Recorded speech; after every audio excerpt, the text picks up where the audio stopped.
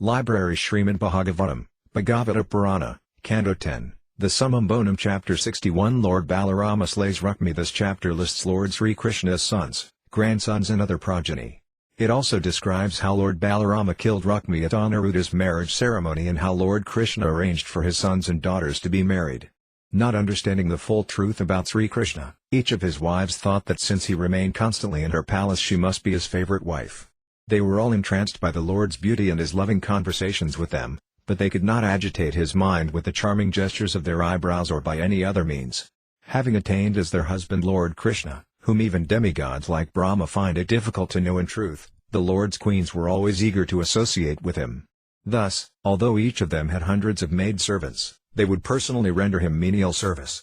Each of Lord Krishna's wives had 10 sons, who in turn each fathered many sons and grandsons.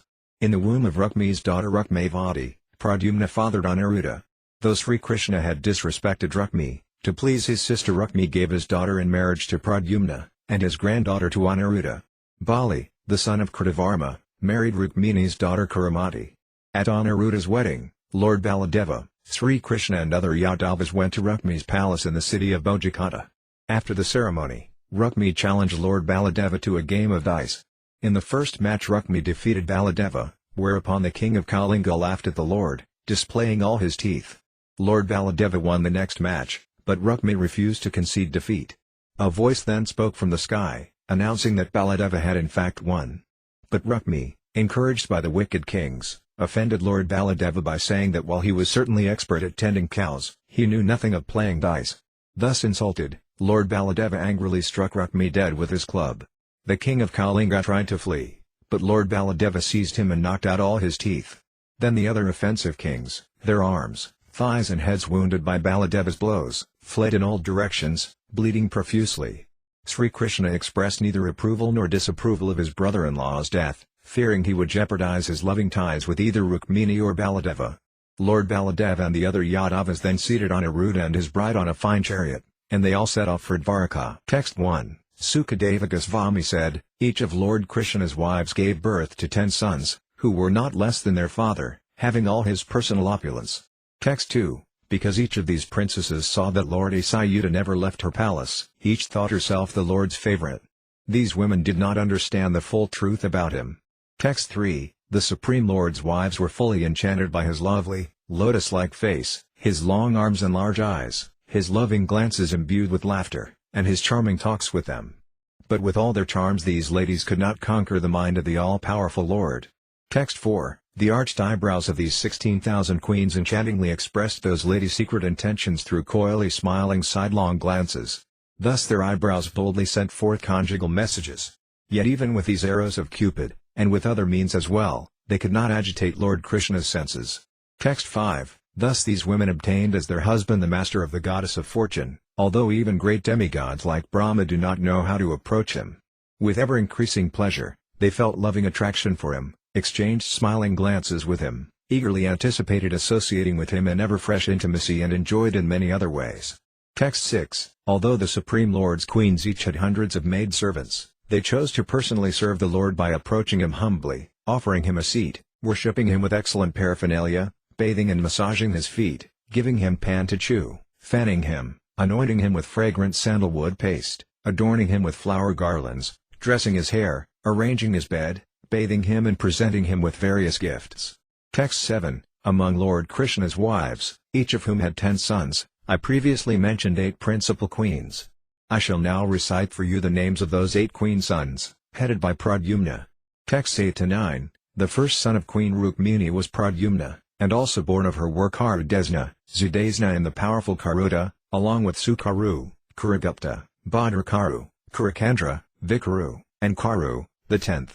None of these sons of Lord Hari was less than his father. Texts 10-12. The 10 sons of Satyabhama were Bhanu, Subhanu, Svarbhanu, Prabhanu, Bhanuman, Kandrabhanu, Brihadbhanu, Adabhanu, the 8th, Srabhanu and Pradabhanu. Samba, Sumitra, Purayit, Satajit, Sahasrayit, Vijaya, Citraketu, Vasuman, Dravida and Kratu were the sons of Jambavati. These 10, headed by Samba, were their father's favorites. Text 13. The sons of Nagnajiti were Vira, Kandra, Asvasanya, Citragyu, Bhagavan, Vrsa, Ama, Sanku, Vasu and the opulent Kunti. Text 14, Sruta, Kavi, Vrsa, Vira, Sabahu, Bhadra, Santi, Darsa and Purnamasa were sons of Kalindi. Her youngest son was Samaka. Text 15, Madra's sons were Pragosa, Gatravan, Simha, Bala, Prabala, Uradaga, Mahusakshi, Sahya, Oya, and Aparajita. Text 16, Mitravinda's sons were Vrika, Harsa, Anila, Gurdra, Vardhana, Unnada, Mahamsa, Pavana, Vani, and Ksudhi. Text 17, Sangramajit, Brahatsena, Sura, Praharana, Arijit, Jaya and Subhadra were the sons of Bhadra, together with Vama, Ayur, and Satyaka.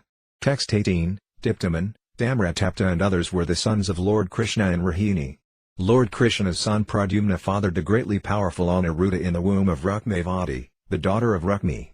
O king, this took place while they were living in the city of Bojikata. Text 19, My dear king, the sons and grandsons of Lord Krishna's children numbered in the tens of millions. 16,000 mothers gave rise to this dynasty. Text 20, King Pariksit said, How could Rukmi give his daughter to his enemy's son? After all, Rukmi had been defeated by Lord Krishna in battle and was waiting for an opportunity to kill him. Please explain this to me, O learned one, how these two inimical parties became united through marriage. Text 21, Mystic yogis can perfectly see that which has not yet happened, as well as things in the past or present, beyond the senses, remote or blocked by physical obstacles. Text 22, Sri Sukadeva Goswami said, at her Svayamvara ceremony, Rukmavati herself chose Pradyumna, who was the re-embodiment of Cupid. Then, although he fought alone on a single chariot, Pradyumna defeated the assembled kings in battle and took her away. Text 23, though Rukmi always remembered his enmity toward Lord Krishna, who had insulted him, in order to please his sister he sanctioned his daughter's marriage to his nephew. Text 24, O king, Bali, the son of Kritavarma, married Rukmini's young daughter, large-eyed Kuramati. Text 25, Rukmi gave his granddaughter Okana to his daughter's son, Aniruddha, despite Rukmi's relentless feud with Lord Hari. Although Rukmi considered this marriage irreligious, he wanted to please his sister, bound as he was by the ropes of affection. Text 26, on the joyous occasion of that marriage, O king, Queen Rukmini, Lord Balarama, Lord Krishna and several of the Lord's sons, headed by Samba and Pradyumna, went to the city of Bojikata. Texts 27-28, after the wedding, a group of arrogant kings headed by the king of Kalinga told Rukmi, You should defeat Balarama at dice. He's not expert at dice, O king, but still he's quite addicted to it. Thus advised, Rukmi challenged Balarama and began a gambling match with him. Text 29, in that match Lord Balarama first accepted a wager of 100 coins, then 1,000, then 10,000. Rukmi won this first round, and the king of Kalinga laughed loudly at Lord Balarama, showing all his teeth. Lord Balarama could not tolerate this. Text 30, next Rukmi accepted a bet of 100,000 coins, which Lord Balarama won. But Rukmi tried to cheat, declaring I'm the winner. Text 31, shaking with anger like the ocean on the full moon day, handsome Lord Balarama, his naturally reddish eyes even redder in his fury, accepted a wager of 100 million gold coins. Text 32, Lord Balarama fairly won this wager also, but Rukmi again resorted to cheating and declared, I have won. Let these witnesses here say what they saw. Text 33, just then a voice from the sky declared, Balarama has fairly won this wager. Rukmi is surely lying. Text 34, urged on by the wicked kings, Rukmi ignored the divine voice. In fact destiny itself was urging Rukmi on, and thus he ridiculed Lord Balarama as follows. Text 35, Rukmi said, You cowherds who wonder about the forests know nothing about dice. Playing with dice and sporting with arrows are only for kings, not for the likes of you. Text 36, thus insulted by Rukmi and ridiculed by the kings, Lord Balarama was provoked to anger. In the midst of the auspicious wedding assembly, he raised his club and struck Rukmi dead. Text 37, the king of Kalinga, who had laughed at Lord Balarama and shown his teeth, tried to run away, but the furious lord quickly seized him on his 10th step and knocked out all his teeth. Text 38, tormented by Lord Balarama's club, the other kings fled in fear, their arms, thighs and heads broken and their bodies drenched in blood. Text 39, when his brother-in-law Rukmi was slain, Lord Krishna neither applauded nor protested, O king, for he feared jeopardizing his affectionate ties with either Rukmini or Balarama. Text 40, Then the descendants of Dasarha, headed by Lord Balarama, seated Aniruddha and his bride on a fine chariot and set off from Bhojikata for Dwaraka. Having taken shelter of Lord Madhusudana, they had fulfilled all their purposes. Library Śrīmad Bhāgavatam, Bhagavata Purana, Canto 10, the Summum Bonum Chapter 62. The meeting of Usa and Aniruddha. This chapter recounts the meeting of Aniruddha and Usa, and also Aniruddha's battle with Banasura. Of the 100 sons of King Bali, the oldest was Banasura. He was a great devotee of Lord Shiva, who favored Bana so much that even demigods like Indra would serve him. Banasura once satisfied Shiva by playing musical instruments with his 1,000 hands while Shiva danced his Tandavanritya. In response, Shiva offered Bana whatever benediction he chose, and Bana asked Shiva to become the guardian of his city. One day when Bana was feeling an urge to do battle, he told Lord Shiva, "Except for you, in the whole world there is no warrior strong enough to fight me. Therefore these 1,000 arms you've given me are merely a heavy burden." Angered by these words, Lord Shiva replied, "Your pride will be crushed in battle when you meet my equal. Indeed, your chariot flag will fall to the ground, broken." Banasura's daughter, Usa, once had an encounter with a lover in her sleep. Several nights in a row this occurred, until one night she failed to see him in her dreams. She suddenly awoke, speaking aloud to him in a state of agitation, but when she noticed her maidservants around her, she felt embarrassed. Usa's companion Citralika asked her who she had been addressing, and Usa told her everything.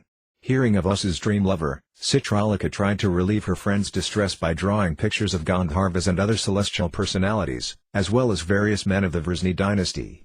Citralika asked Usa to pick out the man she had seen in her dreams, and Usa pointed to the picture of Aniruddha. Citralika, who had mystic powers, knew at once that the young man her friend had pointed out was Lord Krishna's grandson Aniruddha. Then, using her mystic powers, Citralika flew through the sky to Dwaraka, found Aniruddha and brought him back with her to Sanatapura, Banasura's capital. There she presented him to Usa. Having obtained the man of her desires, Usa began serving him very affectionately within her private quarters, which were supposed to be strictly off-limits to men. After some time the female guards of the inner palace noticed symptoms of sexual activity on Usa's person, and they went to Banasura to inform him. Greatly disturbed, Banasura rushed to his daughter's apartments with many armed guards and, to his great surprise, saw Aniruddha there. As the guards attacked him, Aniruddha took up his club and succeeded in killing a few before the powerful Bana could capture him with his mystic Nagapasa ropes, filling Usa with lamentation. Text 1, King Pariksit said, "The best of the Yadus married Banasura's daughter, Usa, and as a result a great, fearsome battle occurred between Lord Hari and Lord Sankara.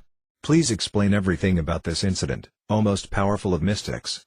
Text 2, Sukadeva Goswami said, "Bana was the oldest of the 100 sons fathered by the great Saint Bali Maharaja, who gave the whole earth in charity to Lord Hari when he appeared as Vamanadeva. Banasura, born from Bali's semen, became a great devotee of Lord Shiva.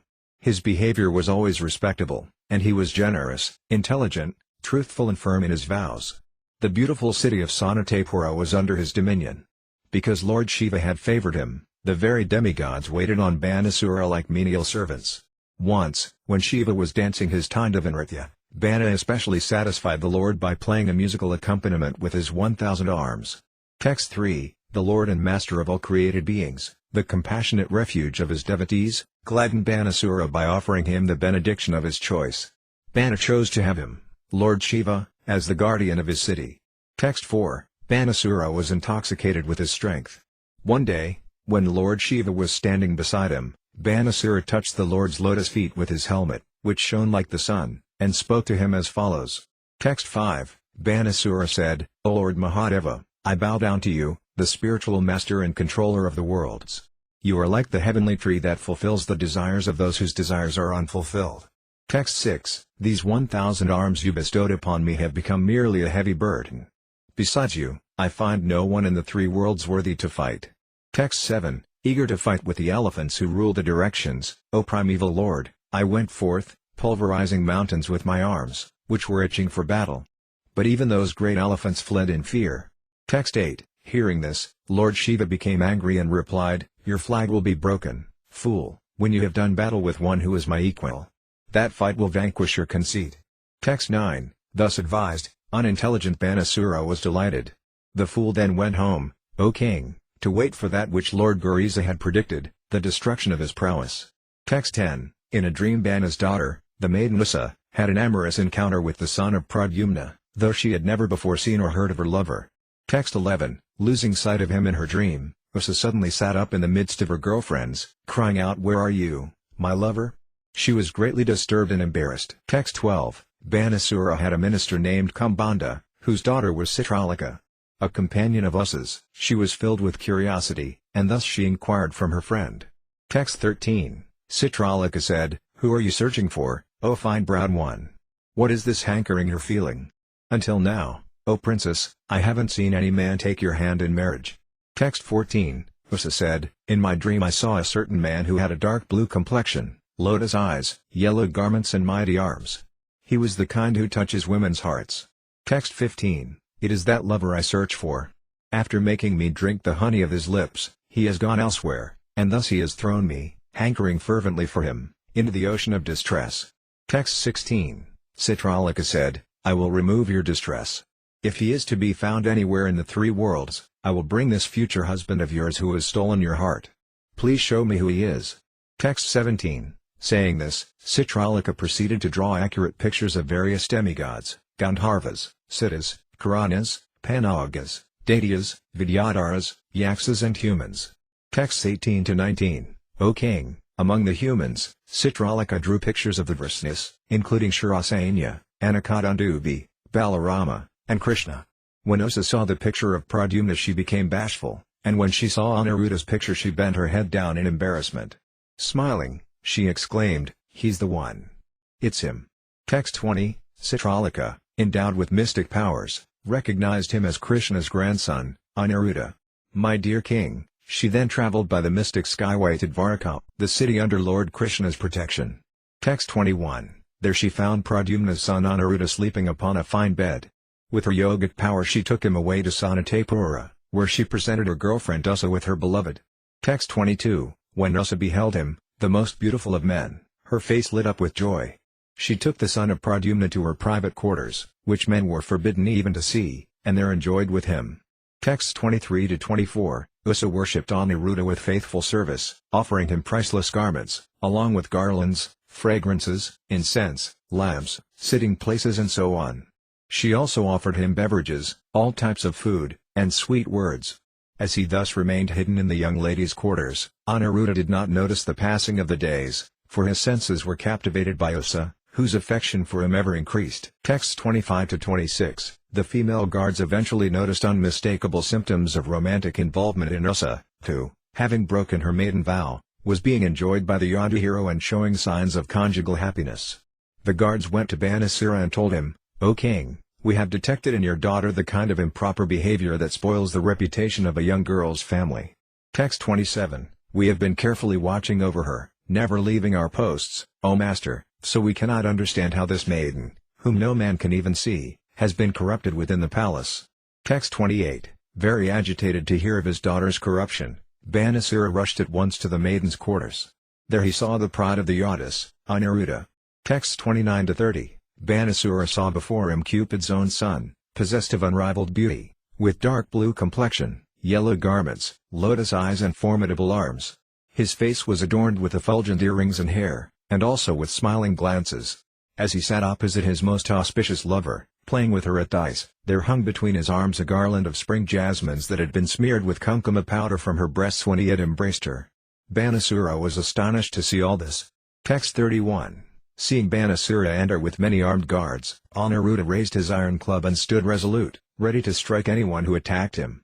He resembled death personified holding his rod of punishment. Text 32, as the guards converged on him from all sides, trying to capture him, Aniruddha struck them just as the leader of a pack of boars strikes back at dogs. Hit by his blows, the guards fled the palace, running for their lives with shattered heads, thighs and arms. Text 33, but even as Aniruddha was striking down the army of Bena, that powerful son of Bali angrily caught him with the mystic Nagapasa ropes. When Usa heard of Aniruddha's capture, she was overwhelmed with grief and depression, her eyes filled with tears, and she wept. Library Śrīmad Bhāgavatam, Bhagavata Purana, Canto 10, the Summum Bonum Chapter 63 Lord Krishna fights with Banasura. This chapter describes the battle between Lord Krishna and Lord Shiva, as well as Shiva's glorification of Krishna after the Lord had cut off Banasura's arms. When Aniruddha did not return from Sanatapura, His family and friends passed the 4 months of the rainy season in extreme distress. When they finally heard from Narada Muni how Aniruddha had been captured, a large army of the best Yadava warriors, under Krishna's protection, set off for Banasura's capital and laid siege to it. Banasura fiercely opposed them with his own army of equal size. To help Banasura, Lord Shiva, accompanied by Kartikeya and a horde of mystic sages, took up arms against Balarama and Krishna.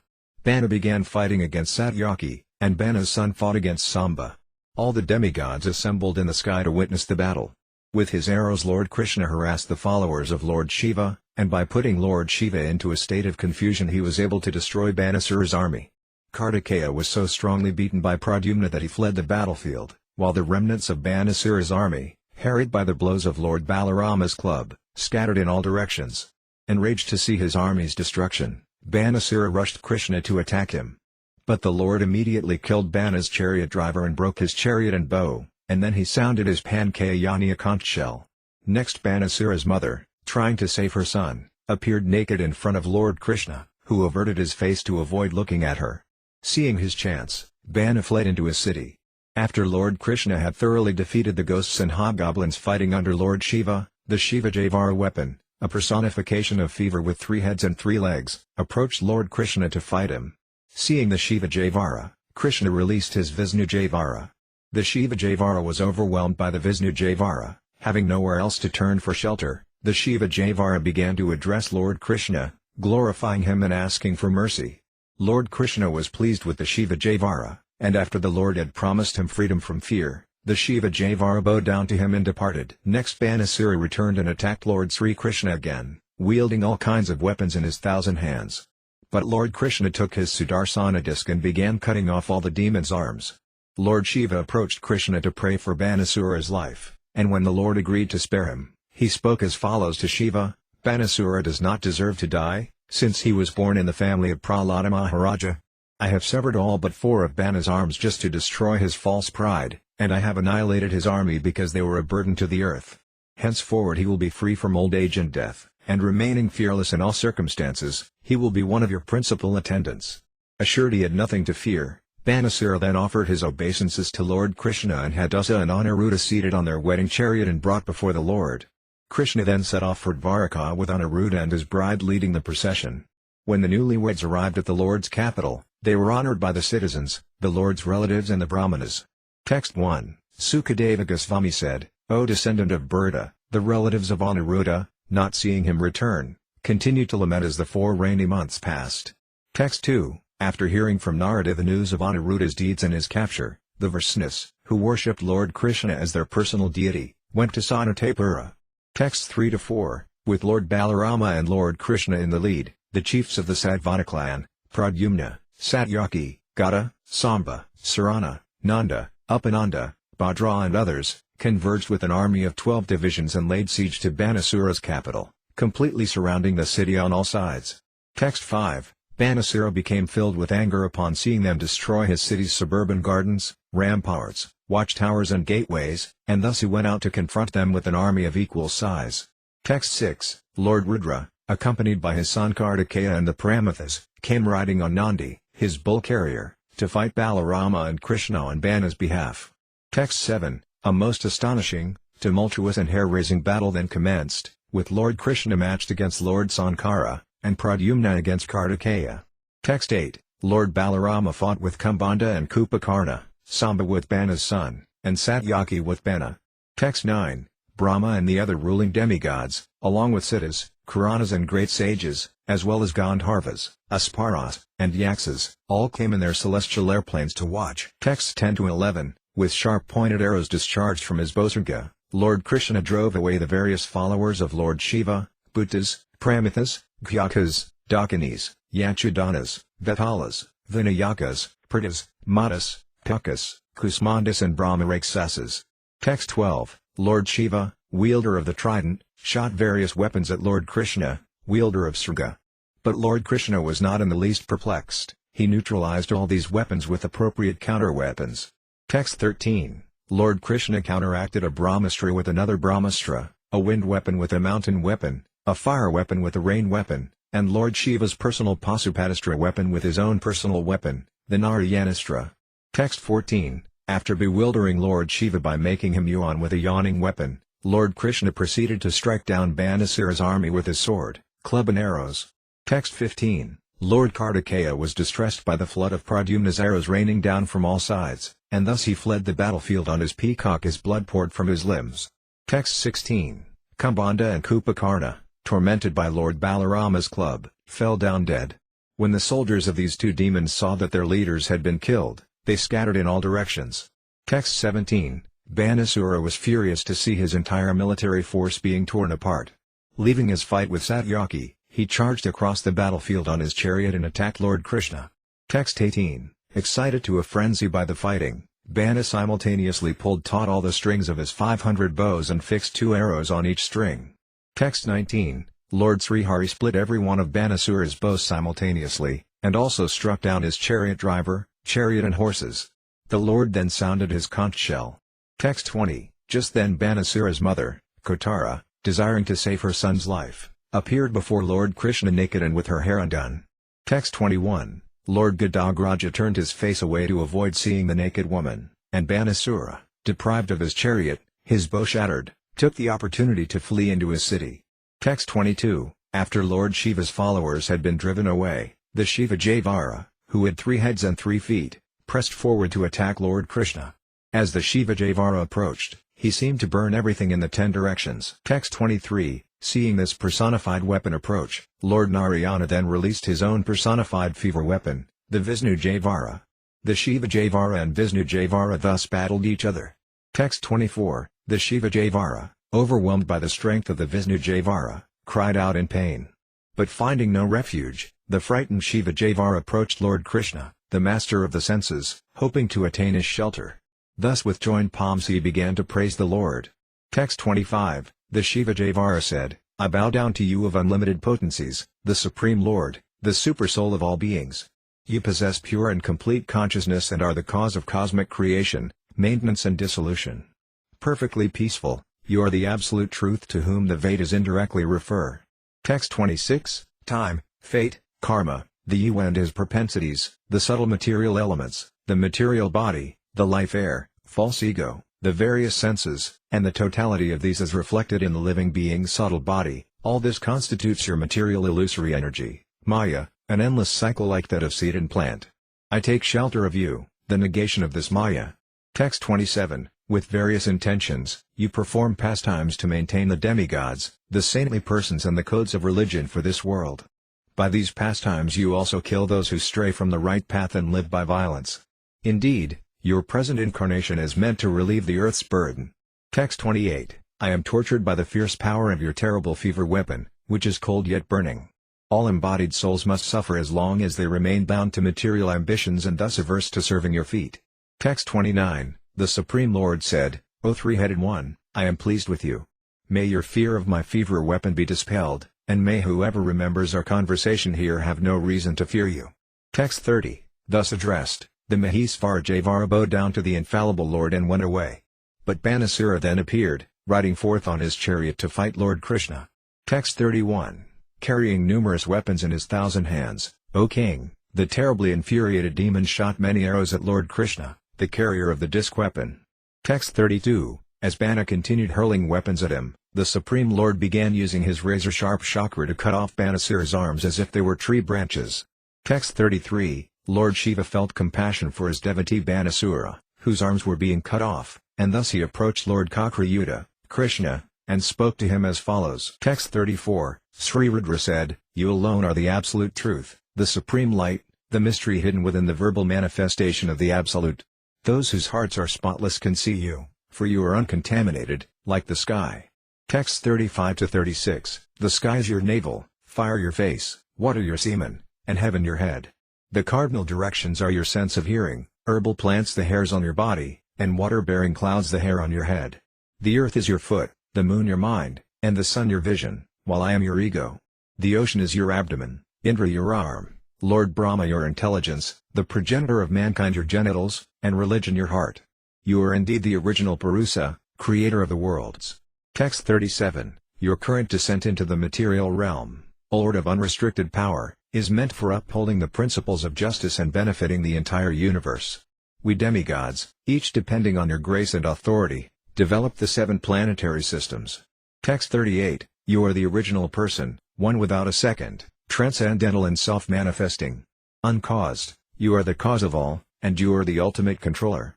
You are nonetheless perceived in terms of the transformations of matter affected by your illusory energy, transformations you sanction so that the various material qualities can fully manifest.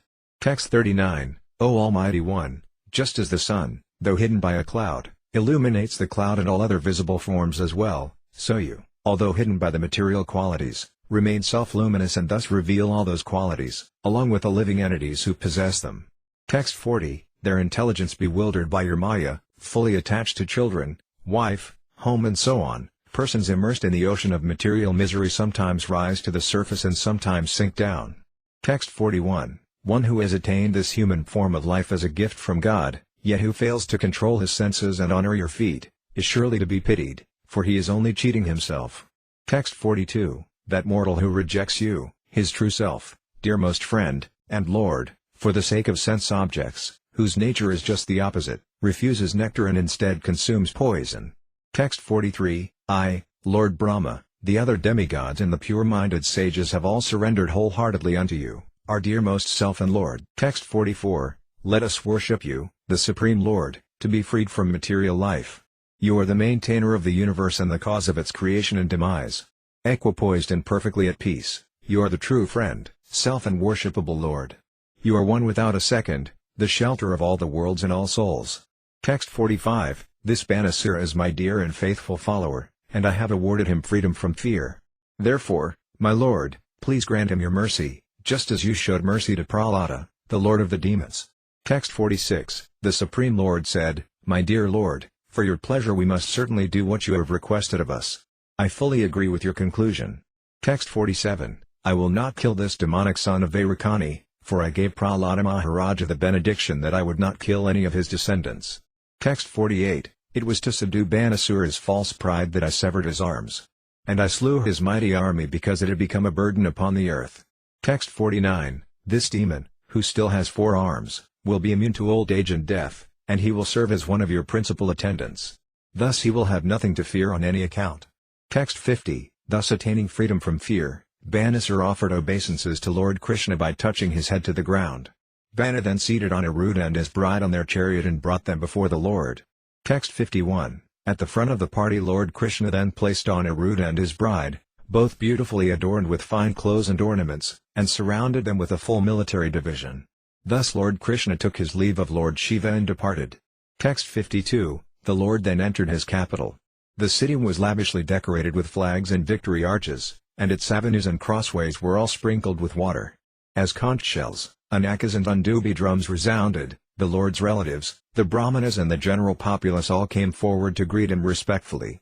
Text 53, whoever rises early in the morning and remembers Lord Krishna's victory in his battle with Lord Shiva will never experience defeat. Library Śrīmad Bhāgavatam, Bhagavata Purana, Canto 10. The Summum Bonum Chapter 64 The Deliverance of King Mriga. This chapter describes how Sri Krishna released King Mriga from a curse and instructed the royal order on the great danger of taking a Brahmana's property. One day Samba and other young boys of the Uddhava dynasty went to the forest to play, and after playing for a long time they became very thirsty and began looking for water. Inside a dry well they found an amazing creature, a huge lizard resembling a hill. The boys felt sorry for it and tried to pull it out. But after several attempts with leather thongs and ropes, they saw that they would not be able to rescue the creature, and thus they went to Lord Krishna and told him what had happened. The Lord accompanied them to the well and, extending his left hand, easily lifted the lizard out. By the touch of Lord Krishna's hand the creature transformed at once into a demigod. Then Lord Krishna asked, "Who are you, and how did you assume such a lowly form?" The divine being replied, "My name was King Mriga, son of Ikshvaku, and I was famous for giving charity. Indeed, I gave away countless cows to numerous brahmanas. But on one occasion a cow belonging to a first-class brahmana wandered into my herd. Unaware of this, I gave this cow in charity to a different brahmana. When the cow's previous owner saw the second brahmana taking this cow away, the first brahmana claimed the cow as his and began arguing with the second brahmana. After quarreling for some time they approached me, and I implored them to each take 100,000 cows in exchange for that one cow, and to please forgive me for the offense I had unknowingly committed. But neither brahmana would accept my proposal, and the matter remained unsettled. Shortly thereafter I died and was taken by the Yamadutas to the court of Yamaraja. Yama asked me which I preferred to do first, suffer the results of my sins or enjoy the results of my pious acts. I decided to suffer my sinful reactions first, and thus I assumed the body of a lizard. After King Mriga had told his story, he offered prayers to Lord Krishna and then mounted a celestial airplane, which transported him to heaven. Lord Krishna then instructed his personal associates, as well as the general mass of people, on the dangers of stealing a Brahmana's property. Finally, the Lord returned to his palace. Text 1, Sri Badarayani said, O king, one day Samba, Pradyumna, Karu, Bhanu, Gada and other young boys of the Yadu dynasty went to a small forest to play. Text 2, after playing for a long time, they became thirsty. As they searched for water, they looked inside a dry well and saw a peculiar creature. Text 3, the boys were astonished to behold this creature, a lizard who looked like a hill. They felt sorry for it and tried to lift it out of the well. Text 4, they caught onto the trapped lizard with leather thongs and then with woven ropes, but still they could not lift it out. So they went to Lord Krishna and excitedly told him about the creature. Text 5, the lotus-eyed Supreme Lord, maintainer of the universe, went to the well and saw the lizard. Then with his left hand he easily lifted it out. Text 6, touched by the hand of the glorious Supreme Lord, the being at once gave up its lizard form and assumed that of a resident of heaven. His complexion was beautifully colored like molten gold, and he was adorned with wonderful ornaments, clothes and garlands. Text 7, Lord Krishna understood the situation, but to inform people in general he inquired as follows, Who are you, O greatly fortunate one? Seeing your excellent form, I think you must surely be an exalted demigod. Text 8, by what past activity were you brought to this condition? It seems you did not deserve such a fate, O good soul. We are eager to know about you, so please inform us about yourself, if, that is, you think this the proper time and place to tell us. Text 9, Sukadeva Goswami said, thus questioned by Krishna, whose forms are unlimited, the king, his helmet as dazzling as the sun, bowed down to Lord Madhava and replied as follows. Text 10, King Nrga said, I am a king known as Nrga, the son of Ikshvaku. Perhaps, Lord, you have heard of me when lists of charitable men were recited. Text 11, what could possibly be unknown to you, O Master? With vision undisturbed by time, you witness the minds of all living beings. Nevertheless, on your order I will speak. Text 12, I gave in charity as many cows as there are grains of sand on the earth, stars in the heavens, or drops in a rain shower. Text 13, young, brown, milk-laden cows, who were well behaved, beautiful and endowed with good qualities, who were all acquired honestly, and who had gilded horns, silver-plated hooves and decorations of fine ornamental cloths and garlands, such were the cows, along with their calves, that I gave in charity. Texts 14 to 15, I first honored the Brahmanas who were recipients of my charity by decorating them with fine ornaments. Those most exalted Brahmanas, whose families were in need, were young and possessed of excellent character and qualities. They were dedicated to truth, famous for their austerity, vastly learned in the Vedic scriptures and saintly in their behavior. I gave them cows, land, golden houses, along with horses, elephants and marriageable girls with maidservants, as well as sesame, silver, fine beds, clothing, jewels, furniture and chariots. In addition, I performed Vedic sacrifices and executed various pious welfare activities. Text 16, once a cow belonging to a certain first-class Brahmana wandered away and entered my herd. Unaware of this, I gave that cow in charity to a different Brahmana. Text 17, when the cow's first owner saw her being led away, he said, she is mine.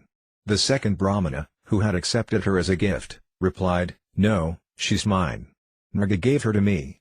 Text 18, as the two Brahmanas argued, each trying to fulfill his own purpose, they came to me. One of them said, you gave me this cow, and the other said, but you stole her from me. Hearing this, I was bewildered. Texts 19 to 20, finding myself in a terrible dilemma concerning my duty in the situation, I humbly entreated both the Brahmanas, I will give 100,000 of the best cows in exchange for this one. Please give her back to me. Your good selves should be merciful to me, your servant. I did not know what I was doing. Please save me from this difficult situation, or I'll surely fall into a filthy hell. Text 21, the present owner of the cow said, I don't want anything in exchange for this cow, O king, and went away. The other Brahmana declared, I don't want even 10,000 more cows than you are offering, and he too went away.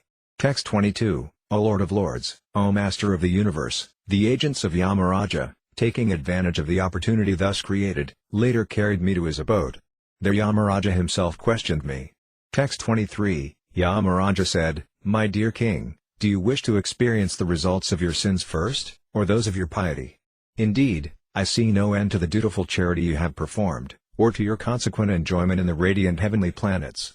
Text 24, I replied, "First, my lord, let me suffer my sinful reactions," and Yamaraja said, "Then fall."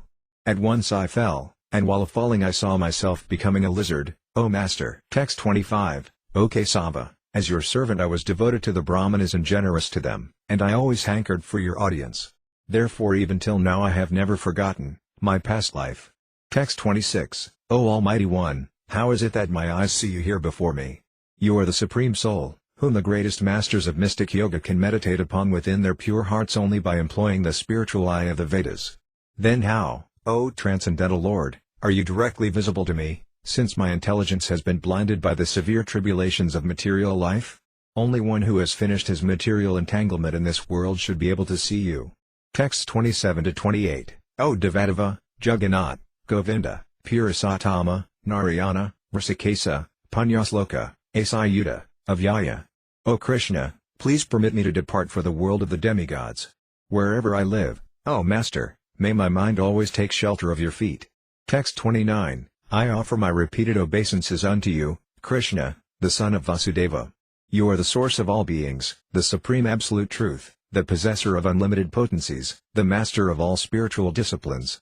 Text 30, having spoken thus, Maharaj Indraga circumambulated Lord Krishna and touched his crown to the Lord's feet. Granted permission to depart, King Nrga then boarded a wonderful celestial airplane as all the people present looked on. Text 31, the Supreme Personality of Godhead, Lord Krishna, the son of Devaki, who is especially devoted to the Brahmanas and who embodies the essence of religion, then spoke to his personal associates and thus instructed the royal class in general. Text 32, Lord Krishna said, how indigestible is the property of a Brahmana, even when enjoyed just slightly and by one more potent than fire. What then to speak of kings who try to enjoy it, presuming themselves lords? Text 33, I do not consider halahala to be real poison, because it has an antidote. But a Brahmana's property, when stolen, can truly be called poison, for it has no antidote in this world. Text 34, poison kills only the person who ingests it, and an ordinary fire may be extinguished with water. But the fire generated from the kindling wood of a Brahmana's property burns the thief's entire family down to the root. Text 35, if a person enjoys a Brahmana's property without receiving due permission, that property destroys 3 generations of his family. But if he takes it by force or gets the government or other outsiders to help him usurp it, then 10 generations of his ancestors and 10 generations of his descendants are all destroyed. Text 36, members of the royal order, blinded by royal opulence, fail to foresee their own downfall. Childishly hankering to enjoy a Brahmana's property, they are actually hankering to go to hell. Texts 37-38, for as many years as there are particles of dust touched by the tears of generous Brahmanas who have dependent families and whose property is stolen, uncontrolled kings who usurp a Brahmana's property are cooked, along with their royal families, in the hell known as Kumbhipaka. Text 39, whether it be his own gift or someone else's, a person who steals a Brahmana's property will take birth as a worm in feces for 60,000 years.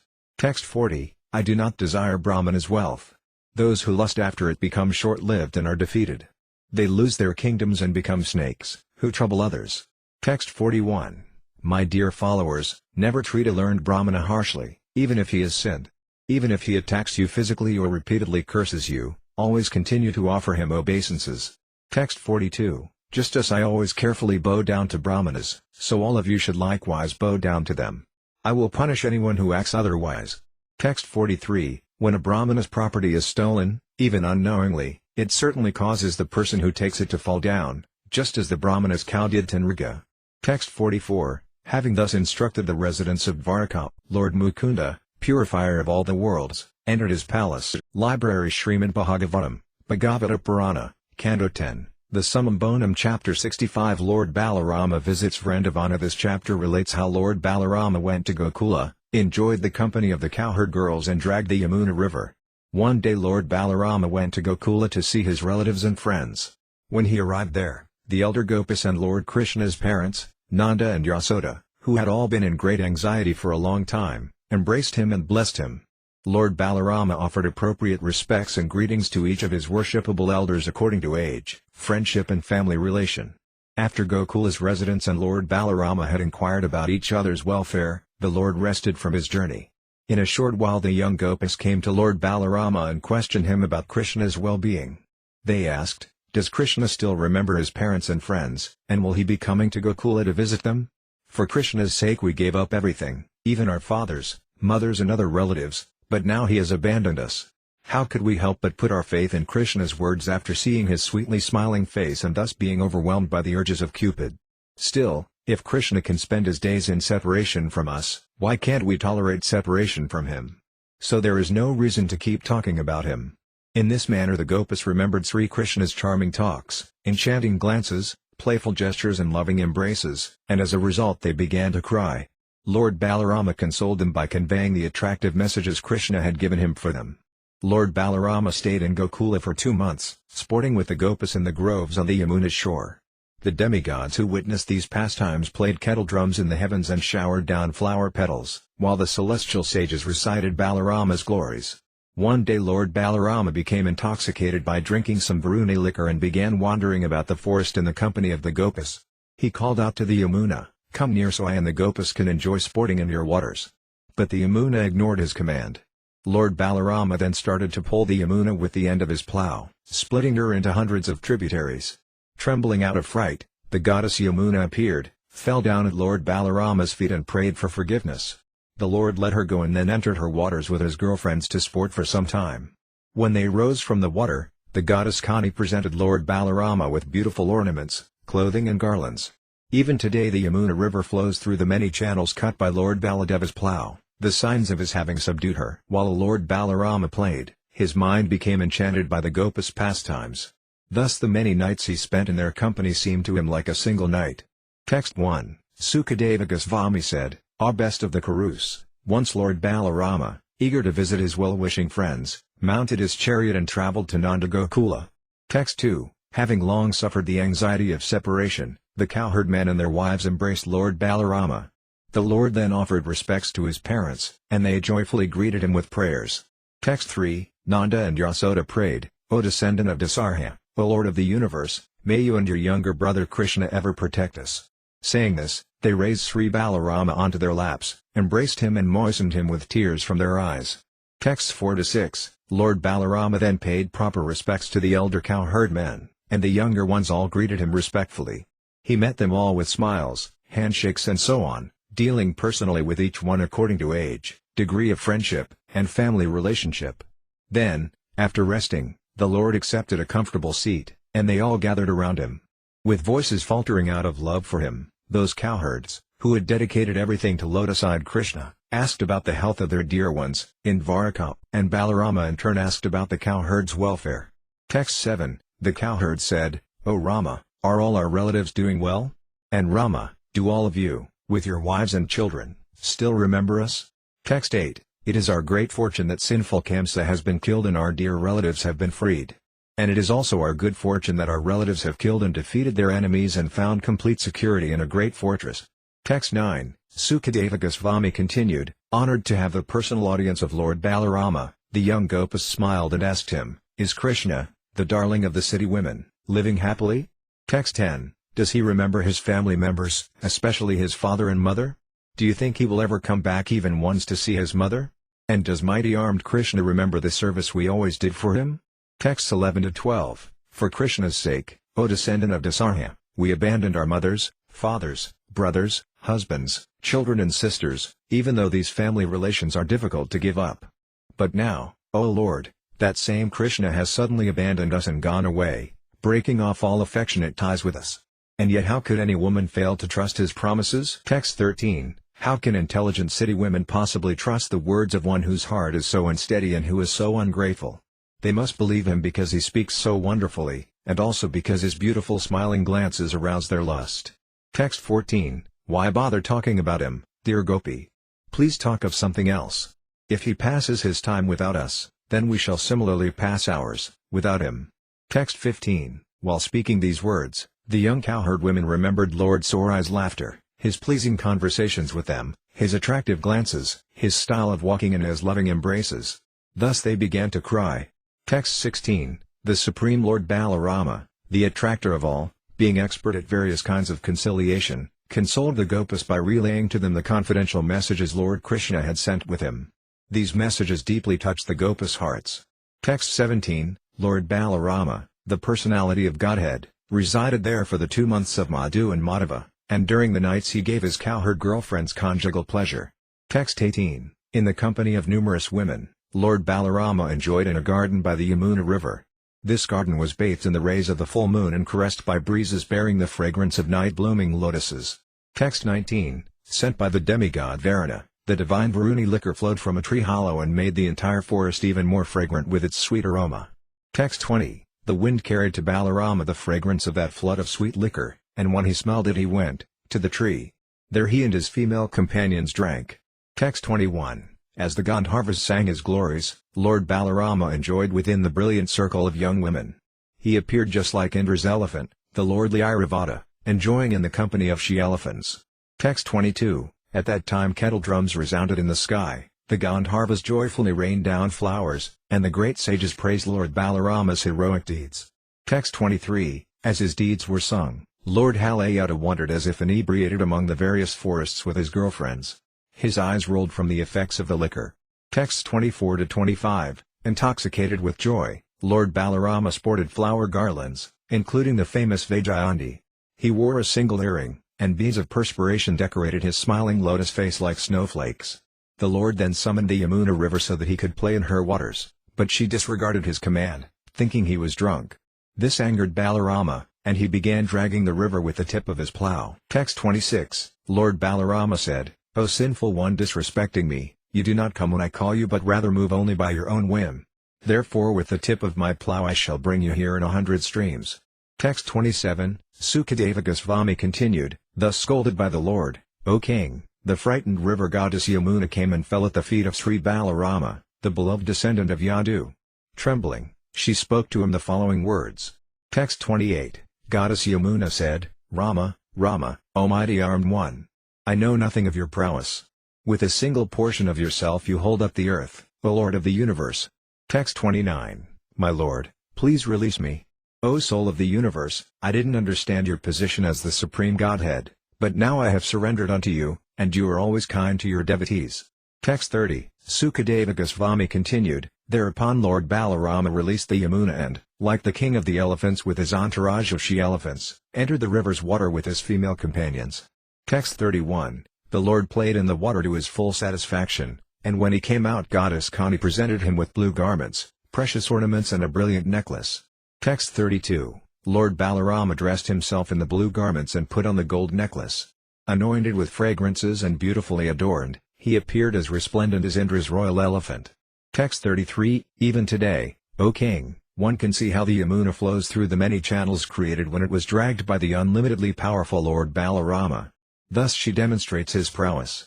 Text 34, thus for Lord Balarama all the nights pass like a single night as he enjoyed in Vraya, his mind enchanted by the exquisite charm and beauty of Vraya's young ladies. Library Śrīmad Bhāgavatam, Bhagavata Purana, Canto 10, the Summum Bonum Chapter 66 Pandraka, the false Vasudeva. This chapter relates how Lord Krishna went to Kasi, present-day Benares, and killed Pandraka and Kesaraja, and how the Lord Sudarsana Disk defeated a demon, incinerated the city of Kasi and killed Sudaksina. While the Lord Baladeva was visiting Braya, King Pandraka of Kurusa, encouraged by fools, announced that he was the real Vasudeva. Thus he challenged Lord Krishna with the following message, since I alone am the true personality of Godhead, you should give up your false claim to this position, as well as my divine symbols, and take shelter of me. If you do not, then prepare for battle. When Ugrasena and the members of his royal assembly heard Pandraka's foolish boast, they all laughed heartily. Sri Krishna then told Pandraka's messenger to convey a message to his master, O fool, I will force you to give up the so-called Sudarsana disk and the other divine symbols of mine you have dared to assume. And when you lie down on the battlefield, you will become the shelter of dogs. Lord Krishna then went to Kasi. Pandraka, seeing the Lord preparing for battle, quickly came out of the city to confront him with his army. His friend Kesaraja followed him, leading the rear guard. Just as the fire of universal devastation destroys every living being in all directions, so Lord Krishna annihilated the armies of Pandraka and Kesaraja. Then, after chastising Pandraka, the Lord beheaded both him and Kesaraja with his Sudarsana disc. Thereafter, he returned to Dvaraka. Because Pandraka had constantly meditated on the Supreme Lord, even dressing like him, he gained liberation.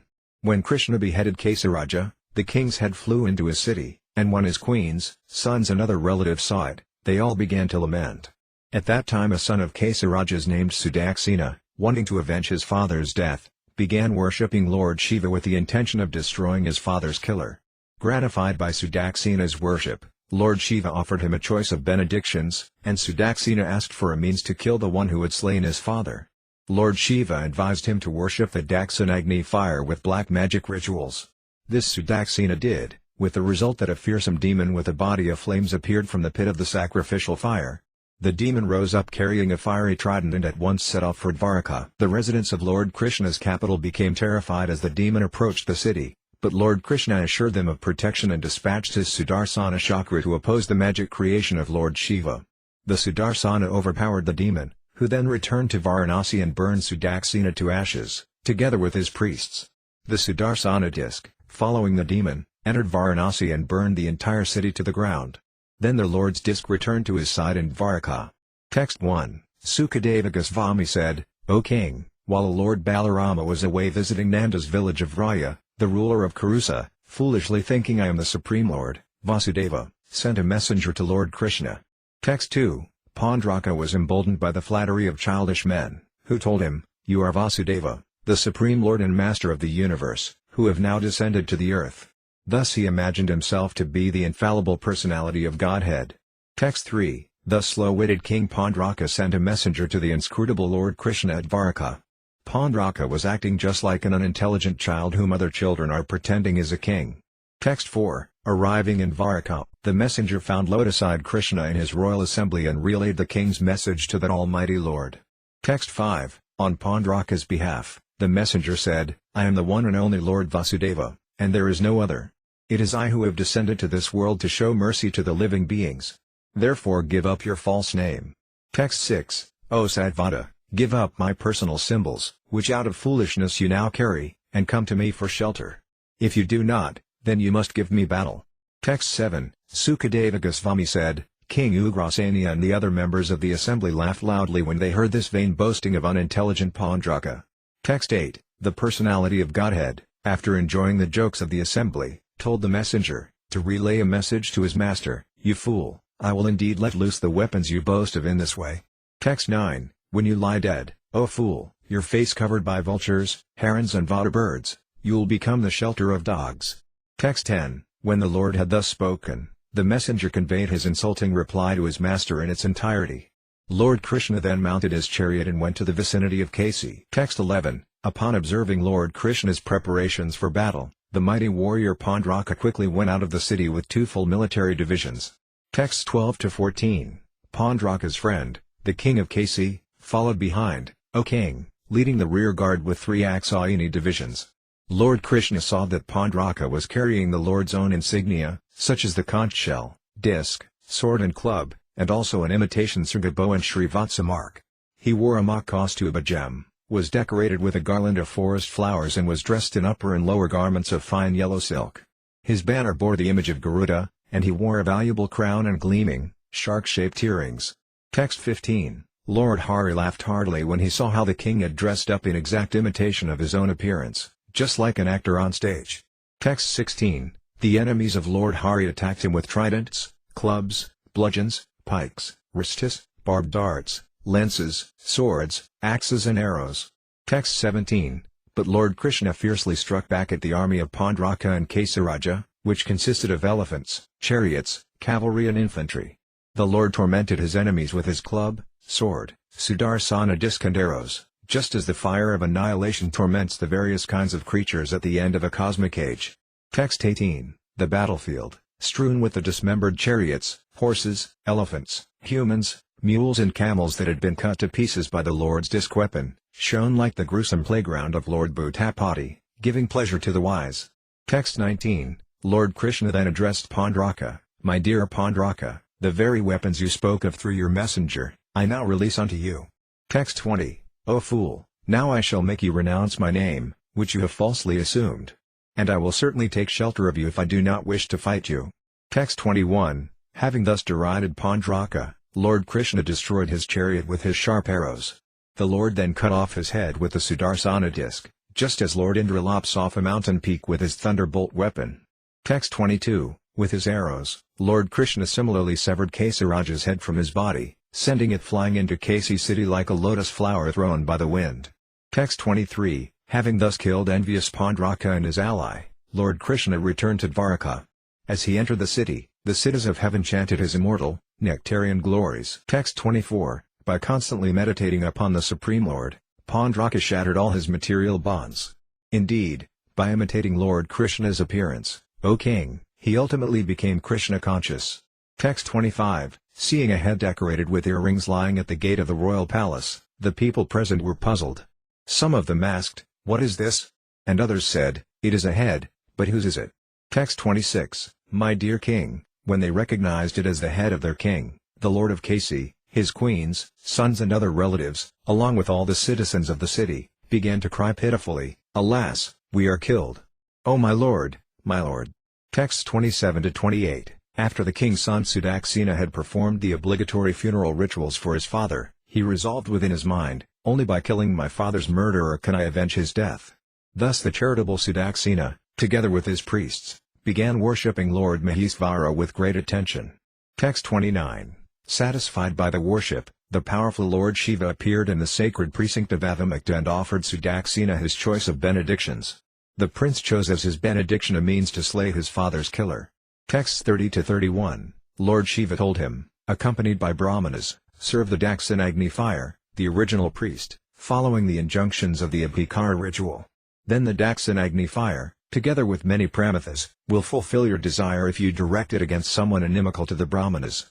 So instructed, Sudaksina strictly observed the ritualistic vows and invoked the Abhikara against Lord Krishna.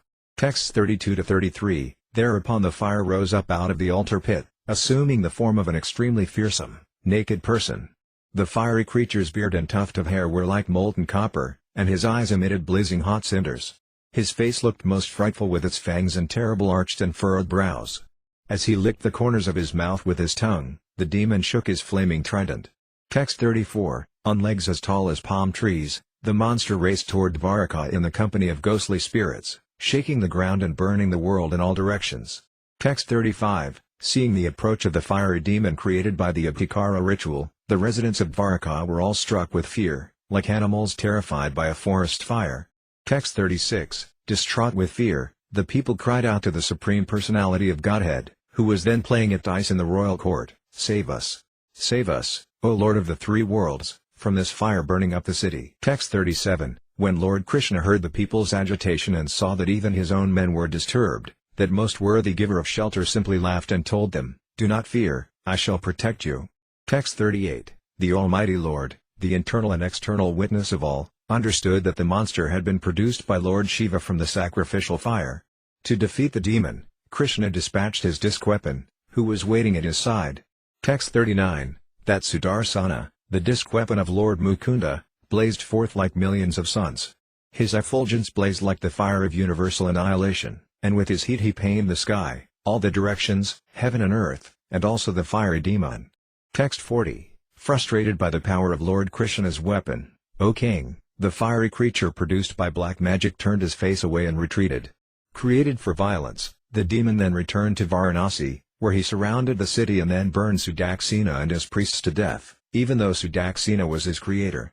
Text 41, Lord Vishnu's disc also entered Varanasi, in pursuit of the fiery demon, and proceeded to burn the city to the ground, including all its assembly halls and residential palaces with raised porches, its numerous marketplaces, gateways, watchtowers, warehouses and treasuries, and all the buildings housing elephants, horses, chariots and grains. Text 42, after burning down the entire city of Varanasi, Lord Vishnu's Sudarsana chakra returned to the side of Sri Krishna, whose actions are effortless.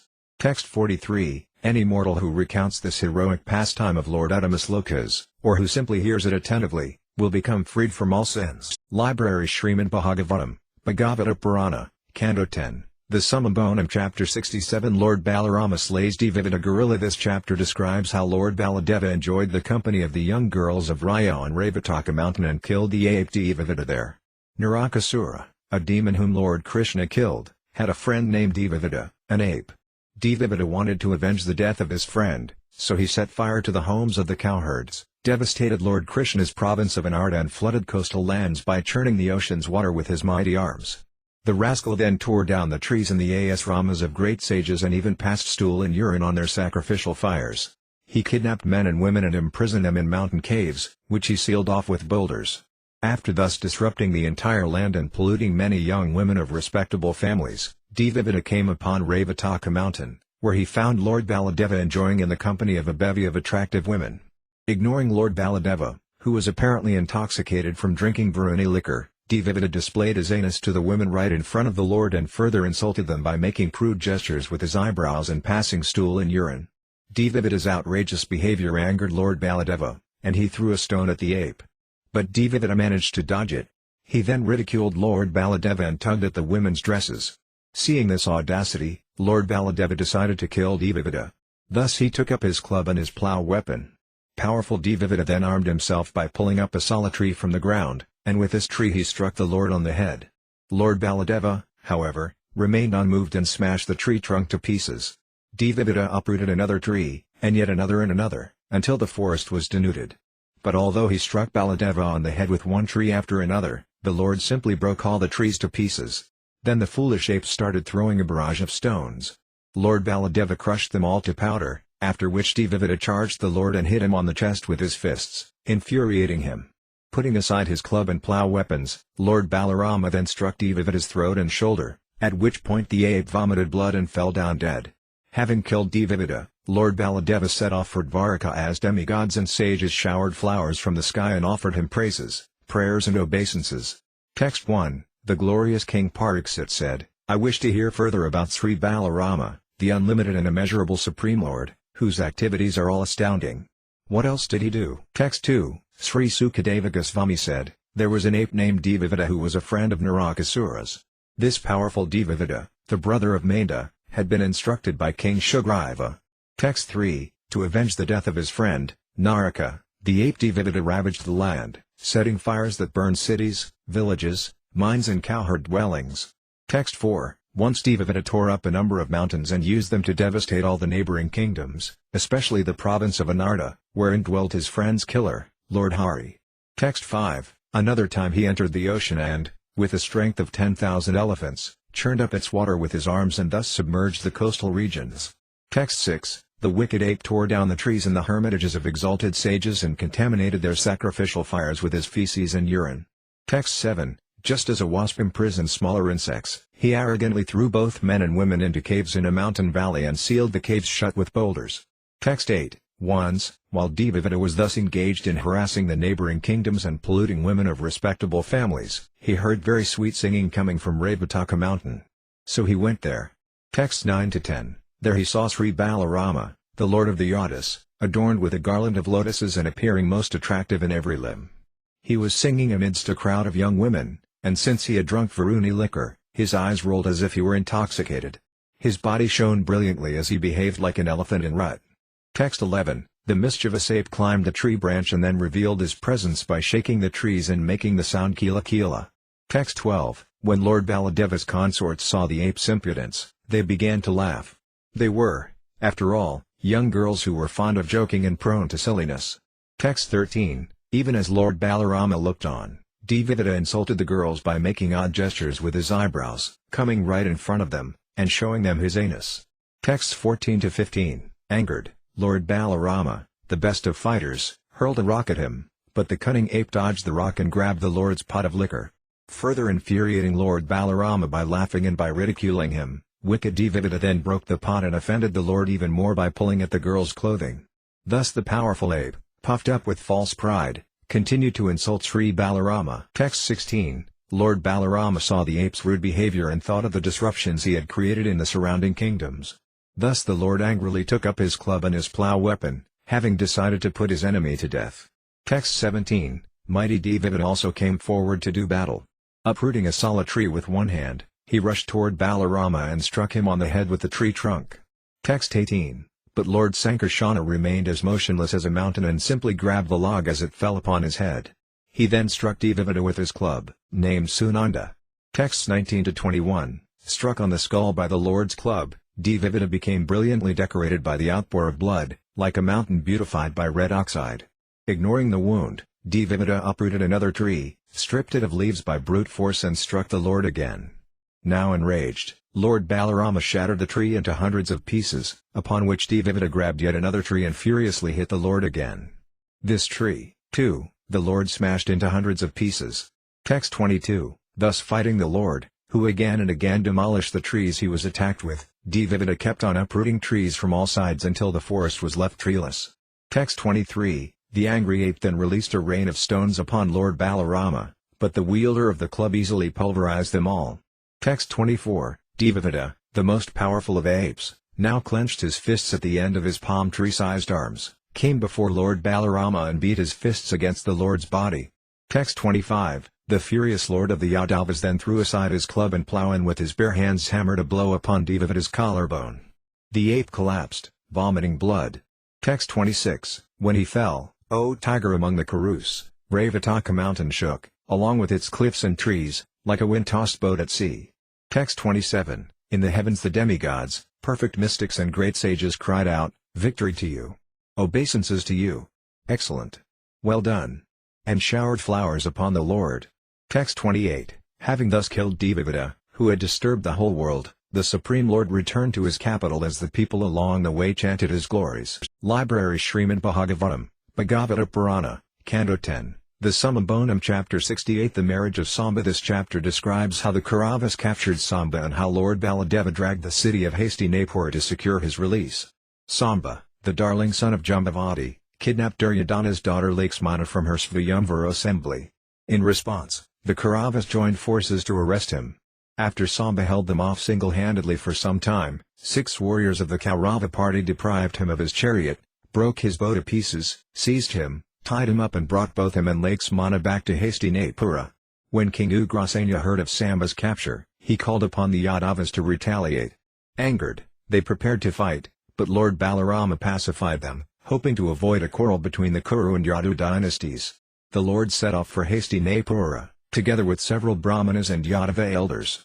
The party of Yadavas set up camp in a garden outside the city, and Lord Balarama sent Uddhava to ascertain King Dhritarashtra's frame of mind.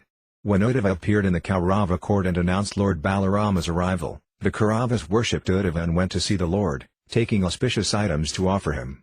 The Kauravas honored Balarama with rituals and items of respect, but when he conveyed Ugrasena's demand that they release Samba, they became angry. It is very amazing, they said, that the Yadavas are trying to give orders to the Kauravas. This is like a shoe trying to climb atop one's head. It is from us alone that the Yadavas have obtained their royal thrones, and yet now they are presuming themselves our equals. No longer will we extend to them royal privileges. Having said this, the Kaurava nobles went inside their city, and Lord Baladeva decided that the only way to deal with those who are maddened by false prestige is through brute punishment.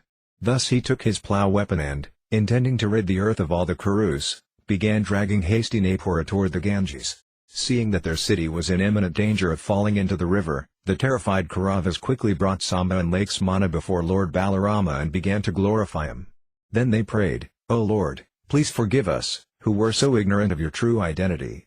Baladeva assured the Kauravas he would not harm them, and Duryodhana presented various wedding gifts to his daughter and new son-in-law. Then Duryodhana, extending his greetings to the Yadavas, requested Lord Baladeva to return to Dvaraka with Samba and Lakshmana. Text 1. Sukadeva Goswami said, O King, Jambavati's son Samba, ever victorious in battle, kidnapped Duryodhana's daughter Lakshmana from her Svayamvara ceremony.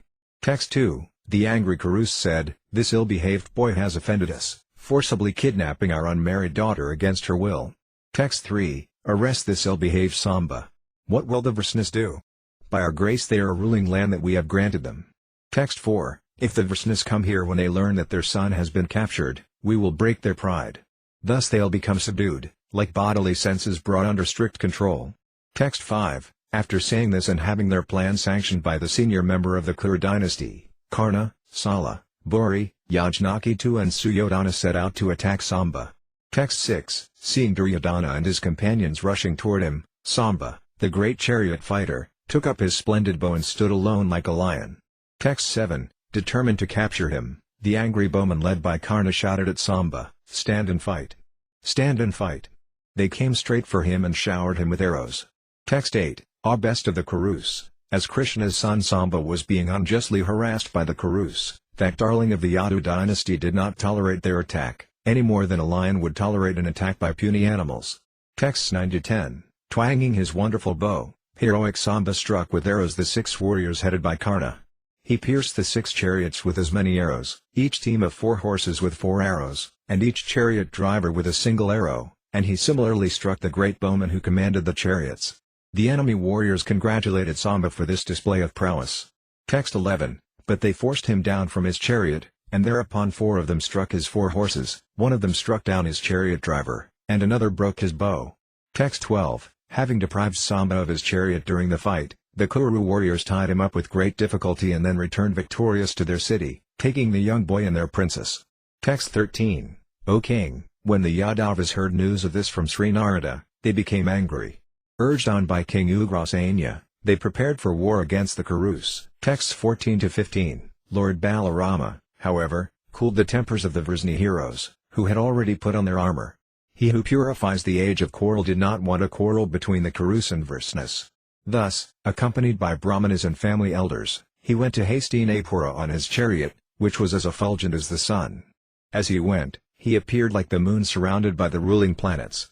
Text 16, upon arriving at Hastinapura, Lord Balarama remained in a garden outside the city and sent Uddhava ahead to probe King Dhritarashtra's intentions. Text 17, after he had offered proper respects to the son of Ambika, Dhritarashtra, and to Bhisma, Drona, Balika, and Duryodhana, Uddhava informed them that Lord Balarama had arrived. Text 18, overjoyed to hear that Balarama, their dearmost friend, had come, they first honored Uddhava and then went forth to meet the Lord, carrying auspicious offerings in their hands. Text 19, they approached Lord Balarama and worshipped him with gifts of cows and urghya, as was fitting. Those among the Kurus who understood his true power bowed down to him, touching their heads to the ground. Text 20, after both parties had heard that their relatives were doing well and both had inquired into each other's welfare and health, Lord Balarama forthrightly spoke to the Kurus as follows. Text 21, Lord Balarama said, King Ugrasena is our master and the ruler of kings. With undivided attention you should hear what he has ordered you to do, and then you should do it at once. Text 22, King Ugrasena has said, even though by irreligious means several of you defeated a single opponent who follows the religious codes, still I am tolerating this for the sake of unity among family members.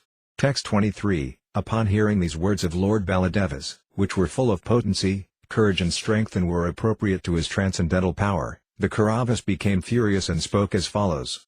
Text 24, the Kuru nobles said, oh, how amazing this is! The force of time is indeed insurmountable. A lowly shoe now wants to climb on the head that bears the royal crown. Text 25, it is because these Vrisnas are bound to us by marital ties that we have granted them equality, allowing them to share our beds, seats and meals. Indeed, it is we who have given them their royal thrones. Text 26, only because we looked the other way could they enjoy the pair of yak-tail fans and the conch shell, wide umbrella, throne, and royal bed. Text 27, no longer should the Yadis be allowed to use these royal symbols, which now cause trouble for those who gave them, like milk fed to poisonous snakes. Having prospered by our grace, these Yadavas have now lost all shame and are daring to command us. Text 28, how would even Indra dare usurp anything that Bhisma, Drona, Arjuna or the other Kurus have not given him? It would be like a lamb claiming the lion's kill. Text 29, Sri Badarayani said, best of the Bharatas, after the arrogant Kurus, thoroughly puffed up by the opulence of their high birth and relations, had spoken these harsh words to Lord Balarama, they turned and went back to their city. Text 30, seeing the bad character of the Kurus and hearing their nasty words, the infallible Lord Balarama became filled with rage. His countenance frightful to behold, he laughed repeatedly and spoke as follows. Text 31, Lord Balarama said, clearly the many passions of these scoundrels have made them so proud that they do not want peace. Then let them be pacified by physical punishment, as animals are with a stick. Texts 32-33, only gradually was I able to calm the furious Yadis and Lord Krishna, who was also enraged. Desiring peace for these Kauravas, I came here. But they are so dull-headed, fond of quarrel and mischievous by nature that they have repeatedly disrespected me. Out of conceit they dared to address me with harsh words.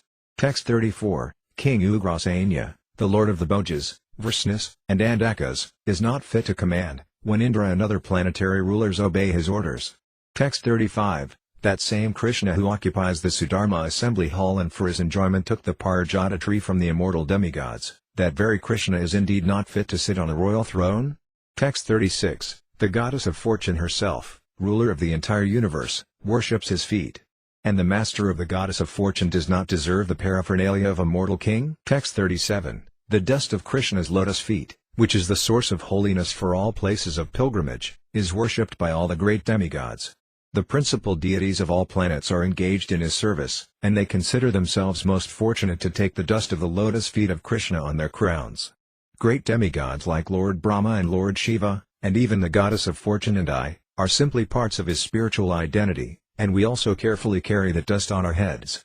And still Krishna is not fit to use the royal insignia or even sit on the royal throne?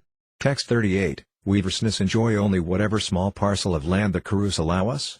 And we are indeed shoes, whereas the Kurus are the head? Text 39, just see how these puffed up Kurus are intoxicated with their so-called power, like ordinary drunken men.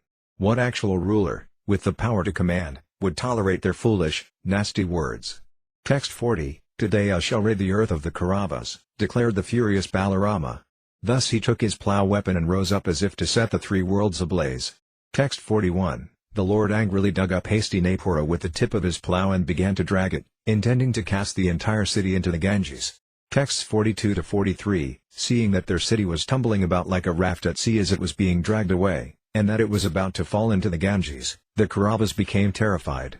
To save their lives they approached the Lord for shelter, taking their families with them. Placing Samba and Lakes Mana in front, they joined their palms in supplication. Text 44, the Kauravas said, O Rama, Rama, foundation of everything. We know nothing of your power. Please excuse our offense, for we are ignorant and misguided. Text 45, you alone cause the creation, maintenance and annihilation of the cosmos, and of you there is no prior cause. Indeed, O Lord, authorities say that the worlds are mere playthings for you as you perform your pastimes. Text 46, O unlimited one of 1,000 heads, as your pastime you carry this earthly globe upon one of your heads. At the time of annihilation you withdraw the entire universe within your body and, remaining all alone, lie down to rest. Text 47, your anger is meant for instructing everyone, it is not a manifestation of hatred or envy. O Supreme Lord, you sustain the pure mode of goodness, and you become angry only to maintain and protect this world. Text 48, we bow down to you, O soul of all beings, O wielder of all potencies, O tireless maker of the universe. Offering you obeisances, we take shelter of you. Text 49, Sukadeva Goswami said, thus propitiated by the Kurus, whose city was trembling and who were surrendering to him in great distress, Lord Balarama became very calm and kindly disposed toward them. Do not be afraid, he said, and took away their fear. Texts 50 to 51, Duryodhana, being very affectionate to his daughter, gave as her dowry 1,260-year-old elephants, 120,000 horses, 6,000 golden chariots shining like the sun, and 1,000 maidservants with jeweled lockets on their necks. Text 52, the Supreme Lord, chief of the Yadavas, accepted all these gifts and then departed with his son and daughter-in-law as his well-wishers bid him farewell. Text 53, then Lord Halayuta entered his city, Dvarka, and met his relatives, whose hearts were all bound to him in loving attachment. In the assembly hall he reported to the Yadu leaders everything about his dealings with the Kurus.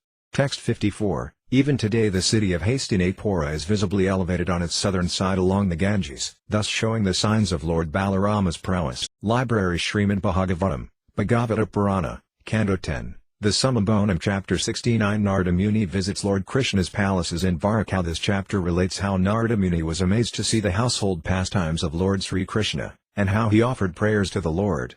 After killing the demon Naraka, Lord Krishna had simultaneously married 16,000 maidens, and sage Narada wanted to observe the Lord's diverse activities in this unique family situation. Thus he went to Dvaraka. Narada entered one of the 16,000 palaces and saw goddess Rukmini personally rendering menial service to Sri Krishna, despite her being in the company of thousands of maidservants. As soon as Lord Krishna noticed Narada, he got up from his bed, offered obeisances to the sage and seated him on his own seat. Then the Lord bathed Narada's feet and sprinkled the water on his own head. Such was the exemplary behavior of the Lord. After conversing with the Lord for a short while, Narada went to another of his palaces, where the sage saw Sri Krishna playing at dice with his queen and Uddhava. Going from there to another palace, he found Lord Krishna coddling his infant children. In another palace he saw him preparing to take a bath, in another, performing fire sacrifices, in another, feeding brahmanas, and in another, eating the remnants left by brahmanas. In one palace the Lord was performing noontime rituals, in another, quietly chanting the Gayatri mantra, in another, sleeping on his bed, in another, consulting with his ministers, and in yet another, playing in the water with his female companions. Somewhere the Lord was giving charity to brahmanas, in another place he was joking and laughing with his consort, in yet another place he was meditating on the supersoul, somewhere he was serving his spiritual masters, in another place he was arranging for the marriages of his sons and daughters, somewhere else he was going out to hunt animals, and elsewhere he was moving about in disguise to find out what the citizens were thinking.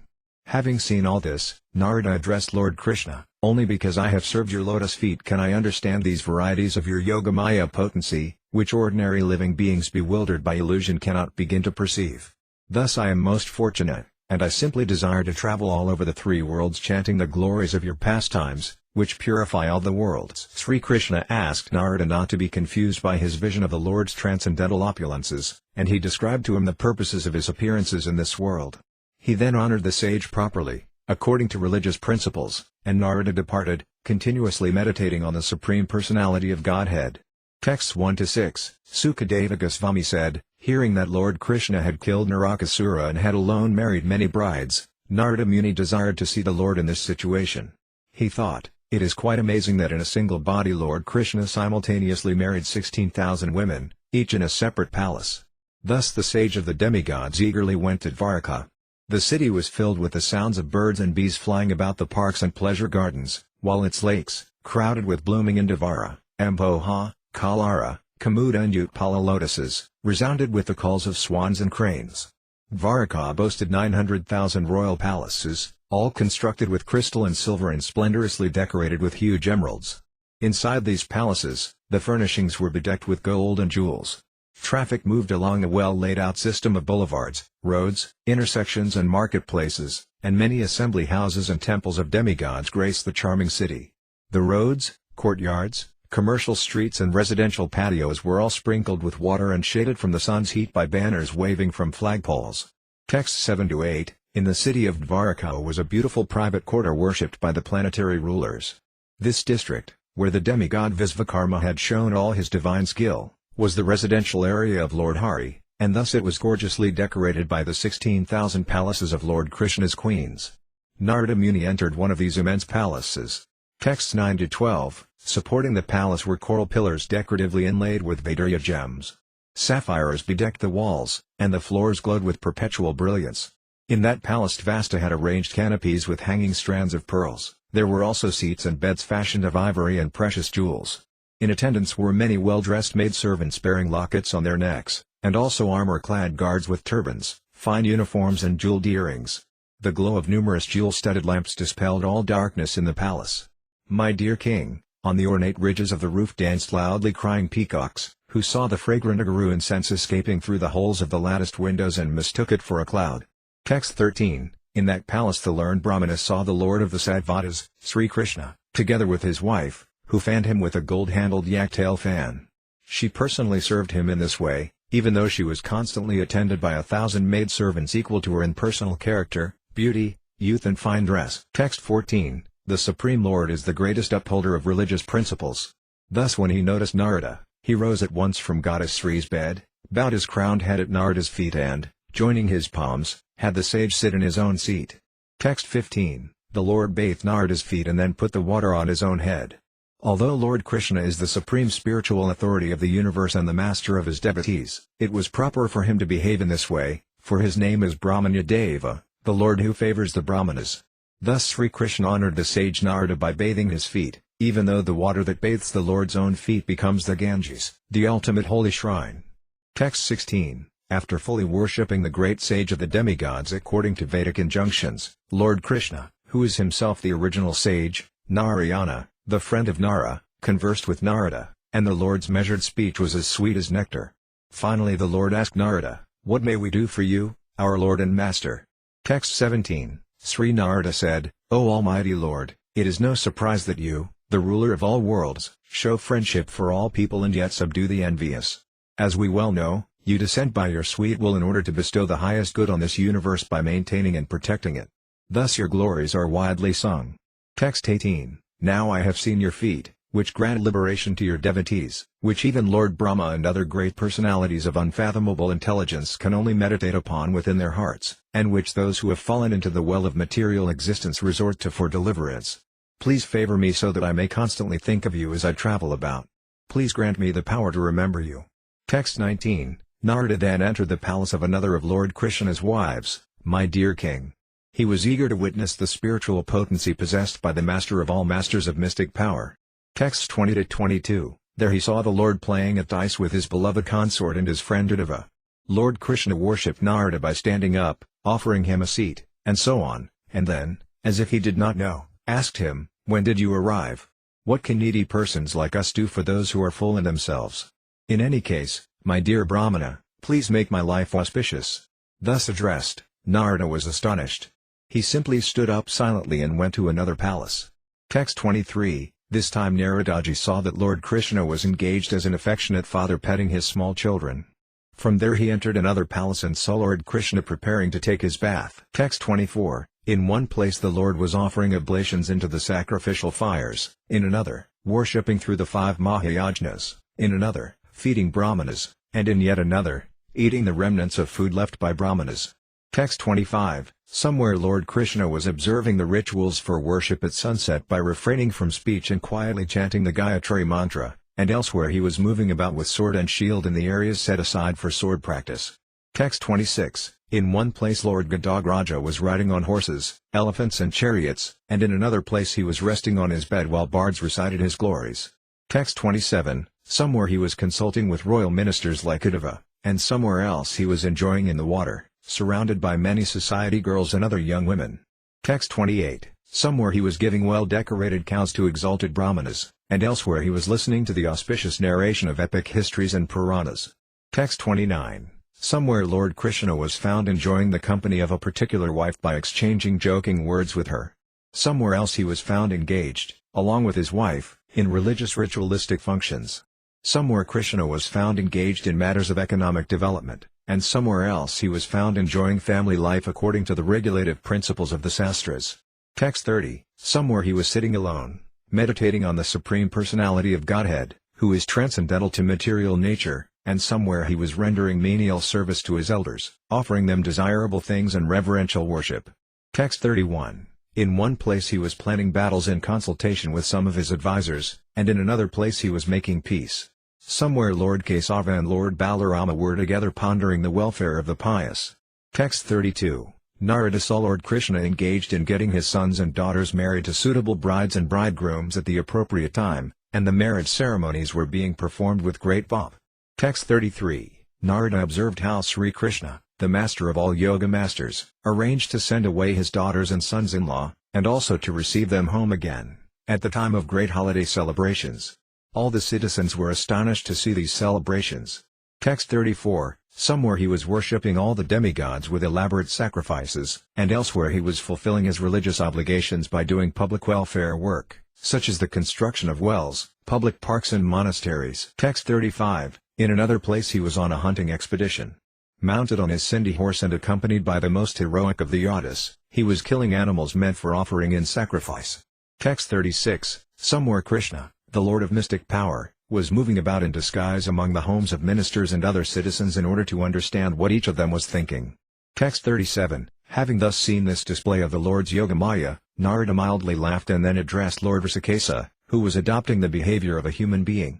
Text 38, Narada said, Now we understand your mystic potencies, which are difficult to comprehend, even for great mystics, O Supreme Soul, Master of all mystic power. Only by serving your feet have I been able to perceive your powers. Text 39, O Lord, please give me your leave. I will wander about the worlds, which are flooded with your fame, loudly singing about your pastimes, which purify the universe. Text 40, The Supreme Personality of Godhead said, O Brahmana, I am the speaker of religion, its performer and sanctioner. I observe religious principles to teach them to the world, my child, so do not be disturbed. Text 41. Sukadeva Goswami said, thus in every palace Narada saw the Lord in his same personal form, executing the transcendental principles of religion that purify those engaged in household affairs. Text 42. Having repeatedly seen the vast mystic display of Lord Krishna, whose power is unlimited, the sage was amazed and filled with wonder. Text 43. Lord Krishna greatly honored Narada, faithfully presenting him with gifts related to economic prosperity, sense gratification and religious duties. Thus fully satisfied, the sage departed, constantly remembering the Lord. Text 44. In this way Lord Narayana imitated the ways of ordinary humans, manifesting his divine potencies for the benefit of all beings. Thus he enjoyed, dear king, in the company of his 16,000 exalted consorts, who served the Lord with their shy, affectionate glances and laughter. Text 45. Lord Hari is the ultimate cause of universal creation, maintenance and destruction. My dear king, anyone who chants about, hears about or simply appreciates the extraordinary activities he performed in this world, which are impossible to imitate, will surely develop devotion for the Supreme Lord, the bestower of liberation. Library Śrīmad Bhāgavatam, Bhagavata Purana, Canto 10, the Summum Bonum Chapter 70 Lord Krishna's daily activities. This chapter describes Lord Sri Krishna's daily activities and two proposals placed before him, one by a messenger from Dwaraka and another by the sage Narada. In the early hours of the morning, Lord Krishna would rise from bed and bathe himself in clear water. After executing the dawn rituals and other religious duties, he would offer oblations into the sacred fire, chant the Gayatri mantra, worship and pay tribute to the demigods, sages and forefathers, and offer respects to learned brahmanas. Then he would touch auspicious substances, decorate himself with celestial ornaments and gratify his subjects by giving them whatever they desired. The Lord's chariot driver, Daruka, would bring his chariot, and the Lord would mount it and drive to the royal assembly hall. When he would take his seat in the assembly, surrounded by the Yadavas, he would appear like the moon surrounded by the circle of stars called nakshatras. Bards would recite his praises to the accompaniment of drums, cymbals, venas and other instruments. On one occasion, the doorkeepers escorted a messenger into the assembly hall. The messenger offered prostrated obeisances to the Lord and then, standing with joined palms, addressed him, O Lord, Jarasandha has captured 20,000 kings and is holding them prisoner. Please do something, for these kings are all your surrendered devotees. Just at that moment Narada Muni appeared. Lord Sri Krishna and all the members of the assembly stood up and offered obeisances to Narada by bowing their heads. The sage accepted a seat, and then Lord Krishna gently questioned him, since you travel all over the universe, please inform us what the Pandava brothers are planning to do. Narada then praised the Supreme Lord and replied, King Yudhishthira desires to perform the Rajasuya sacrifice. For this he requests your sanction and presence. Many demigods and illustrious kings will come just to see you. Understanding that the Yadavas wanted him to defeat Jarasandha, Lord Krishna asked his wise minister Uddhava to determine which of the two matters at hand, the defeat of Jarasandha or the Rajasuya sacrifice, should be attended to first. Text 1. Sukadeva Goswami said, as dawn approached, the wives of Lord Madhava, each embraced around the neck by her husband, cursed the crowing roosters. The ladies were disturbed that now they would be separated from him. Text 2. The bees buzzing, caused by the fragrant breeze from the Parijata garden, roused the birds from sleep. And when the birds began to sing loudly, they woke Lord Krishna like court poets reciting his glories. Text 3. Lying in her beloved's arms, Queen Vaidarbhi did not like this most auspicious hour, for it meant she would lose his embrace. Texts 4-5. Lord Madhava would rise during the Brahma Muhurta period and touch water. With a clear mind he would then meditate upon himself, the single, self-luminous, unequaled and infallible Supreme Truth, known as Brahman, who by his very nature ever dispels all contamination, and who through his personal energies, which cause the creation and destruction of this universe, manifests his own pure and blissful existence. Text 6. That most saintly of personalities would then bathe in sanctified water, dress himself in lower and upper garments and perform the entire sequence of prescribed rituals, beginning with worship at dawn. After offering oblations into the sacred fire, Lord Krishna would silently chant the Gayatri mantra. Texts 7-9. Each day the Lord worshipped the rising sun and propitiated the demigods, sages and forefathers, who are all his expansions. The self-possessed Lord would then carefully worship his elders and the brahmanas. To those well-attired brahmanas he would offer herds of tame and peaceful cows with gold-plated horns and pearl necklaces. These cows were also dressed in fine cloth, and the fronts of their hooves were plated with silver. Providers of abundant milk, They had each given birth only once and were accompanied by their calves. Daily the Lord gave many groups of 13,084 cows to the learned brahmanas, together with linen, deerskins and sesame seeds. Text 10. Lord Krishna would offer obeisances to the cows, brahmanas and demigods, his elders and spiritual masters, and all living beings, all of whom are expansions of his Supreme Personality. Then he would touch auspicious things. Text 11. He would decorate his body, the very ornament of human society, with his own special clothes and jewelry and with divine flower garlands and ointments.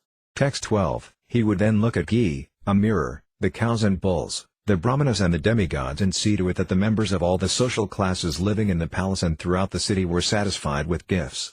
After this he would greet his ministers, gratifying them by fulfilling all their desires. Text 13. After first distributing flower garlands, pan and sandalwood paste to the brahmanas, he would give these gifts to his friends, ministers and wives, and finally he would partake of them himself.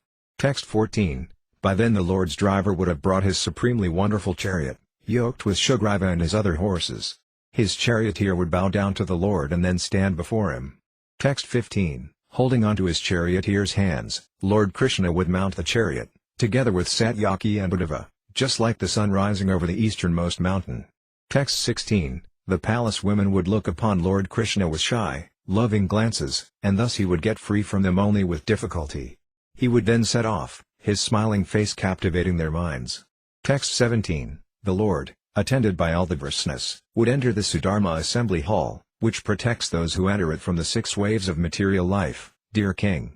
Text 18. As the Almighty Supreme Lord would seat himself upon his exalted throne there in the assembly hall, he shone with his unique effulgence, illuminating all the quarters of space. Surrounded by the yadas, lions among men, that best of the yadas appeared like the moon amidst many stars.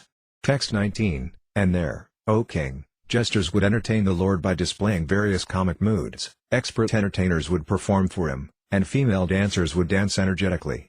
Text 20. These performers would dance and sing to the sounds of mridangas, veenas, mrajas, flutes, cymbals and conch shells, while professional poets, chroniclers and panegyrists would recite the Lord's glories.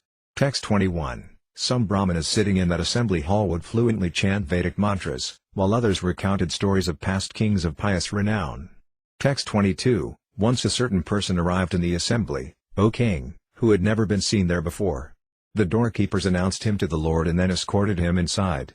Text 23. That person bowed down to Krishna, the Supreme Personality of Godhead, and with joined palms he described to the Lord how a number of kings were suffering because Jarasandha had imprisoned them.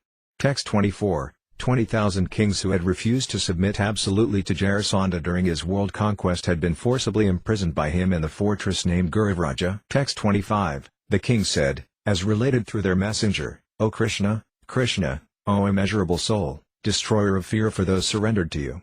Despite our separatist attitude, we have come to you for shelter out of fear of material existence. Text 26. People in this world are always engaged in sinful activities and are thus bewildered about their real duty, which is to worship you according to your commandments. This activity would truly bring them good fortune. Let us offer our obeisances unto the all-powerful Lord, who appears as time and suddenly cuts down one's stubborn hope for a long life in this world. Text 27. You are the predominating Lord of the universe and have descended into this world with your personal power to protect the saintly and suppress the wicked. We cannot understand, O Lord, how anyone can transgress your law and still continue to enjoy the fruits of his work. Text 28. O Lord, with this corpse-like body, always full of fear, we bear the burden of the relative happiness of kings, which is just like a dream. Thus we have rejected the real happiness of the soul, which comes by rendering selfless service to you. Being so very wretched, we simply suffer in this life under the spell of your illusory energy. Text 29. Therefore, since your feet relieve the sorrow of those who surrender to them, please release us prisoners from the shackles of karma, manifest as the king of Magadha. Wielding alone the prowess of 10,000 maddened elephants, he has locked us up in his house just as a lion captures sheep. Text 30. O wielder of the disc! Your strength is unlimited, and thus 17 times you crushed Jarasandha in battle. But then, absorbed in human affairs, you allowed him to defeat you once. Now he is so filled with pride that he dares to torment us, your subjects. O unconquerable one, please rectify this situation. Text 31. The messenger continued, this is the message of the kings imprisoned by Jarasandha, who all hanker for your audience, having surrendered to your feet. Please bestow good fortune on these poor souls. Text 32, Sukadeva Goswami said, when the king's messenger had thus spoken, the sage of the demigods, Narada, suddenly appeared. Bearing a mass of golden matted locks on his head, the supremely effulgent sage entered like the brilliant sun. Text 33, Lord Krishna is the worshipable master of even planetary rulers like Lord Brahma and Lord Shiva, yet as soon as he saw that Narada Muni had arrived, he joyfully stood up along with his ministers and secretaries to receive the great sage and offer his respectful obeisances by bowing his head. Text 34, after Narada had accepted the seat offered to him, Lord Krishna honored the sage according to scriptural injunctions and, gratifying him with his reverence, spoke the following truthful and pleasing words. Text 35, Lord Krishna said, it is certain that today the three worlds have attained freedom from all fear, for that is the influence of such a great personality as you, who travel at will throughout all the worlds. Text 36, there is nothing unknown to you within God's creation. Therefore please tell us what the Pandavas intend to do. Text 37, Sri Narada said, I have seen many times the insurmountable power of your Maya, O Almighty One, by which you bewilder even the Creator of the universe, Brahma. O all-encompassing Lord, it does not surprise me that you disguise yourself by your own energies while moving among the created beings, as a fire covers its own light with smoke. Text 38, who can properly understand your purpose? With your material energy you expand and also withdraw this creation, which thus appears to have substantial existence. Obeisances to you, whose transcendental position is inconceivable. Text 39, the living being caught in the cycle of birth and death does not know how he can be delivered from the material body, which brings him so much trouble. But you, the Supreme Lord, descend to this world in various personal forms, and by performing your pastimes you illumine the soul's path with the blazing torch of your fame. Therefore I surrender unto you. Text 40, nonetheless, O Supreme Truth playing the part of a human being, I shall tell you what your devotee Yudhishthira Maharaja, the son of your father's sister, intends to do. Text 41, desiring unrivaled sovereignty, King Yudhishthira intends to worship you with the greatest fire sacrifice, the Rajasuya. Please bless his endeavor. Text 42, O Lord, exalted demigods and glorious kings, eager to see you, will all come to that best of sacrifices.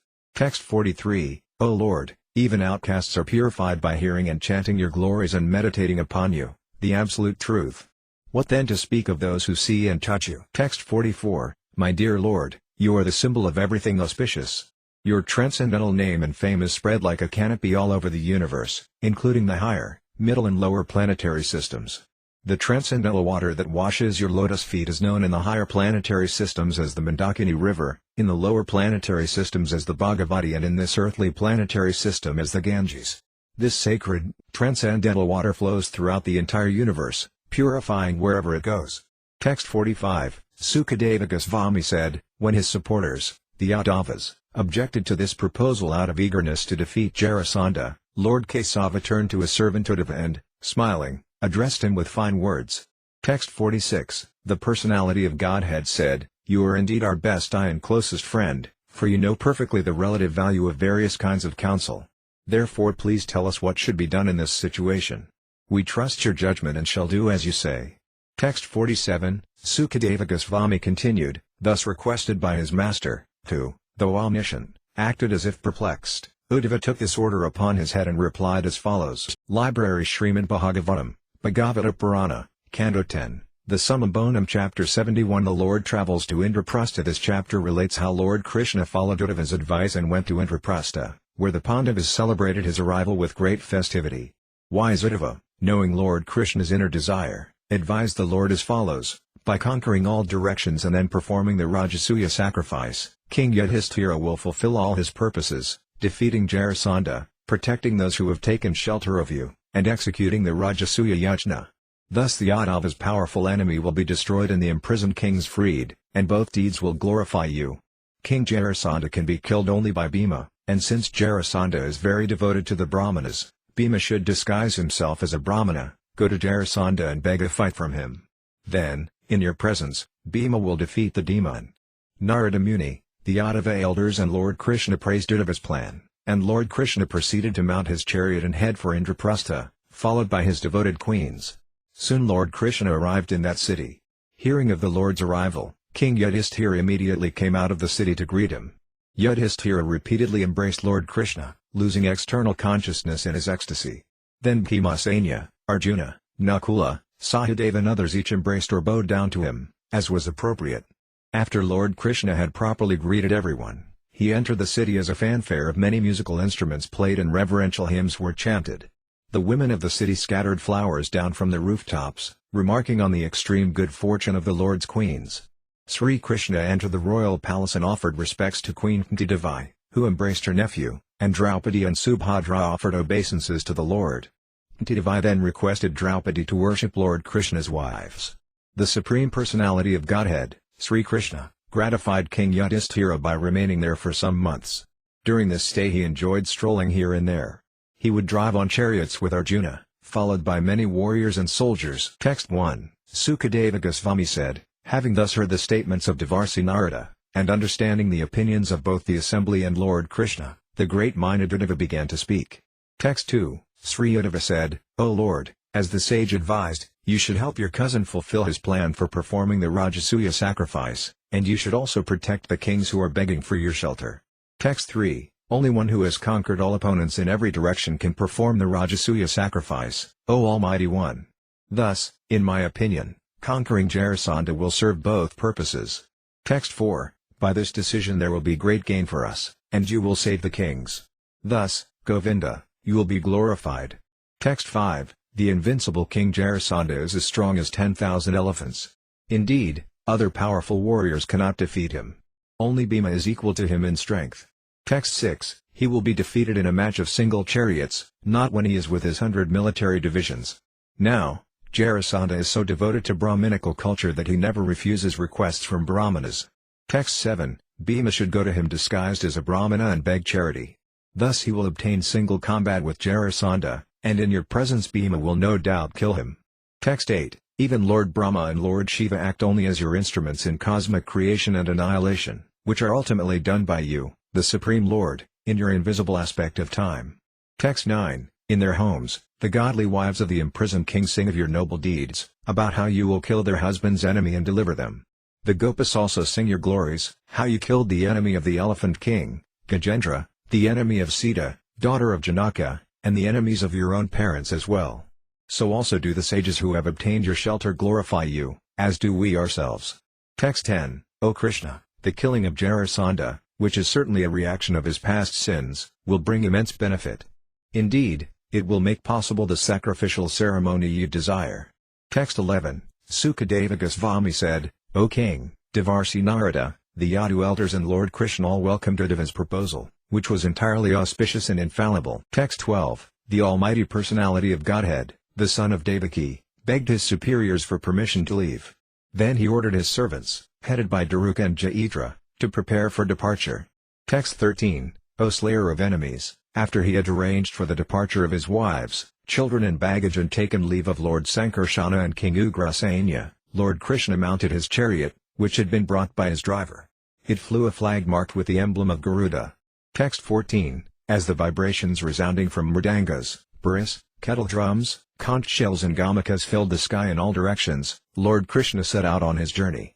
He was accompanied by the chief officers of his corps of chariots, elephants, infantry and cavalry and surrounded on all sides by his fierce personal guard. Text 15, Lord Asayuda's faithful wives, along with their children, followed the Lord on golden palanquins carried by powerful men. The queens were adorned with fine clothing, ornaments, fragrant oils and flower garlands, and they were surrounded on all sides by soldiers carrying swords and shields in their hands. Text 16, on all sides proceeded finely adorned women attendants of the royal household, as well as courtesans. They rode on palanquins and camels, bulls and buffalo, donkeys, mules, bullock carts and elephants. Their conveyances were fully loaded with grass tents, blankets, clothes and other items for the trip. Text 17, the Lord's army boasted royal umbrellas, camera fans and huge flagpoles with waving banners. During the day the sun's rays reflected brightly from the soldiers' fine weapons, jewelry, helmets and armor.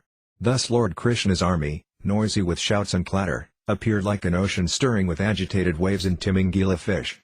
Text 18, honored by Sri Krishna, the chief of the Yadus, Narada Muni bowed down to the Lord. All of Narada's senses were satisfied by his meeting with Lord Krishna. Thus, having heard the decision of the Lord and having been worshipped by him, Narada placed him firmly within his heart and departed through the sky. Text 19, With pleasing words the Lord addressed the messenger sent by the kings, "My dear messenger, I wish all good fortune to you. I shall arrange for the killing of King Magadha. Do not fear." Text 20, thus addressed, the messenger departed and accurately relayed the Lord's message to the kings. Eager for freedom, they then waited expectantly for their meeting with Lord Krishna. Text 21, as he traveled through the provinces of Anarta, Savira, Marudesa, and Vinasana, Lord Hari crossed rivers and passed mountains, cities, villages, cow pastures and quarries. Text 22, after crossing the rivers Drisadvati and Sarasvati, he passed through Pankala and Matsya and finally came to Indraprastha. Text 23, King Yudhishthira was delighted to hear that the Lord, whom human beings rarely see, had now arrived. Accompanied by his priests and dear associates, the king came out to meet Lord Krishna. Text 24, as songs and musical instruments resounded along with the loud vibration of Vedic hymns, the king went forth with great reverence to meet Lord Rishikesa, just as the senses go forth to meet the consciousness of life. Text 25, the heart of King Yudhishthira melted with affection when he saw his dearmost friend, Lord Krishna, after such a long separation, and he embraced the Lord again and again. Text 26, the eternal form of Lord Krishna is the everlasting residence of the goddess of fortune. As soon as King Yudhishthira embraced him, the king became free of all the contamination of material existence. He immediately felt transcendental bliss and merged in an ocean of happiness. There were tears in his eyes, and his body shook due to ecstasy. He completely forgot that he was living in this material world. Text 27, then Bhima, his eyes brimming with tears, laughed with joy as he embraced his maternal cousin, Krishna. Arjuna and the twins, Nakul and Sahadev, also joyfully embraced their dearmost friend, the infallible Lord, and they cried profusely. Text 28, after Arjuna had embraced him once more and Nakul and Sahadev had offered him their obeisances, Lord Krishna bowed down to the brahmanas and elders present, thus properly honoring the respectable members of the Kuru, Srinjaya and Kakaya clans. Text 29, Sutas, Magadhas, Gandharvas, Vendas, jesters and brahmanas all glorified the lotus-eyed Lord, some reciting prayers, some dancing and singing, as mridangas, conch shells, kettle drums, venyas, panavas and gamakas resounded. Text 30, thus surrounded by his well-wishing relatives and praised on all sides, Lord Krishna, the crest jewel of the justly renowned, entered the decorated city. Texts 31-32, the roads of Indraprastha were sprinkled with water perfumed by the liquid from elephants' foreheads, and colorful flags, golden gateways and full water pots enhanced the city's splendor. Men and young girls were beautifully arrayed in fine, new garments, adorned with flower garlands and ornaments, and anointed with aromatic sandalwood paste. Every home displayed glowing lamps and respectful offerings, and from the holes of the latticed windows drifted incense, further beautifying the city. Banners waved, and the roofs were decorated with golden domes on broad silver bases. Thus Lord Krishna saw the royal city of the king of the Kurus. Text 33, when the young women of the city heard that Lord Krishna, the reservoir of pleasure for human eyes, had arrived, they hurriedly went onto the royal road to see him. They abandoned their household duties and even left their husbands in bed, and in their eagerness the knots of their hair and garments came loose. Text 34, the royal road being quite crowded with elephants, horses, chariots and foot soldiers, the women climbed to the top of their houses, where they caught sight of Lord Krishna and his queens.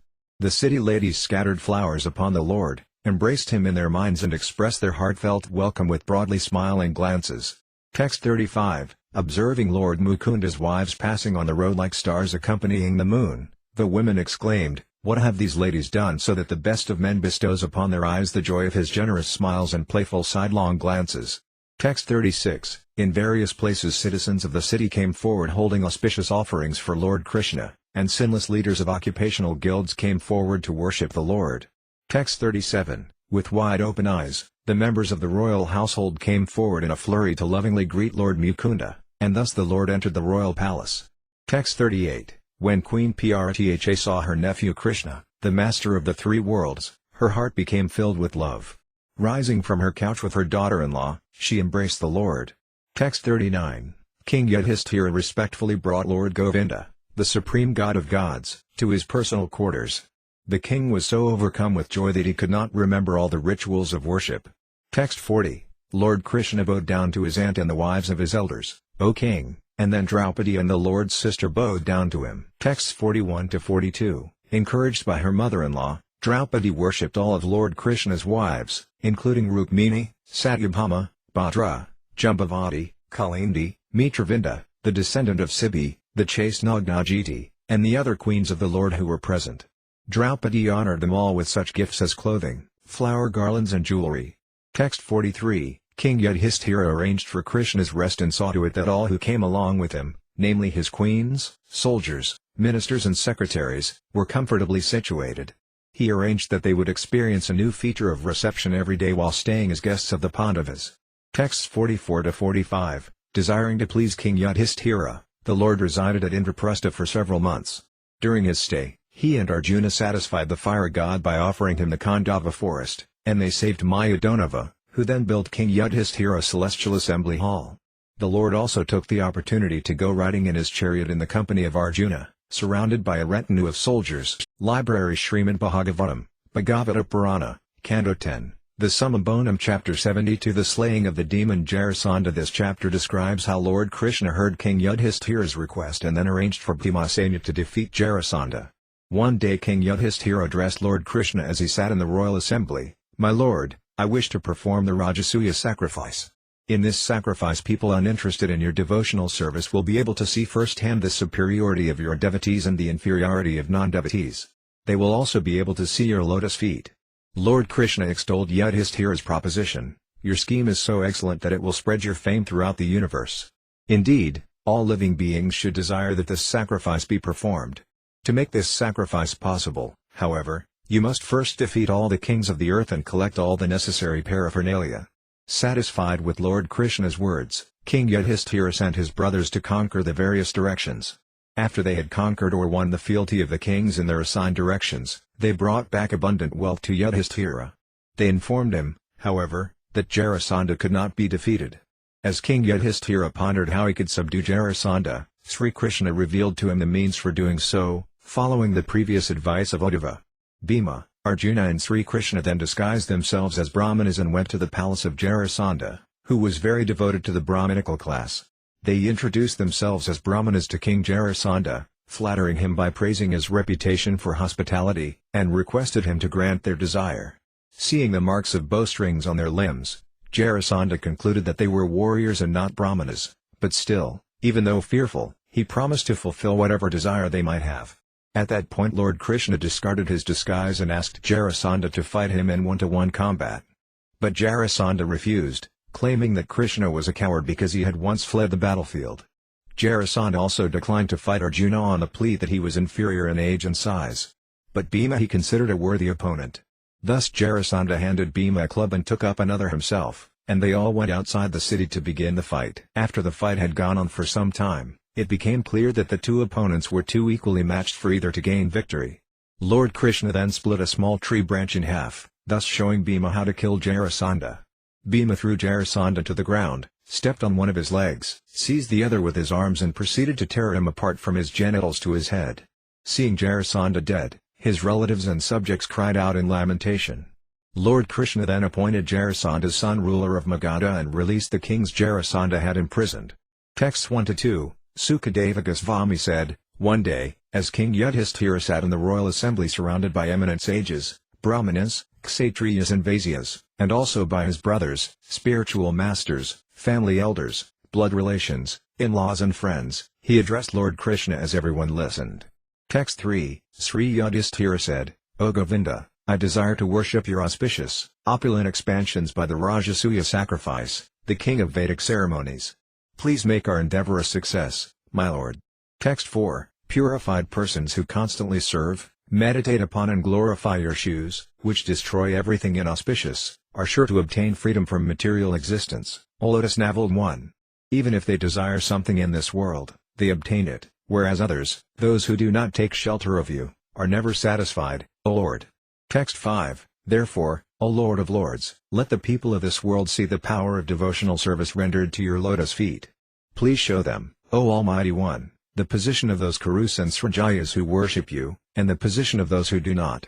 Text 6, Within your mind there can be no such differentiation as this one is mine, and that is another's, because you are the supreme absolute truth, the soul of all beings, always equipoised and enjoying transcendental happiness within yourself.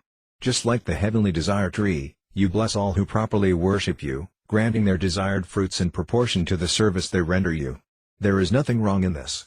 Text 7, the Supreme Personality of Godhead said, "Your decision is perfect, O king, and thus your noble fame will spread to all the worlds, O tormentor of your enemies." Text 8, indeed, my lord, for the great sages, the forefathers and the demigods, for our well-wishing friends and, indeed, for all living beings, the performance of this king of Vedic sacrifices is desirable. Text 9, first conquer all kings, bring the earth under your control and collect all the required paraphernalia, then execute this great sacrifice. Text 10, these brothers of yours, O king, have taken birth as partial expansions of the demigods ruling various planets. And you are so self-controlled that you have conquered even me, who am unconquerable for those who cannot control their senses. Text 11, no one in this world, even a demigod, what to speak of an earthly king, can defeat my devotee with his strength, beauty, fame or riches. Text 12, Sukadeva Goswami said, upon hearing these words sung by the Supreme Lord, King Yudhishthira became joyful, and his face blossomed like a lotus. Thus he sent forth his brothers, who were empowered with Lord Vishnu's potency, to conquer all directions. Text 13, he sent Sahadev to the south with the Srinjayas, Nakula to the west with the Matsyas, Arjuna to the north with the Kekayas, and Bhima to the east with the Madrakas. Text 14, after defeating many kings with their prowess, these heroic brothers brought back abundant wealth for Yudhishthira Maharaja, who was intent on performing the sacrifice, O king. Text 15, when King Yudhishthira heard that Jarasandha remained undefeated, he set to pondering, and then the primeval lord, Hari, told him the means Uddhava had described for defeating Jarasandha. Text 16, thus Bhimasena, Arjuna and Krishna disguised themselves as Brahmanas and went to Guruvraja, my dear king, where the son of Bharadaratha was to be found. Text 17, disguised as Brahmanas, the royal warriors approached Jarasandha at home during the appointed hour for receiving guests. They submitted their entreaty to that dutiful householder, who was especially respectful to the Brahminical class. Text 18, Krishna, Arjuna and Bhima said, O king, know us to be needy guests who have come to you from afar. We wish all good unto you. Please grant us whatever we desire. Text 19, what can the tolerant not bear? What will the wicked not do? What will the generous not give in charity? And who will those of equal vision see as an outsider? Text 20, he indeed is to be censured and pitied who, though able to do so, fails to achieve with his temporary body the lasting fame glorified by great saints.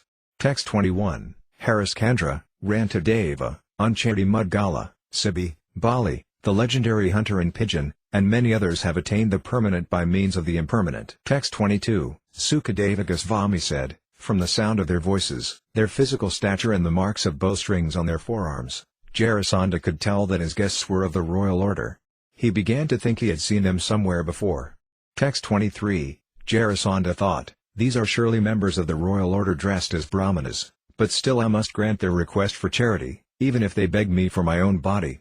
Texts 24-25, indeed, the spotless glories of Bali Maharaja are heard throughout the world. Lord Vishnu, wishing to recover Indra's opulence from Bali, appeared before him in the guise of a Brahmana and made him fall from his powerful position. Though aware of the ruse and forbidden by his guru, Bali, king of the demons, still gave Vishnu the whole earth in charity. Text 26, what is the use of an unqualified kshatriya who goes on living but fails to gain everlasting glory by working with his perishable body for the benefit of Brahmanas?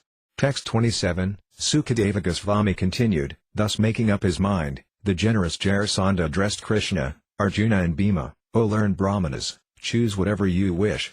I will give it to you, even if it is my own head. Text 28, the Supreme Lord said, O exalted king, give us battle in the form of a duel, if you think it fitting. We are princes and have come to beg a fight. We have no other request to make of you. Text 29, over there is Bhima, son of Prtha, and this is his brother Arjuna. Know me to be their maternal cousin, Krishna, your enemy. Text 30, Sukadeva Goswami continued, thus challenged, Magadharaja laughed out loud and contemptuously said, all right, you fools, I'll give you a fight. Text 31, but I will not fight with you, Krishna, for you are a coward. Your strength abandoned you in the midst of battle, and you fled your own capital of Mathura to take shelter in the sea. Text 32, as for this one, Arjuna, he is not as old as I, nor is he very strong. Since he is no match for me, he should not be the contender. Bhima, however, is as strong as I am. Text 33, having said this, Jarasandha offered Bhimasena a huge club, took up another himself and went outside the city. Text 34, the two heroes thus began battling each other on the level fighting grounds outside the city. Maddened with the fury of combat, they struck each other with their lightning bolt-like clubs. Text 35, as they skillfully circled left and right, like actors dancing on a stage, the fight presented a magnificent spectacle. Text 36, when Jarasanda's and Bhimasena's clubs loudly collided, O king, the sound was like the impact of the big tusks of two fighting elephants, or the crash of a thunderbolt in a flashing electrical storm. Text 37, they swung their clubs at each other with such speed and force that as the clubs struck their shoulders, hips, feet, hands, thighs and collarbones, the weapons were crushed and broken like branches of arca trees with which two enraged elephants furiously attack each other. Text 38, their clubs thus ruined, those great heroes among men angrily pummeled each other with their iron-hard fists. As they slapped each other, the sound resembled the crash of elephants colliding or harsh thunderclaps. Text 39, as they thus fought, this contest between opponents of equal training, strength and stamina reached no conclusion. And so they kept on fighting, O king, without any let-up. Text 40, Lord Krishna knew the secret of his enemy Jarasanda's birth and death, and also how he had been given life by the demoness Jara. Considering all this, Lord Krishna imparted his special power to Bhima. Text 41, having determined how to kill the enemy, that Lord of infallible vision made a sign to Bhima by tearing in half a small branch of a tree. Text 42, understanding this sign, mighty Bhima, the best of fighters, seized his opponent by the feet and threw him to the ground. Text 43, Bhima pressed down on one leg with his foot while grabbing Jarasanda's other leg in his hands, and just as a great elephant might break the branch of a tree, Bhima tore Jarasandha apart from the anus upward. Text 44, the king's subjects then saw him lying in two separate pieces, each with a single leg, thigh, testicle, hip, shoulder, arm, eye, eyebrow and ear, and with half a back and chest. Text 45, with the death of the Lord of Magadha, a great cry of lamentation arose, while Arjuna and Krishna congratulated Bhima by embracing him.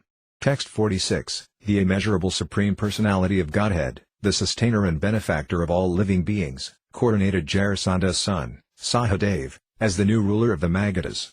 The Lord then freed all the kings Jarasandha had imprisoned. Library Śrīmad Bhāgavatam, Bhagavata Purana, Canto 10, the Summum Bonum Chapter 73. Lord Krishna blesses the liberated kings. This chapter relates how Lord Sri Krishna, after freeing the kings imprisoned by Jarasandha, mercifully gave them his audience and bestowed royal gifts upon them. When Lord Krishna freed the 20,800 kings Jarasandha had imprisoned, they immediately fell to the ground to pay him obeisances. Then they stood with joined palms and began to pray to him. Seeing their imprisonment as an act of mercy by the Lord to smash their false pride, the kings prayed only to be granted whatever would facilitate their perpetual remembrance of his lotus feet. The Lord assured the kings that their prayer would be fulfilled. He instructed them, "Worship me by performing Vedic sacrifices, and protect your subjects in accordance with the principles of religion. Fixing your minds on me, beget progeny, and remain always equipoised in happiness and distress. Thus at the end of your lives you will surely attain me." Lord Krishna then saw to it that the kings were properly bathed and dressed, and he had Sahadeva offer them flower garlands, sandalwood pulp, fine clothing and other things suitable for kings. After having them adorned with jewels and golden ornaments, he seated them on chariots and sent them off to their respective kingdoms. In accordance with the orders the Lord had given them, they began to carry out their various duties once again. Lord Krishna, Bhima and Arjuna then departed for Indraprastha, where they met with King Yudhishthira and related to him everything that had happened. Texts 1-6, Sukadeva Goswami said, Jarasandha had defeated 20,800 kings in combat and thrown them into prison. As these kings emerged from the Jaridroni fortress, they appeared dirty and shabbily dressed. They were emaciated by hunger, their faces were dried up, and they were greatly weakened by their long imprisonment. Text 7, the ecstasy of beholding Lord Krishna having dispelled the weariness of their imprisonment, the kings stood with joined palms and offered words of praise to that supreme master of the senses. Text 8, the king said, "Obeisances to you, O Lord of the ruling demigods, O destroyer of your surrendered devotees' distress. Since we have surrendered to you, O inexhaustible Krishna, please save us from this terrible material life, which has made us so despondent." Text 9, O Master, Madhusudana, we do not blame this king of Magadha, since it is actually by your mercy that kings fall from their royal position, O Almighty Lord.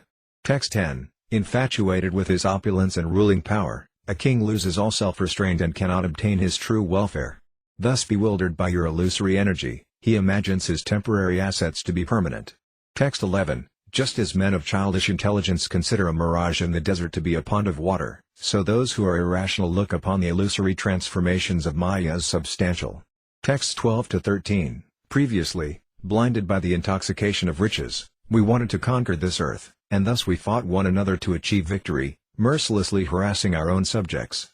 We arrogantly disregarded you, O Lord, who stood before us as death. But now, O Krishna, that powerful form of yours called time, moving mysteriously and irresistibly, has deprived us of our opulences.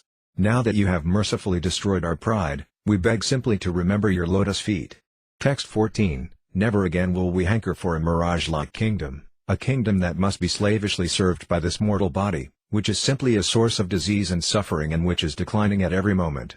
Nor, O Almighty Lord, will we hanker to enjoy the heavenly fruits of pious work in the next life, since the promise of such rewards is simply an empty enticement for the ears.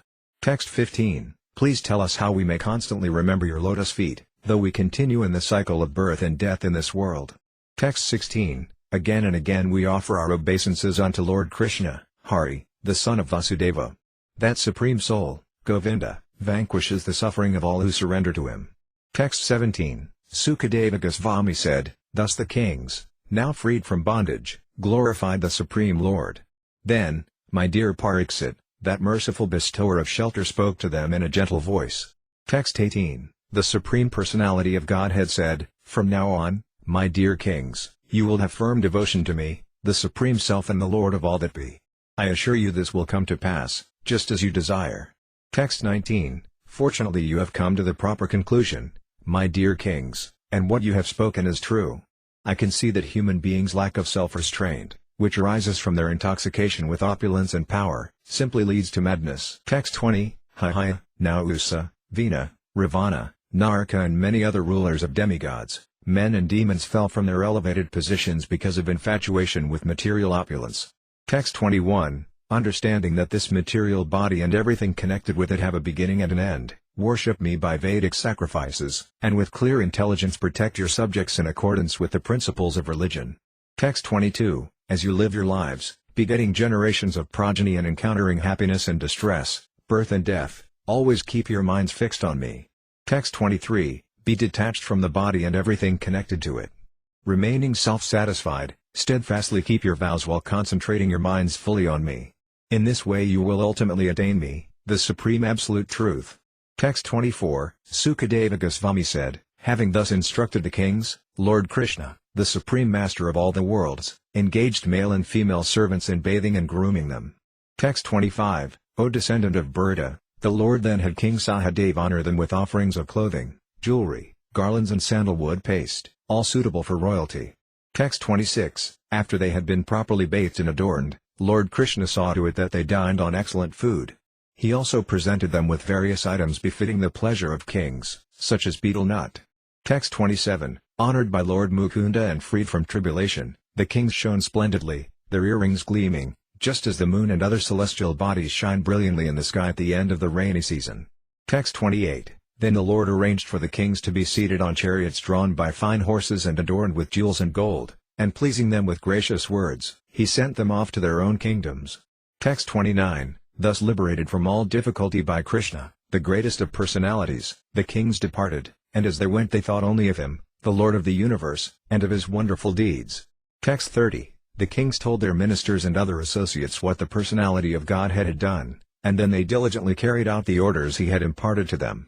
Text 31. Having arranged for Bhimasena to kill Jarasandha, Lord Kesava accepted worship from King Sahadeva and then departed with the two sons of Prtha.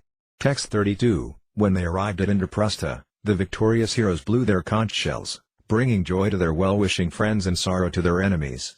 Text 33. The residents of Indraprastha were very pleased to hear that sound, for they understood that now the king of Magadha had been put to rest. King Yudhishthira felt that his desires were now fulfilled. Text 34. Bhima, Arjuna and Janardana offered their respects to the king and informed him fully about what they had done. Text 35. Upon hearing their account of the great favor Lord Kesava had mercifully shown him, King Dharmaraja shed tears of ecstasy. He felt such love that he could not say anything. Library Śrīmad Bhāgavatam, Bhagavata Purana, Canto 10, The Summum Bonum chapter 74. The deliverance of Sisupala at the Rajasuya sacrifice. This chapter describes how Lord Krishna received the honor of first worship during the Rajasuya sacrifice, and how he killed Sisupala. After glorifying Lord Krishna, King Yudhishthira selected qualified brahmanas such as Bharadvaja, Gautama and Vashishta to serve as the priests of the Rajasuya sacrifice. Then many exalted guests of all the four social orders arrived to see the sacrificial performance. As the sacrifice proceeded, the ritual of first worship had to be performed, and the members of the assembly were called upon to decide who would receive this honor. Sahadeva spoke up, Sri Krishna, the Supreme Lord, is indeed the most exalted person, for he himself comprises all the deities worshipped by Vedic sacrifice. In his role as the supersoul in the heart, he arranges for everyone in the universe to engage in his particular kind of work, and by his mercy alone human beings can perform various kinds of pious activities and receive the resultant benefits. One who worships him worships all living entities. Surely Lord Krishna should be worshipped first. Nearly everyone in the assembly agreed with Sahadeva's proposal and loudly congratulated him. Thus King Yudhishthira happily worshipped Lord Krishna.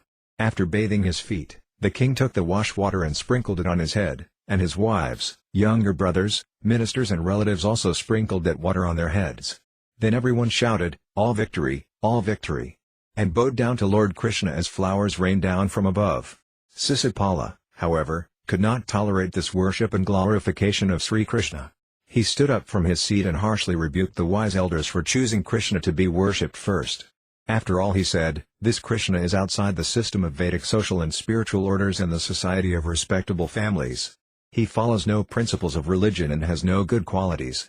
Even as Sisupala continued to blaspheme him in this way, Lord Krishna remained silent. But many members of the assembly covered their ears and quickly left the hall, while the Pandava brothers raised their weapons and prepared to kill Sisupala. Lord Krishna stopped them from attacking, however, and instead used his Sudarsana disc to decapitate the offender. At that moment an effulgent spark of light rose out of Sisupala's dead body and entered the transcendental body of Lord Krishna. Having lived through 3 births as the enemy of the Lord, Sisupala now attained the liberation of Suja, merging into him, by dint of his constant meditation on him. King Yudhishthira then distributed profuse gifts to the respected guests of the assembly and to the priests, and finally he executed the purificatory oblations known as the Prayasita Homa, which counteract errors made during the sacrifice. Yudhishthira's Rajasuya sacrifice having now been completed, Lord Krishna took his leave from the king and set off for Dwaraka in the company of his wives and ministers. Duryodhana could not bear to see this abundant manifestation of King Yudhishthira's prosperity, but apart from him, everyone happily praised the glories of the Rajasuya sacrifice and of the Lord of all sacrifices, Sri Krishna.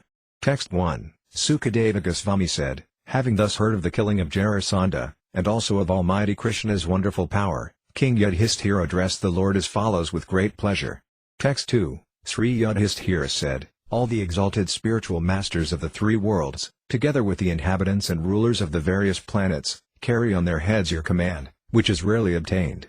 Text 3. That you, the lotus-eyed Supreme Lord, accept the orders of wretched fools who presume themselves rulers is a great pretense on your part, O all-pervading one. Text 4. But of course the power of the Absolute Truth, the Supreme Soul, the primeval one without a second, is neither increased nor diminished by his activities, any more than the sun's power is by its movements. Text 5. O unconquerable Madhava, even your devotees make no distinctions of I and mine, you and yours, for this is the perverted mentality of animals. Text 6. Sukadeva Goswami said, having said this, King Yudhishthira waited until the proper time for the sacrifice was at hand. Then with Lord Krishna's permission he selected suitable priests, all expert authorities on the Vedas, to execute the sacrifice. Texts 7-9, he selected Krishna Dvaipayana, Bharadvaja, Sumantu, Gautama, and Asita, along with Vashishta, Saivana, Kanva, Maitreya, Kavasa, and Trita. He also selected Vaisvamitra, Vamadeva, Sumati, Jaimini, Krachu, Pila, and Parasara, as well as Garga, Vasampayana, Atarva, Kasyapa, Dhamaya, Rama of the Bhargavas, Asuri, Vishyodhara, Madhukanda, Virasena, and Akritavrana. Texts 10-11, O king, others who were invited included Drona, Bhisma, Kayarpa, Dhritarashtra with his sons, the wise Vidura, and many other brahmanas, Kshatriyas, Vaisyas and Sudras, all eager to witness the sacrifice. Indeed, all the kings came there with their entourages. Text 12, The Brahmana priests then plowed the sacrificial ground with golden plowshares and initiated King Yudhishthira for the sacrifice in accordance with the traditions set down by standard authorities.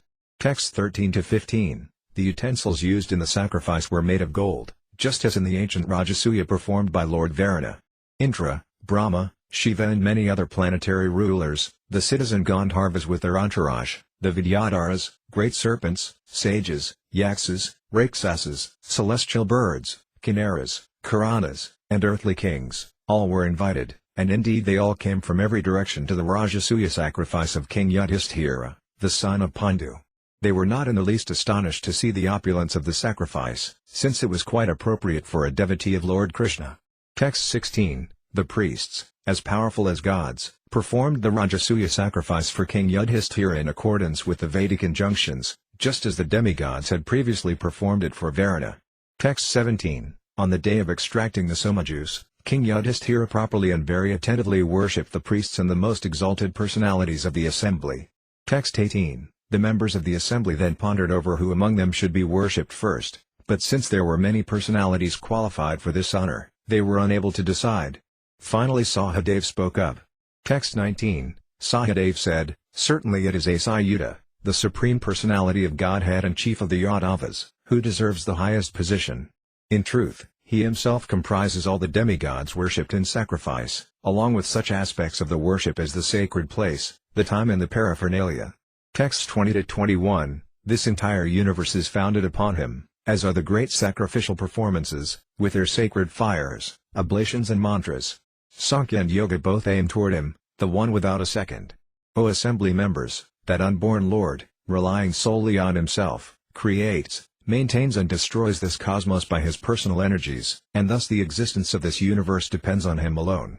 Text 22. He creates the many activities of this world, and thus by his grace the whole world endeavors for the ideals of religiosity, economic development, sense gratification and liberation. Text 23. Therefore we should give the highest honor to Krishna, the Supreme Lord. If we do so, we will be honoring all living beings and also our own selves. Text 24. Anyone who wishes the honor he gives to be reciprocated infinitely should honor Krishna, the perfectly peaceful and perfectly complete soul of all beings, the Supreme Lord, who views nothing as separate from himself. Text 25. Sukadeva Goswami continued, having said this, Sahadeva, who understood Lord Krishna's powers, fell silent. And having heard his words, all the saintly persons present congratulated him, exclaiming excellent! Excellent! Text 26. The king was delighted to hear this pronouncement of the Brahmanas, from which he understood the mood of the entire assembly. Overwhelmed with love, he fully worshipped Lord Krishna, the master of the senses. Texts 27-28. After bathing Lord Krishna's feet, Maharaja Yudhishthira joyfully sprinkled the water upon his own head, and then upon the heads of his wife, brothers, other family members and ministers. That water purifies the whole world. As he honored the Lord with presentations of yellow silken garments and precious jeweled ornaments, the king's tear-filled eyes prevented him from looking directly at the Lord. Text 29. When they saw Lord Krishna thus honored, nearly all who were present joined their palms reverentially, exclaiming obeisances to you. All victory to you. And then bowed down to him. Flowers rained down from above. Text 30. The intolerant son of Damagosa became infuriated upon hearing the glorification of Lord Krishna's transcendental qualities. He stood up from his seat and, angrily waving his arms, fearlessly spoke to the entire assembly the following harsh words against the Supreme Lord. Text 31. Sisapala said, the statement of the Vedas that time is the unavoidable controller of all has indeed been proven true, since the intelligence of wise elders has now become diverted by the words of a mere boy. Text 32. O leaders of the assembly, you know best who is a fit candidate for being honored. Therefore you should not heed the words of a child when he claims that Krishna deserves to be worshipped. Texts 33-34. How can you pass over the most exalted members of this assembly, topmost sages dedicated to the absolute truth endowed with powers of austerity, divine insight and strict adherence to severe vows, sanctified by knowledge and worshipped even by the rulers of the universe? How does this cowherd boy, the disgrace of his family, deserve your worship, any more than a crow deserves to eat the sacred Purodasa rice cake? Text 35. How does one who follows no principles of the social and spiritual orders or of family ethics, who has been excluded from all religious duties, who behaves whimsically, and who has no good qualities, how does such a person deserve to be worshipped? Text 36, Yayati cursed the dynasty of these Yadavas, and ever since then they have been ostracized by honest men and addicted to liquor. How, then, does Krishna deserve to be worshipped? Text 37, these Yadavas have abandoned the holy lands inhabited by saintly sages and have instead taken shelter of a fortress in the sea, a place where no Brahminical principles are observed. There, just like thieves, they harass their subjects. Text 38, Sukadeva Goswami continued, bereft of all good fortune, Sisipala spoke these and other insults. But the Supreme Lord said nothing, just as a lion ignores a jackal's cry.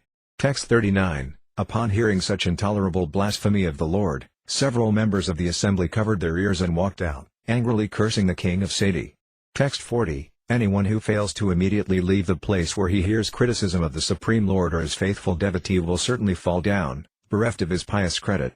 Text 41, then the sons of Pandu became furious, and together with the warriors of the Matsya, Kaikaya and Srinjaya clans, they rose up from their seats with weapons poised, ready to kill Sisipala. Text 42, undaunted, Sisipala then took up his sword and shield in the midst of all the assembled kings, O Burda, and hurled insults at those who sided with Lord Krishna. Text 43, at that point the Supreme Lord stood up and checked his devotees. He then angrily sent forth his razor-sharp disc and severed the head of his enemy as he was attacking. Text 44, when Sisipala was thus killed, a great roar and howl went up from the crowd. Taking advantage of that disturbance, the few kings who were supporters of Sisipala quickly left the assembly out of fear for their lives. Text 45, an effulgent light rose from Sisipala's body and, as everyone watched, entered Lord Krishna just like a meteor falling from the sky to the earth. Text 46, obsessed with hatred of Lord Krishna throughout 3 lifetimes, Sisipala attained the Lord's transcendental nature.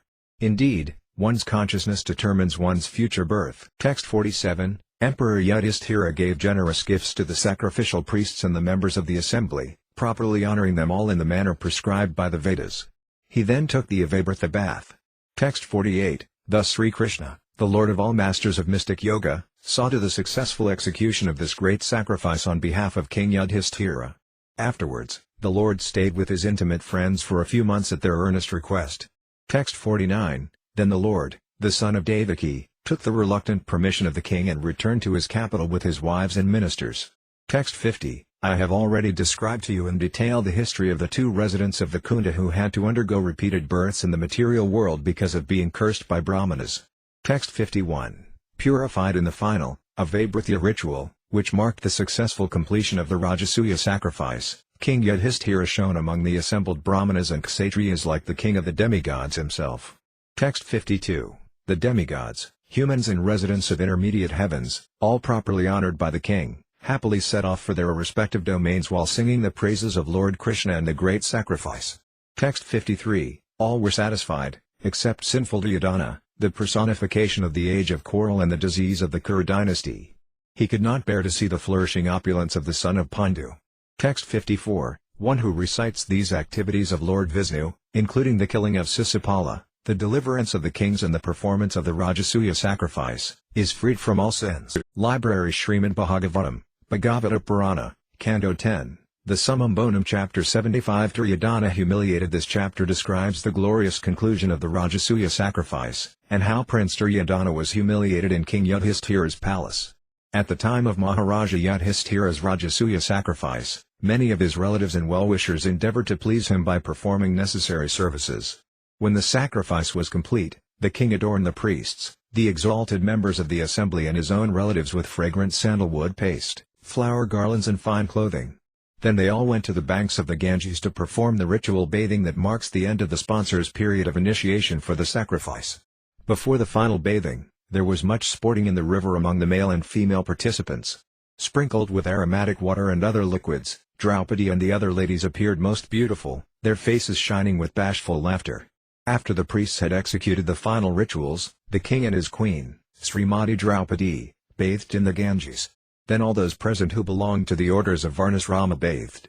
Yudhishthira put on new clothes and worshipped the learned Brahmanas, his family, friends and well-wishers, each in the particular manner suitable for them, and offered them all various gifts. The guests then departed for their homes.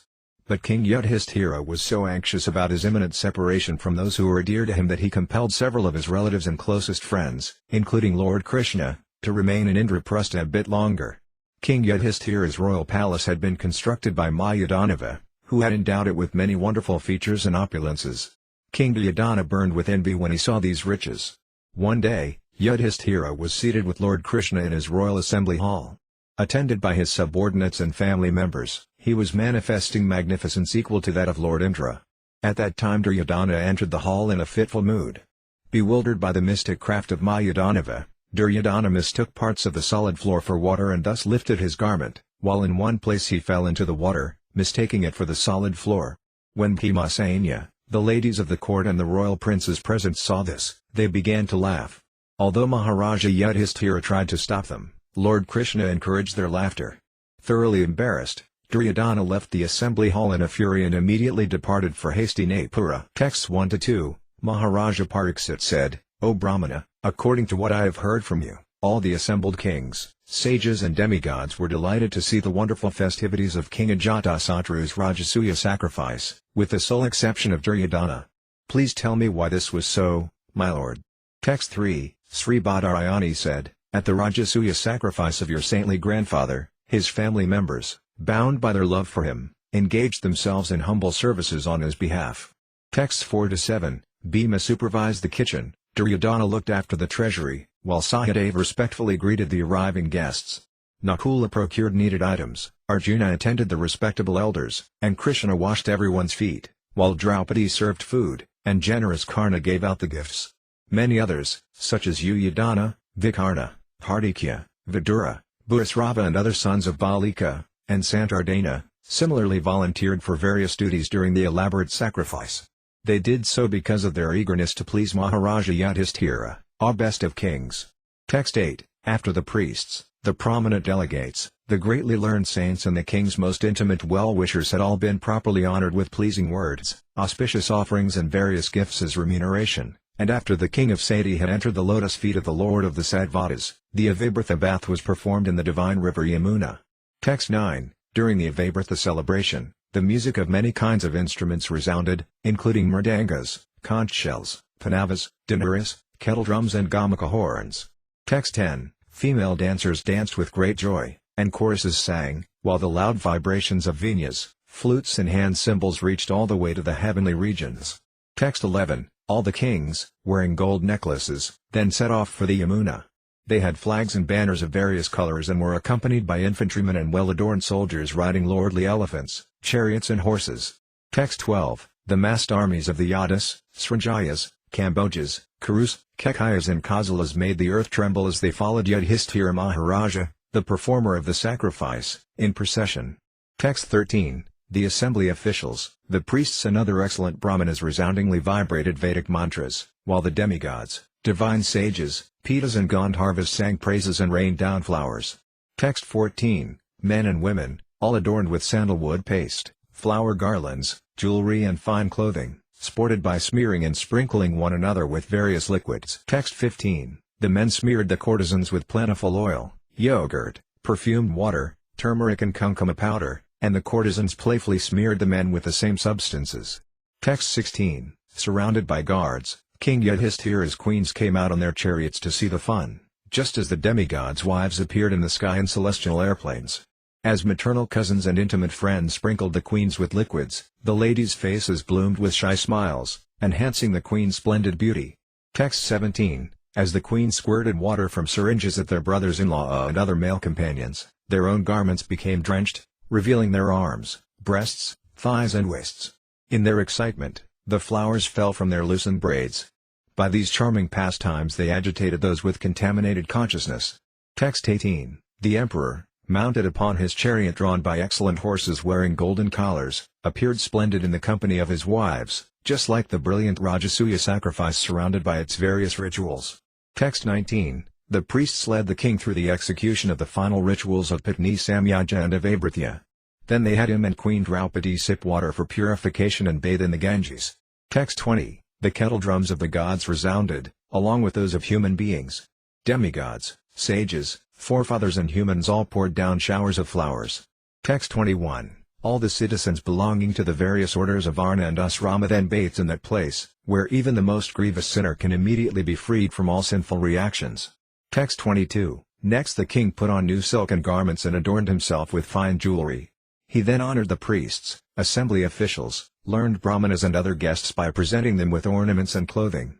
Text 23, in various ways King Yudhishthira, who had totally dedicated his life to Lord Narayana, continuously honored his relatives, his immediate family, the other kings, his friends and well-wishers, and all others present as well. Text 24, all the men there shone like demigods. They were adorned with jeweled earrings, flower garlands, turbans, waistcoats, silk dotas and valuable pearl necklaces. The lovely faces of the women were beautified by their matched earrings and locks of hair, and they all wore golden belts. Texts 25 to 26, then the highly cultured priests, the great Vedic authorities who had served as sacrificial witnesses, the specially invited kings, the brahmanas, kshatriyas, vaisyas, sudras, demigods, sages, forefathers and mystic spirits, and the chief planetary rulers and their followers, all of them, having been worshipped by King Yudhishthira, took his permission and departed, O king, each for his own abode. Text 27, as they all glorified the wonderful Rajasuya yajna performed by that great saintly king and servant of Lord Hari, they were not satiated, just as an ordinary man is never satiated when drinking nectar. Text 28, at that time Raja Yudhishthira stopped a number of his friends, immediate family members and other relatives from departing, among them Lord Krishna. Out of love Yudhishthira could not let them go, for he felt the pain of imminent separation. Text 29, my dear Pariksit, the Supreme Lord remained there for some time to please the king, after first sending Samba and the other Yadu heroes back to Dvaraka. Text 30, thus King Yudhishthira, the son of Dharma, was at last relieved of his burning ambition, having by the grace of Lord Krishna successfully crossed the vast and formidable ocean of his desires. Text 31, one day Duryodhana, while observing the riches of King Yudhishthira's palace, felt greatly disturbed by the magnificence of both the Rajasuya sacrifice and its performer, the king, whose life and soul was Lord Asayuta. Text 32, in that palace all the collected opulences of the kings of men, demons and gods were brilliantly manifest, having been brought there by the cosmic inventor, Mayadhanava. With those riches Draupadi served her husbands, and Duryodhana, the prince of the Kurus, lamented because he was very much attracted to her. Text 33, Lord Madhapati's thousands of queens were also staying in the palace. Their feet moved slowly, weighed down by their hips, and the bells on their feet tinkled charmingly. Their waists were very slender, the kunkuma from their breasts reddened their pearl necklaces, and their swaying earrings and flowing locks of hair enhanced the exquisite beauty of their faces. Text 34 to 35, it so happened that Emperor Yudhishthira, the son of Dharma, was sitting just like Indra on a golden throne in the assembly hall built by Mayadhanava. Present with him were his attendants and family members, and also Lord Krishna, his special eye. Displaying the opulences of Brahma himself, King Yudhishthira was being praised by the court poets. Text 36, proud Duryodhana, holding a sword in his hand and wearing a crown and necklace, angrily went into the palace in the company of his brothers, O king, insulting the doorkeepers as he entered. Text 37, bewildered by the illusions created through Mayadhanava's magic, Duryodhana mistook the solid floor for water and lifted the end of his garment. And elsewhere he fell into the water, mistaking it for the solid floor. Text 38, my dear Pariksit, Bhima laughed to see this, and so did the women, kings and others. King Yudhishthira tried to stop them, but Lord Krishna showed his approval. Text 39, humiliated and burning with anger, Duryodhana turned his face down, left without uttering a word and went back to Hastinapura. The saintly persons present loudly cried out, Alas, alas! And King Yudhishthira was somewhat saddened. But the Supreme Lord, whose mere glance had bewildered Duryodhana, remained silent, for his intention was to remove the burden of the earth. Text 40, I have now replied to your question, O king, concerning why Duryodhana was dissatisfied on the occasion of the great Rajasuya sacrifice. Library Śrīmad Bhāgavatam, Bhagavata Purana, Canto 10. The Summum Bonum Chapter 76 The battle between Salva and the Vishnu. This chapter relates how the demon Salva acquired a huge and terrifying airship, how he used it to attack the Vishnu in Dvaraka, and how Lord Pradyumna was taken from the battlefield during the fighting that ensued. Salva was one of the kings who had been defeated at the time of Rukmini Devi's marriage. Having vowed then that he would rid the earth of all the Yadavas, he began worshipping Lord Shiva each day by eating only a palmful of dust. After a year had passed, Shiva appeared before Salva and asked him to choose a benediction. Salva begged for a flying machine that could go anywhere and that would strike terror into the hearts of demigods, demons and humans alike. Lord Shiva granted this request and had Mayadhanava construct for Salva a flying iron city named Sauva. Salva took this vehicle to Dvaraka, where he and his huge army laid siege to the city. From his airplane Salva bombarded Dvaraka with tree trunks, boulders and other missiles, and he produced a mighty whirlwind that obscured everything with dust. When Pradyumna, Satyaki and the other Yadu heroes saw the plight of Dvaraka and her residents, they went out to do battle with Salva's forces. Pradyumna, the best of warriors, destroyed with his divine weapons all of Salva's illusory magic, and he also bewildered Salva himself. Thus Salva's airplane began wandering aimlessly on the earth, in the sky and on the tops of mountains. But then a follower of Salva's named Dayuman struck Pradyumna on the chest with his club, whereupon Pradyumna's chariot driver, thinking his master seriously injured, carried him from the battlefield. But Pradyumna quickly regained consciousness and sharply criticized his driver for doing this. Text 1, Sukadeva Goswami said, "Now please hear, O king, another wondrous deed performed by Lord Krishna, who appeared in his human-like body to enjoy transcendental pastimes. Hear how he killed the master of Sauba." Text 2, Salva was a friend of Sisapala's. When he attended the wedding of Rukmini, the Yadu warriors defeated him in battle, along with Jarasandha and the other kings. Text 3, Salva swore in the presence of all the kings, "I will rid the earth of Yadavas. Just see my prowess." Text 4, having thus made his vow, the foolish king proceeded to worship Lord Pasupati, Shiva, as his deity by eating a handful of dust each day, and nothing more. Text 5, the great Lord Umapati is known as he who is quickly pleased, yet only at the end of a year did he gratify Salva, who had approached him for shelter, by offering him a choice of benedictions. Text 6, Salva chose a vehicle that could be destroyed by neither demigods, demons, humans, Gandharvas, Viragas nor Raksasas, that could travel anywhere he wished to go, and that would terrify the Vrishnas. Text 7, Lord Shiva said, "So be it." On his order, Mayadhanava, who conquers his enemies' cities, constructed a flying iron city named Sauba and presented it to Salva. Text 8, this unassailable vehicle was filled with darkness and could go anywhere. Upon obtaining it, Salva went to Dvaraka, remembering the Vrishna's enmity toward him. Texts 9 to 11, Salva besieged the city with a large army, our best of the Bharatas, decimating the outlying parks and gardens, the mansions along with their observatories, towering gateways and surrounding walls, and also the public recreational areas.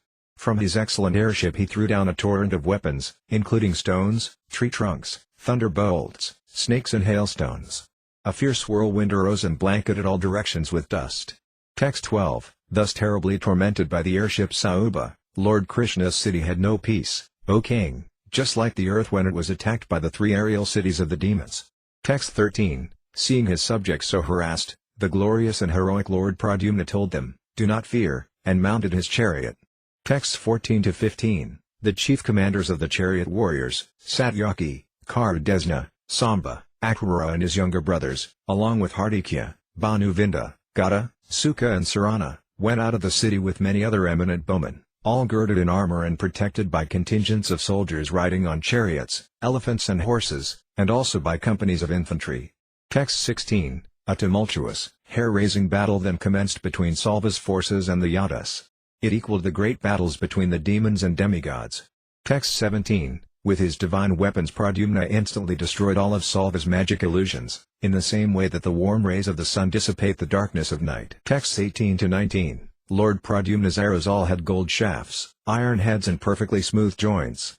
With 25 of them he struck down Salva's commander-in-chief, Dayuman, and with 100 he struck Salva himself. Then he pierced Salva's officers with 1 arrow each, his chariot drivers with 10 arrows each, and his horses and other carriers with 3 arrows each. Text 20, when they saw the glorious Pradyumna perform that amazing and mighty feat, all the soldiers on both sides praised him. Text 21, at one moment the magic airship built by Mayadhanava appeared in many identical forms, and the next moment it was again only one. Sometimes it was visible, and sometimes not. Thus Salva's opponents could never be sure where it was. Text 22, from one moment to the next the Sauba airship appeared on the earth, in the sky, on a mountain peak or in the water. Like a whirling, flaming baton, it never remained in any one place. Text 23, wherever Salva would appear with his Sauba ship and his army, there the Yadu commanders would shoot their arrows. Text 24, Salva became bewildered upon seeing his army and aerial city thus harassed by his enemies' arrows, which struck like fire in the sun and were as intolerable as snake venom. Text 25, because the heroes of the Vrisni clan were eager for victory in this world and the next, they did not abandon their assigned posts on the battlefield, even though the downpour of weapons hurled by Salva's commanders tormented them. Text 26. Salva's minister Dayuman, previously wounded by Sri Pradyumna, now ran up to him and, roaring loudly, struck him with his club of black steel. Text 27. Pradyumna's driver, the son of Daruka, thought that his valiant master's chest had been shattered by the club.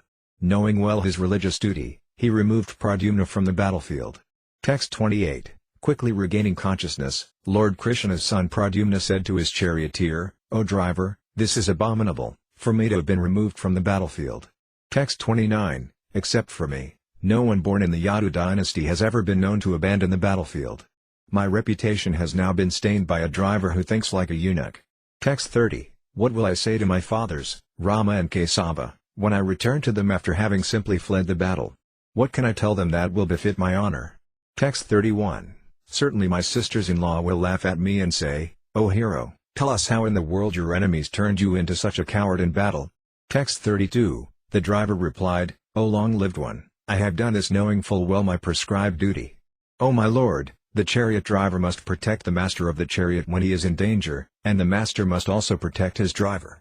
Text 33. With this rule in mind, I removed you from the battlefield, since you had been struck unconscious by your enemy's club and I thought you were seriously injured. Library Śrīmad Bhāgavatam, Bhagavata Purana, Canto 10, the Summum Bonum Chapter 77. Lord Krishna slays the demon Salva. This chapter describes how Lord Sri Krishna disposed of Salva, the master of deception, and destroyed his airship Sauba. Having been removed from the battlefield, Pradyumna was extremely ashamed, and he ordered his driver to take his chariot once again into the presence of Dayuman. As Pradyumna fought with Dayuman, other Yadu heroes like Gada, Satyaki, and Samba began to create havoc among Salva's army. The battle continued in this way for 27 days and nights. When Lord Krishna returned to Dwarka, he found it under siege. At once he ordered Daruka to drive him onto the battlefield. Suddenly Salva noticed the Lord and threw his spear at Krishna's charioteer, but the Lord shattered the weapon into hundreds of pieces and pierced Salva and his Sauba vehicle with numerous arrows. Salva responded by shooting an arrow that struck Krishna's left arm. Amazingly, the Lord dropped the Surga bow he was holding in his left hand.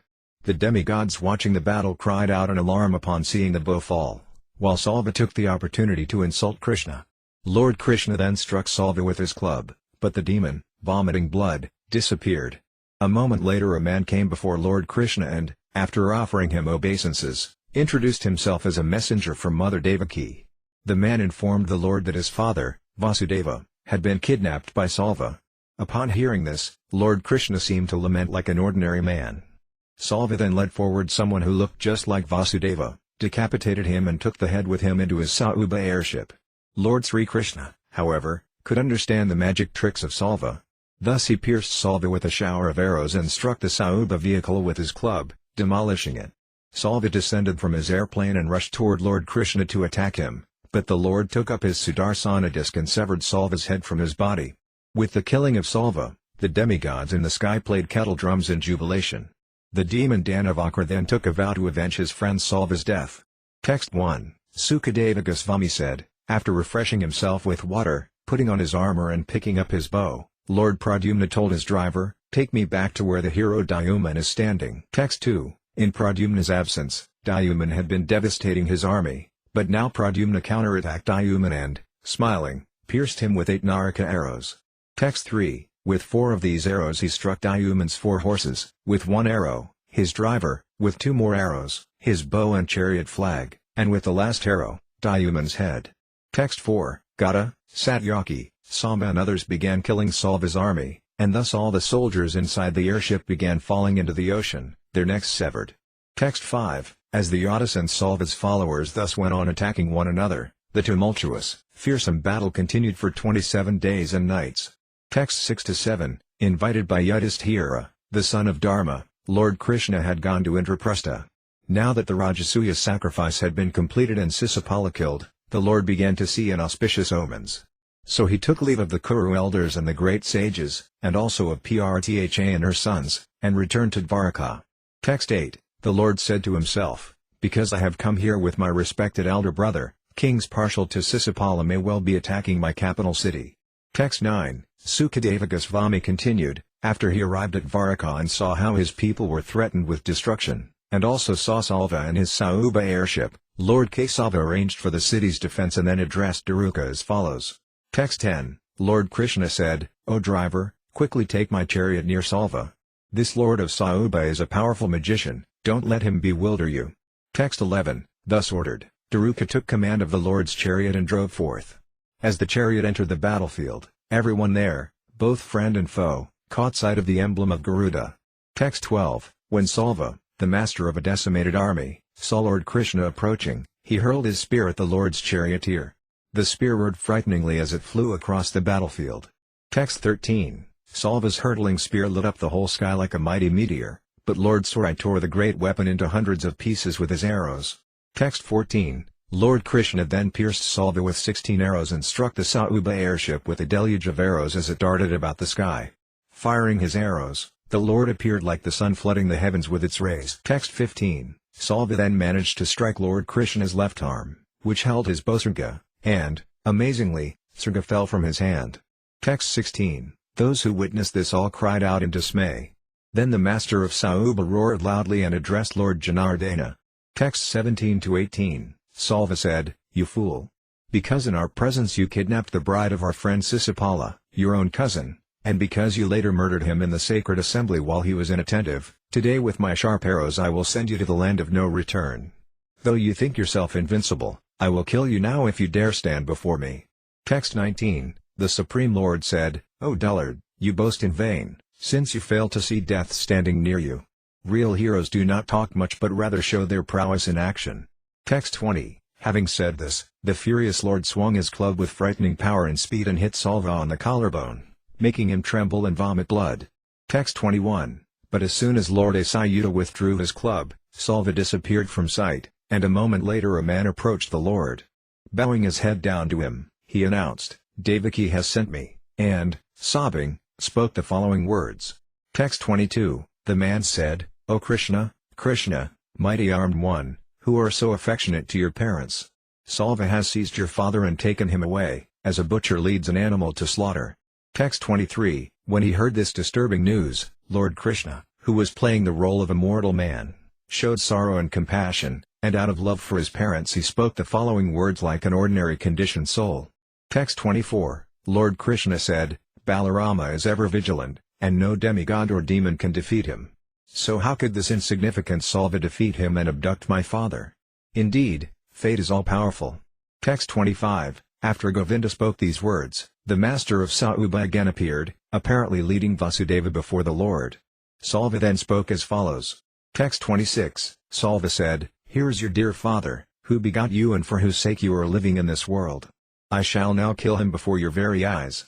Save him if you can, weakling." Text 27, after he had mocked the Lord in this way, the magician Salva appeared to cut off Vasudeva's head with his sword. Taking the head with him, he entered the Sauba vehicle, which was hovering in the sky. Text 28, by nature Lord Krishna is full in knowledge, and he possesses unlimited powers of perception. Yet for a moment, out of great affection for his loved ones, he remained absorbed in the mood of an ordinary human being. He soon recalled, however, that this was all a demoniac illusion engineered by Maya Danava and employed by Salva.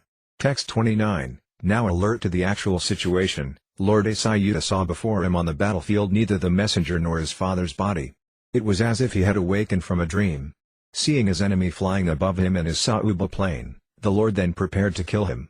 Text 30, such is the account given by some sages, O wise king, but those who speak in this illogical way are contradicting themselves, having forgotten their own previous statements. Text 31, how can lamentation, bewilderment, material affection or fear, all born out of ignorance, be ascribed to the infinite Supreme Lord, whose perception, knowledge and power are all similarly infinite? Text 32, by virtue of self-realization fortified by service rendered to his feet, devotees of the Lord dispel the bodily concept of life, which has bewildered the soul since time immemorial. Thus they attain eternal glory in his personal association. How, then, can that supreme truth, the destination of all genuine saints, be subject to illusion? Text 33, while Salva continued to hurl torrents of weapons at him with great force, Lord Krishna, whose prowess never fails, shot his arrows at Salva, wounding him and shattering his armor, bow and crest jewel. Then with his club the Lord smashed his enemy's Sauba airship. Text 34, shattered into thousands of pieces by Lord Krishna's club, the Sauba airship plummeted into the water. Salva abandoned it, stationed himself on the ground, took up his club and rushed toward Lord Achyuta. Text 35, as Salva rushed at him, the Lord shot a bala dart and cut off his arm that held the club. Having finally decided to kill Salva, Krishna then raised his Sudarsana disc weapon, which resembled the sun at the time of universal annihilation. The brilliantly shining Lord appeared like the easternmost mountain bearing the rising sun. Text 36, employing his disc, Lord Hari removed that great magician's head with its earrings and crown, just as Purandara had used his thunderbolt to cut off Vritra's head. Seeing this, all of Salva's followers cried out, "Alas, alas!" Text 37, with the sinful Salva now dead and his Sauba airship destroyed, the heavens resounded with kettle drums played by groups of demigods. Then Dandavakra, wanting to avenge the death of his friends, furiously attacked the Lord. Library Śrīmad Bhāgavatam, Bhagavata Purana, Canto 10, the Summum Bonum Chapter 78. The killing of Dandavakra, Vijaratha and Ramaharsana. This chapter relates how Lord Krishna killed Dandavakra and Vijaratha, visited Vrindavana, and then returned to Dvaraka. It also describes how Lord Baladeva killed the offensive Ramaharsana Suta. Intent upon avenging the death of his friend Salva, Dandavakra appeared on the battlefield with club in hand. Lord Krishna took up his own club and came before him. Dandavakra then insulted the Lord with harsh words and struck him a terrific blow on the head. Without budging in the slightest, Lord Krishna bludgeoned Dandavakra's chest, shattering his heart. Dandavakra had a brother named Vijaratha, and he became distraught at Dandavakra's death. Taking up his sword, Vijaratha confronted Sri Krishna, but the Lord cut off Vijaratha's head with his Sudarsana disc. Lord Krishna then visited Vrindavana for 2 months, and finally he returned to Dvaraka. When Lord Baladeva heard that the Pandavas and Kauravas were about to go to war, in order to remain neutral he left Dvaraka on the pretext of going on pilgrimage. The Lord bathed in sacred places such as Prabhasa, Tritakupa, and Visala, and eventually he came to the holy Naimisaranya forest, where great sages were performing an extended fire sacrifice. While being worshipped by the assembled sages and offered a seat of honor, the Lord noticed that Ramaharsana Suta, sitting on the speaker's seat, had failed to stand in deference to him. Greatly angered by this offense, Lord Balarama killed Ramaharsana by touching him with the tip of a blade of kusa grass. The assembled sages were disturbed by what Lord Baladeva had done, and they said to him, "You have unknowingly killed a Brahmana. Therefore, even though you are above the Vedic injunctions, we request you to set a perfect example for the general populace by atoning for this sin." Then Sri Baladeva, following the Vedic maxim that one's son takes birth as one's own self, granted to Ramaharsana's son Ugrasrava the position of speaker of the Puranas, and in accordance with the sage's desires he promised Ugrasrava a long life with unfailing sensory capacity. Wanting to do something more for the sages, Lord Baladeva promised to kill a demon named Belvala, who had been polluting their sacrificial arena. Finally, on the sage's advice, he agreed to go on a year-long pilgrimage of all the holy places in India. Texts 1-2, Sukadeva Goswami said, acting out of friendship for Sisipala, Salva, and Pandraka, who had all passed on to the next world, the wicked Dandavakra appeared on the battlefield in a great rage. "O king!" All alone, on foot and wielding a club in his hand, the mighty warrior shook the earth with his footsteps. Text 3, seeing Dandavakra approach, Lord Krishna quickly picked up his club, jumped down from his chariot and stopped his advancing opponent just as the shore holds back the ocean. Text 4, raising his club, the reckless king of Kurusa said to Lord Mukunda, "What luck! What luck, to have you come before me today." Text 5, you are our maternal cousin, Krishna, but you committed violence against my friends, and now you want to kill me also. Therefore, fool, I will kill you with my thunderbolt club.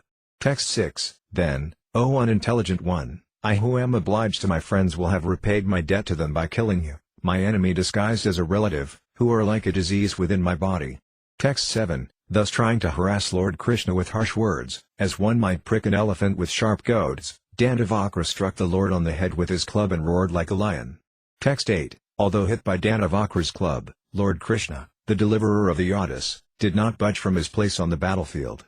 Rather, with his massive Kamadaki club the Lord struck Dandavakra in the middle of his chest.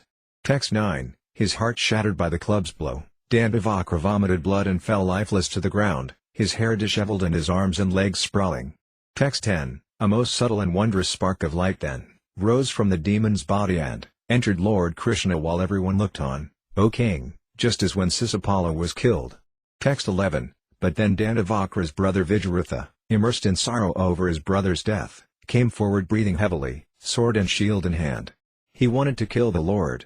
Text 12, O best of kings, as Vijayartha fell upon him, Lord Krishna used his razor-edged Sudarsana disc to remove his head, complete with its helmet and earrings. Text 13-15, having thus destroyed Salva and his Sauba airship, along with Danavakra and his younger brother, all of whom were invincible before any other opponent, the Lord was praised by demigods, human beings and great sages, by Siddhas, Gandharvas, Vidyadharas, and Maharagas, and also by Asparas, Pitas, Yaksas, Kinnaras, and Karanas. As they sang his glories and showered him with flowers, the Supreme Lord entered his festively decorated capital city in the company of the most eminent verseness. Text 16, thus Lord Krishna, the Supreme Personality of Godhead, the Master all-mystic power and Lord of the universe, is ever victorious. Only those of beastly vision think he sometimes suffers defeat. Text 17, Lord Balarama then heard that the Kurus were preparing for war with the Pandavas. Being neutral, he departed on the pretext of going to bathe in holy places.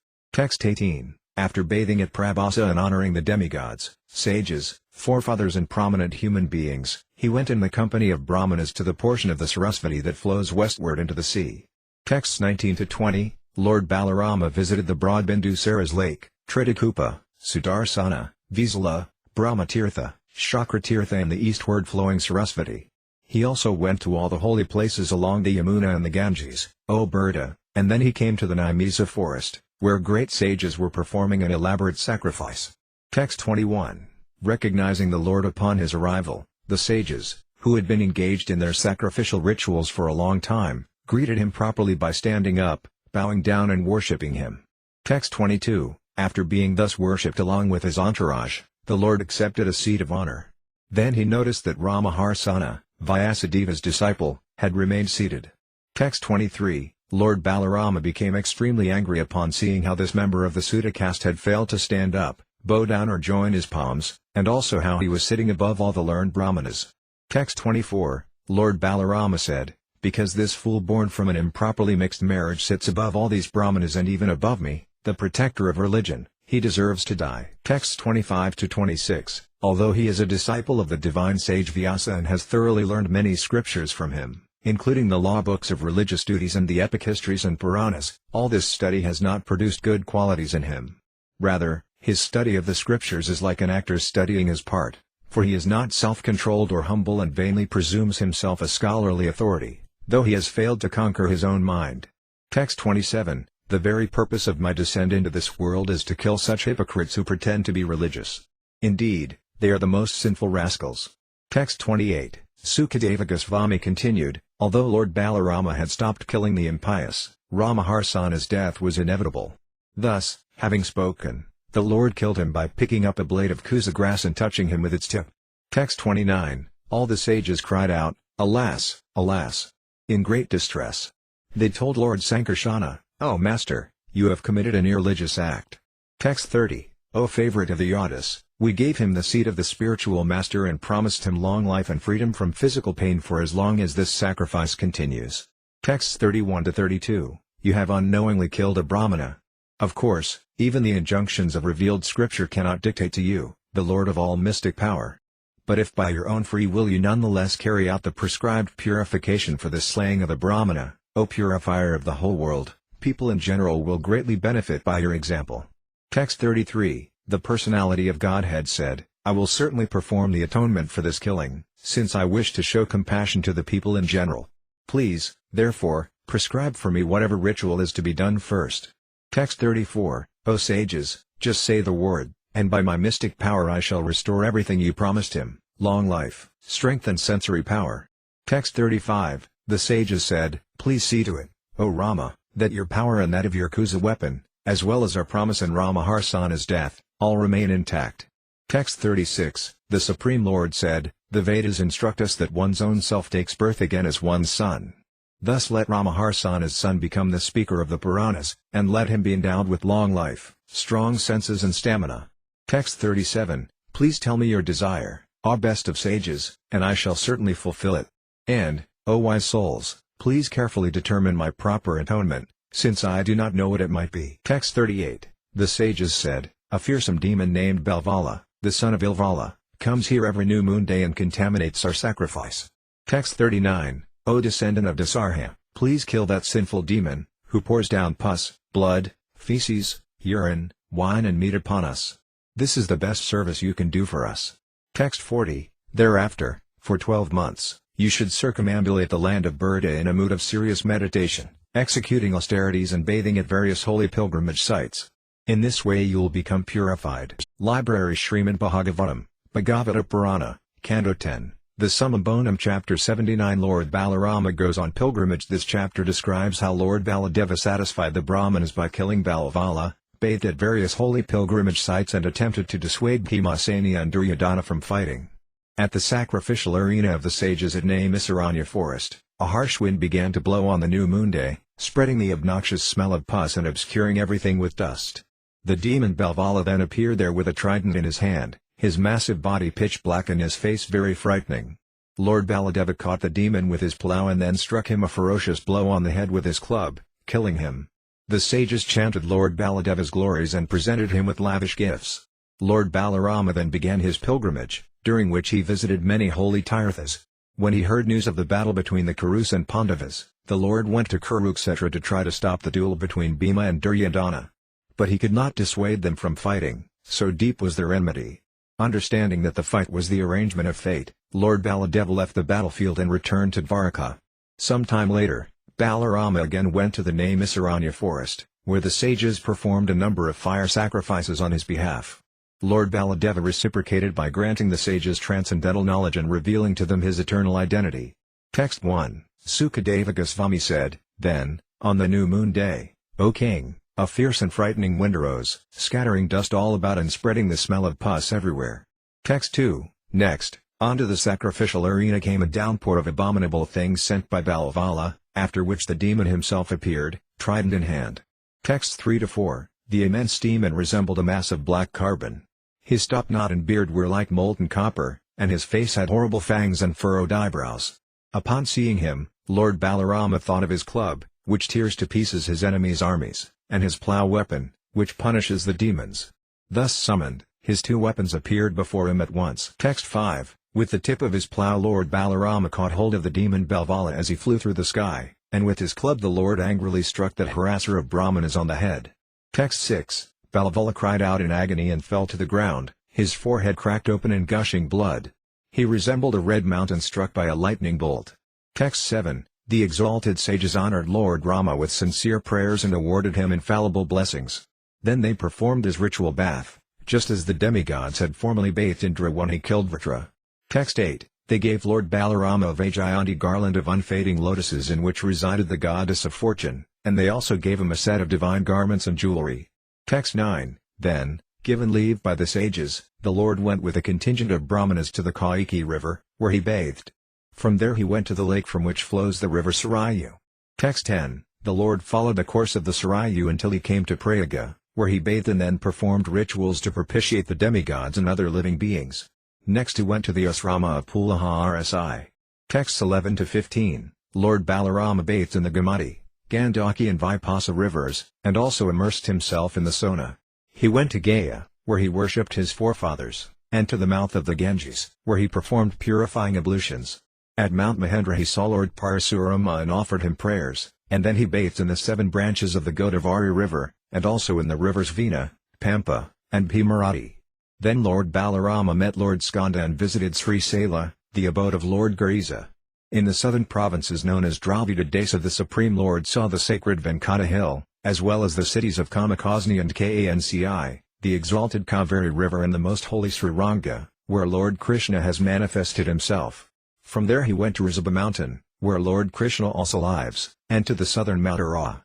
Then he came to Setubenda, where the most grievous sins are destroyed. Texts 16-17, There at Setubenda, Ram is for Ram, Lord Halayada gave Brahmanas 10,000 cows in charity. He then visited the Kirtamala and Tamraparni rivers and the great Malaya mountains. In the Malaya range Lord Balarama found Agastya Rsi sitting in meditation. After bowing down to the sage, the Lord offered him prayers and then received blessings from him. Taking leave from Agastya, he proceeded to the shore of the southern ocean, where he saw goddess Durga in her form of Kanyakumari. Text 18, Next he went to Falguna Tirtha and bathed in the sacred Pankapsara lake, where Lord Vishnu had directly manifested himself. At this place he gave away another 10,000 cows. Texts 19-21. The Supreme Lord then traveled through the kingdoms of Kerala and Trigarda, visiting Lord Shiva's sacred city of Gokarna, where Lord Duryati, Shiva, directly manifests himself. After also visiting goddess Parvati, who dwells on an island, Lord Balarama went to the holy district of Sarparika and bathed in the Tapi, Payasni and Nirvinja rivers. He next entered the Dandaka forest and went to the river Riva, along which the city of Mahismati is found. Then he bathed at Manutirtha and finally returned to Prabhasa. Text 22. The Lord heard from some Brahmanas how all the kings involved in the battle between the Kurus and Pandavas had been killed. From this he concluded that the earth was now relieved of her burden. Text 23. Wanting to stop the club fight then raging between Bhima and Duryodhana on the battlefield, Lord Balarama went to Kurukshetra. Text 24. When Yudhishthira, Lord Krishna, Arjuna and the twin brothers Nakula and Sahadev saw Lord Balarama, they offered him respectful obeisances but said nothing, thinking, what has he come here to tell us? Text 25. Lord Balarama found Duryodhana and Bhima with clubs in their hands, each furiously striving for victory over the other as they circled about skillfully. The Lord addressed them as follows. Text 26. Lord Balarama said, King Duryodhana and Bhima, listen. You two warriors are equal in fighting prowess. I know that one of you has greater physical power, while the other is better trained in technique. Text 27. Since you are so evenly matched in fighting prowess, I do not see how either of you can win or lose this duel. Therefore please stop this useless battle. Text 28. Sukadeva Goswami continued, they did not accept Lord Balarama's request, O king, although it was logical, for their mutual enmity was irrevocable. Each of them constantly remembered the insults and injuries he had suffered from the other. Text 29. Concluding that the battle was the arrangement of fate, Lord Balarama went back to Dwarka. There he was greeted by Ugrasena and his other relatives, who were all delighted to see him. Text 30. Later Lord Balarama returned to Naimisaranya, where the sages joyfully engaged him, the embodiment of all sacrifice, in performing various kinds of Vedic sacrifice. Lord Balarama was now retired from warfare. Text 31. The all-powerful Lord Balarama bestowed upon the sages pure spiritual knowledge, by which they could see the whole universe within him and also see him pervading everything. Text 32. After executing with his wife the Avabhrata ablutions, the beautifully dressed and ornamented Lord Balarama, encircled by his immediate family and other relatives and friends, looked as splendid as the moon surrounded by its effulgent rays. Text 33. Countless other such pastimes were performed by mighty Balarama, the unlimited and immeasurable Supreme Lord, whose mystic yoga maya power makes him appear to be a human being. Text 34. All the activities of the unlimited Lord Balarama are amazing.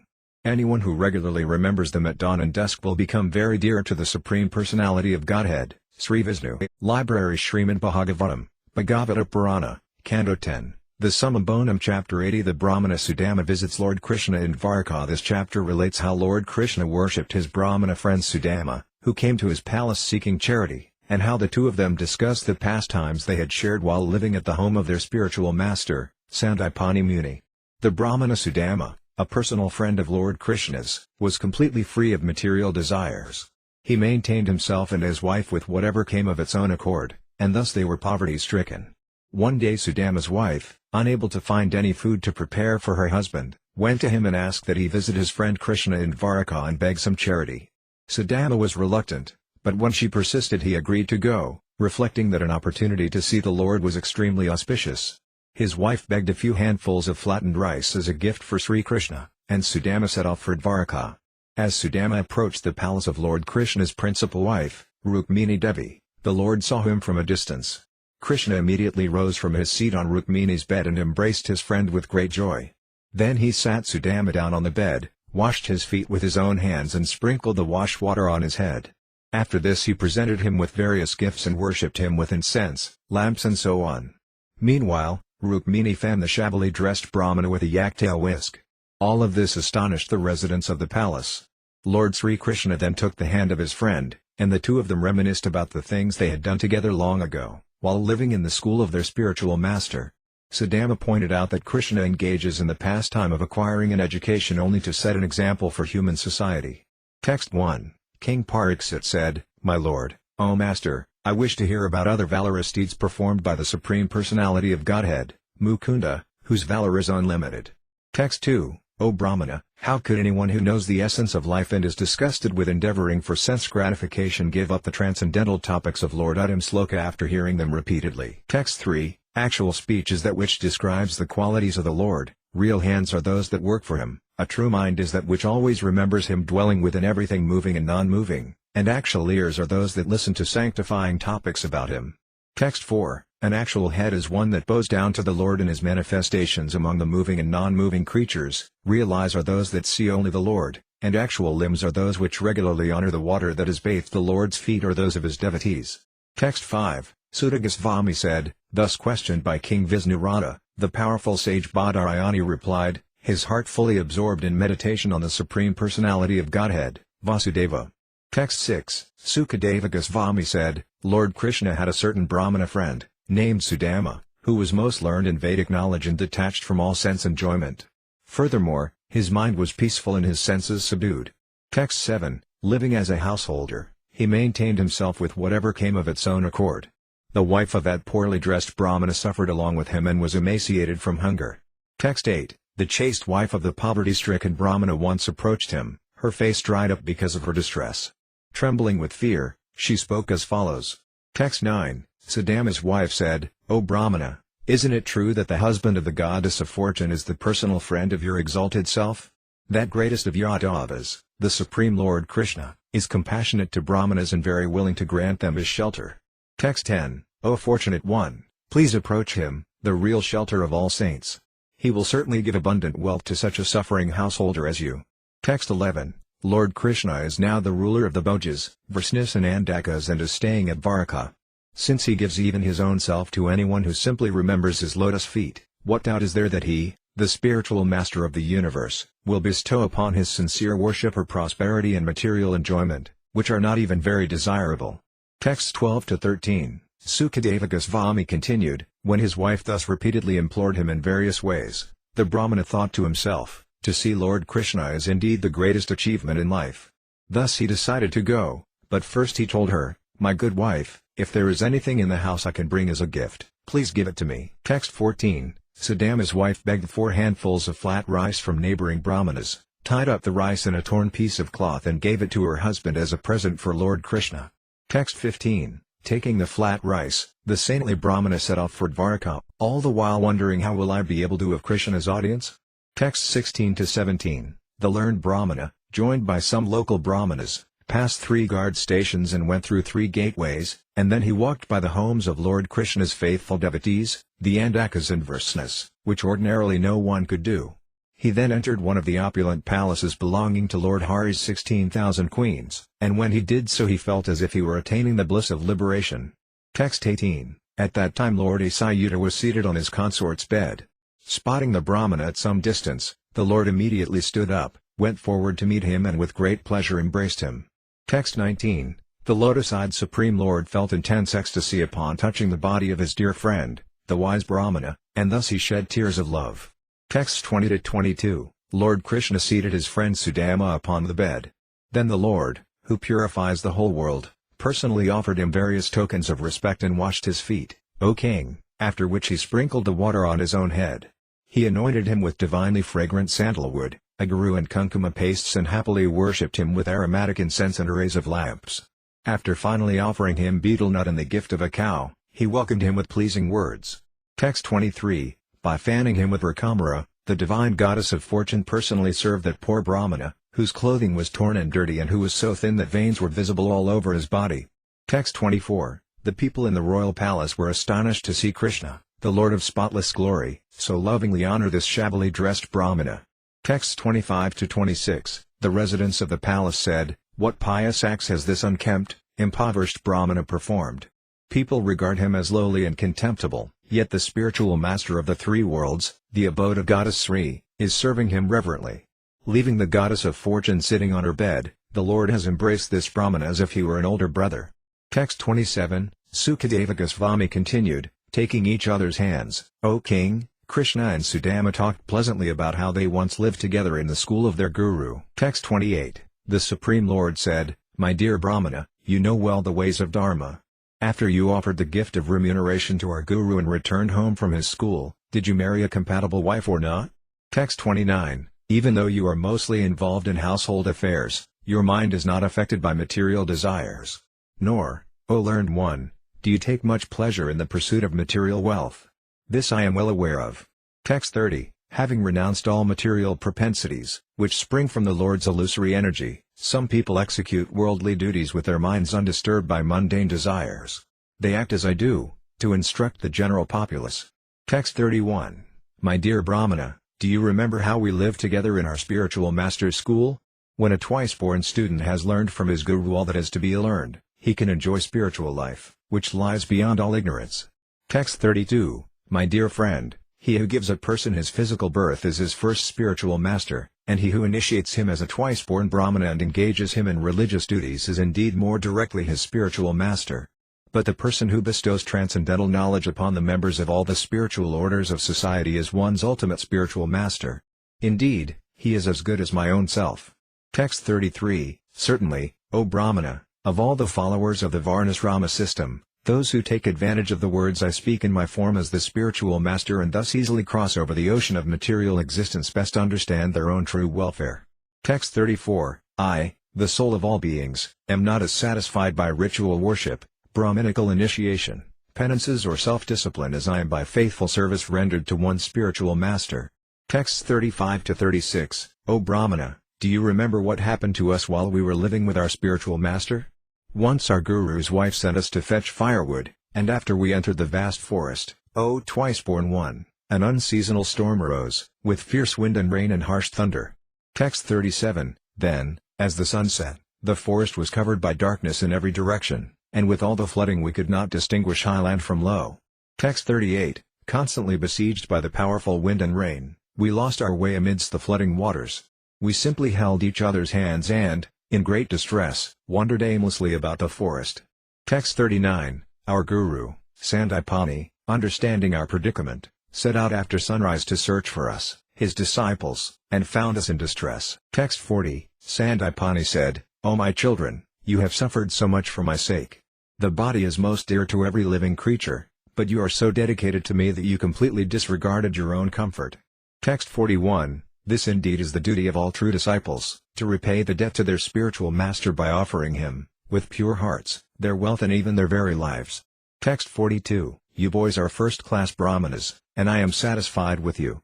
May all your desires be fulfilled, and may the Vedic mantras you have learned never lose their meaning for you, in this world or the next. Text 43. Lord Krishna continued, we had many similar experiences while living in our spiritual master's home. Simply by the grace of the spiritual master a person can fulfill life's purpose and attain eternal peace. Text 44. The Brahmana said, what could I possibly have failed to achieve, O Lord of Lords, O universal teacher, since I was able to personally live with you, whose every desire is fulfilled, at the home of our spiritual master. Text 45. O Almighty Lord, your body comprises the absolute truth in the form of the Vedas and is thus the source of all auspicious goals of life. That you took up residence at the school of a spiritual master is simply one of your pastimes in which you play the role of a human being. Library Śrīmad Bhāgavatam, Bhagavata Purana, Canto 10, the Summum Bonum Chapter 81. The Lord blesses Sudama Brahmana. This chapter describes how Lord Krishna ate a morsel of the flat rice brought by his friend Sudama and bestowed upon him wealth greater than that of the king of heaven. In the course of his loving talks with his friend Sudama, Lord Krishna said, My dear Brahmana, have you brought any gift for me from home? I regard as very significant even the smallest offering from my loving devotee. But the poor Brahmana was ashamed to present Krishna with his meager gift of flat rice.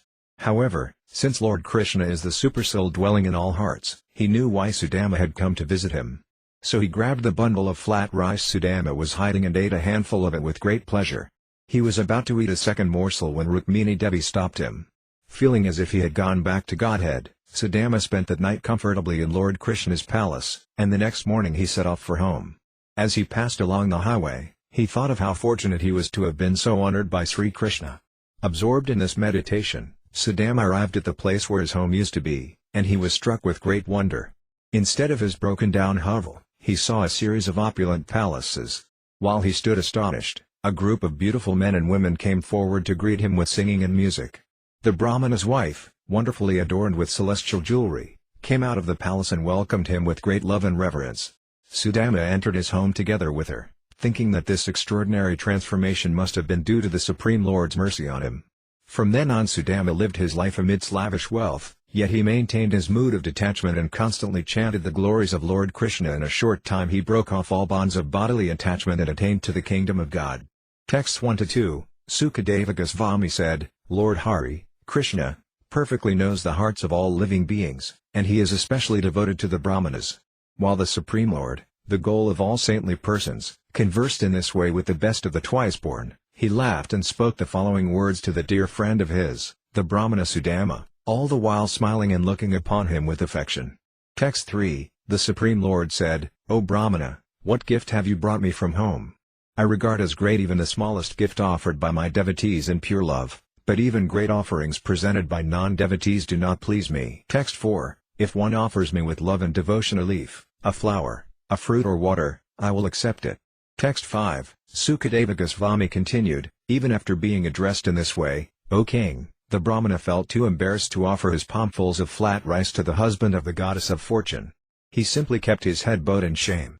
Text 6-7, being the direct witness in the hearts of all living beings, Lord Krishna fully understood why Sudama had come to see him.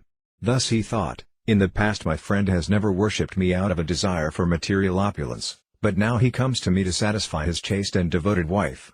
I will give him riches that even the immortal demigods cannot obtain. Text 8, thinking like this, the Lord snatched from the Brahmana's garment the grains of flat rice tied up in an old piece of cloth and exclaimed, What is this? Text 9, my friend, have you brought this for me? It gives me extreme pleasure. Indeed, these few grains of flat rice will satisfy not only me but also the entire universe. Text 10, after saying this, the Supreme Lord ate one palmful and was about to eat a second when the devoted goddess Rukmini took hold of his hand. Text 11, Queen Rukmini said, This is more than enough, O soul of the universe, to secure him an abundance of all kinds of wealth in this world and the next. After all, one's prosperity depends simply on your satisfaction. Text 12, Sukadeva Goswami continued, the Brahmana spent that night in Lord Asayuda's palace after eating and drinking to his full satisfaction. He felt as if he had gone to the spiritual world. Text 13, the next day, Sudama set off for home while being honored by Lord Krishna, the self-satisfied maintainer of the universe. The Brahmana felt greatly delighted, my dear king, as he walked along the road. Text 14, although he had apparently received no wealth from Lord Krishna, Sudama was too shy to beg for it on his own. He simply returned home, feeling perfectly satisfied to have had the Supreme Lord's audience. Text 15, Sudama thought, Lord Krishna is known to be devoted to the Brahmanas, and now I have personally seen this devotion. Indeed, he who carries the goddess of fortune on his chest has embraced the poorest beggar. Text 16, who am I? A sinful, poor friend of a Brahmana. And who is Krishna? The Supreme Personality of Godhead, full in 6 opulences. Nonetheless, he has embraced me with his 2 arms. Text 17, he treated me just like one of his brothers, making me sit on the bed of his beloved consort. And because I was fatigued, his queen personally fanned me with a yak-tail camera. Text 18, although he is the lord of all demigods and the object of worship for all Brahmanas, he worshipped me as if I were a demigod myself, massaging my feet and rendering other humble services. Text 19, devotional service to his lotus feet is the root cause of all the perfections a person can find in heaven, in liberation, in the subterranean regions and on earth. Text 20, thinking if this poor wretch suddenly becomes rich, he will forget me and his intoxicating happiness, the compassionate Lord did not grant me even a little wealth. Texts 21-23, Sukadeva Goswami continued, thinking thus to himself, Sudama finally came to the place where his home stood. But that place was now crowded on all sides with towering, celestial palaces rivaling the combined brilliance of the sun, fire and the moon. There were splendorous courtyards and gardens, each filled with flocks of cooing birds and beautified by ponds in which Kamuda, Amboha, Kalara and Utpala lotuses grew. Finely attired men and doe-eyed women stood in attendance. Sudama wondered, what is all this? Whose property is it? How has this all come about? Text 24, as he continued to ponder in this way, the beautiful men, and maidservants, as effulgent as demigods, came forward to greet their greatly fortunate master with loud song and instrumental music. Text 25, when she heard that her husband had arrived, the Brahmana's wife quickly came out of the house in a jubilant flurry. She resembled the goddess of fortune herself emerging from her divine abode. Text 26, when the chaste lady saw her husband, her eyes filled with tears of love and eagerness. As she held her eyes closed, she solemnly bowed down to him, and in her heart she embraced him.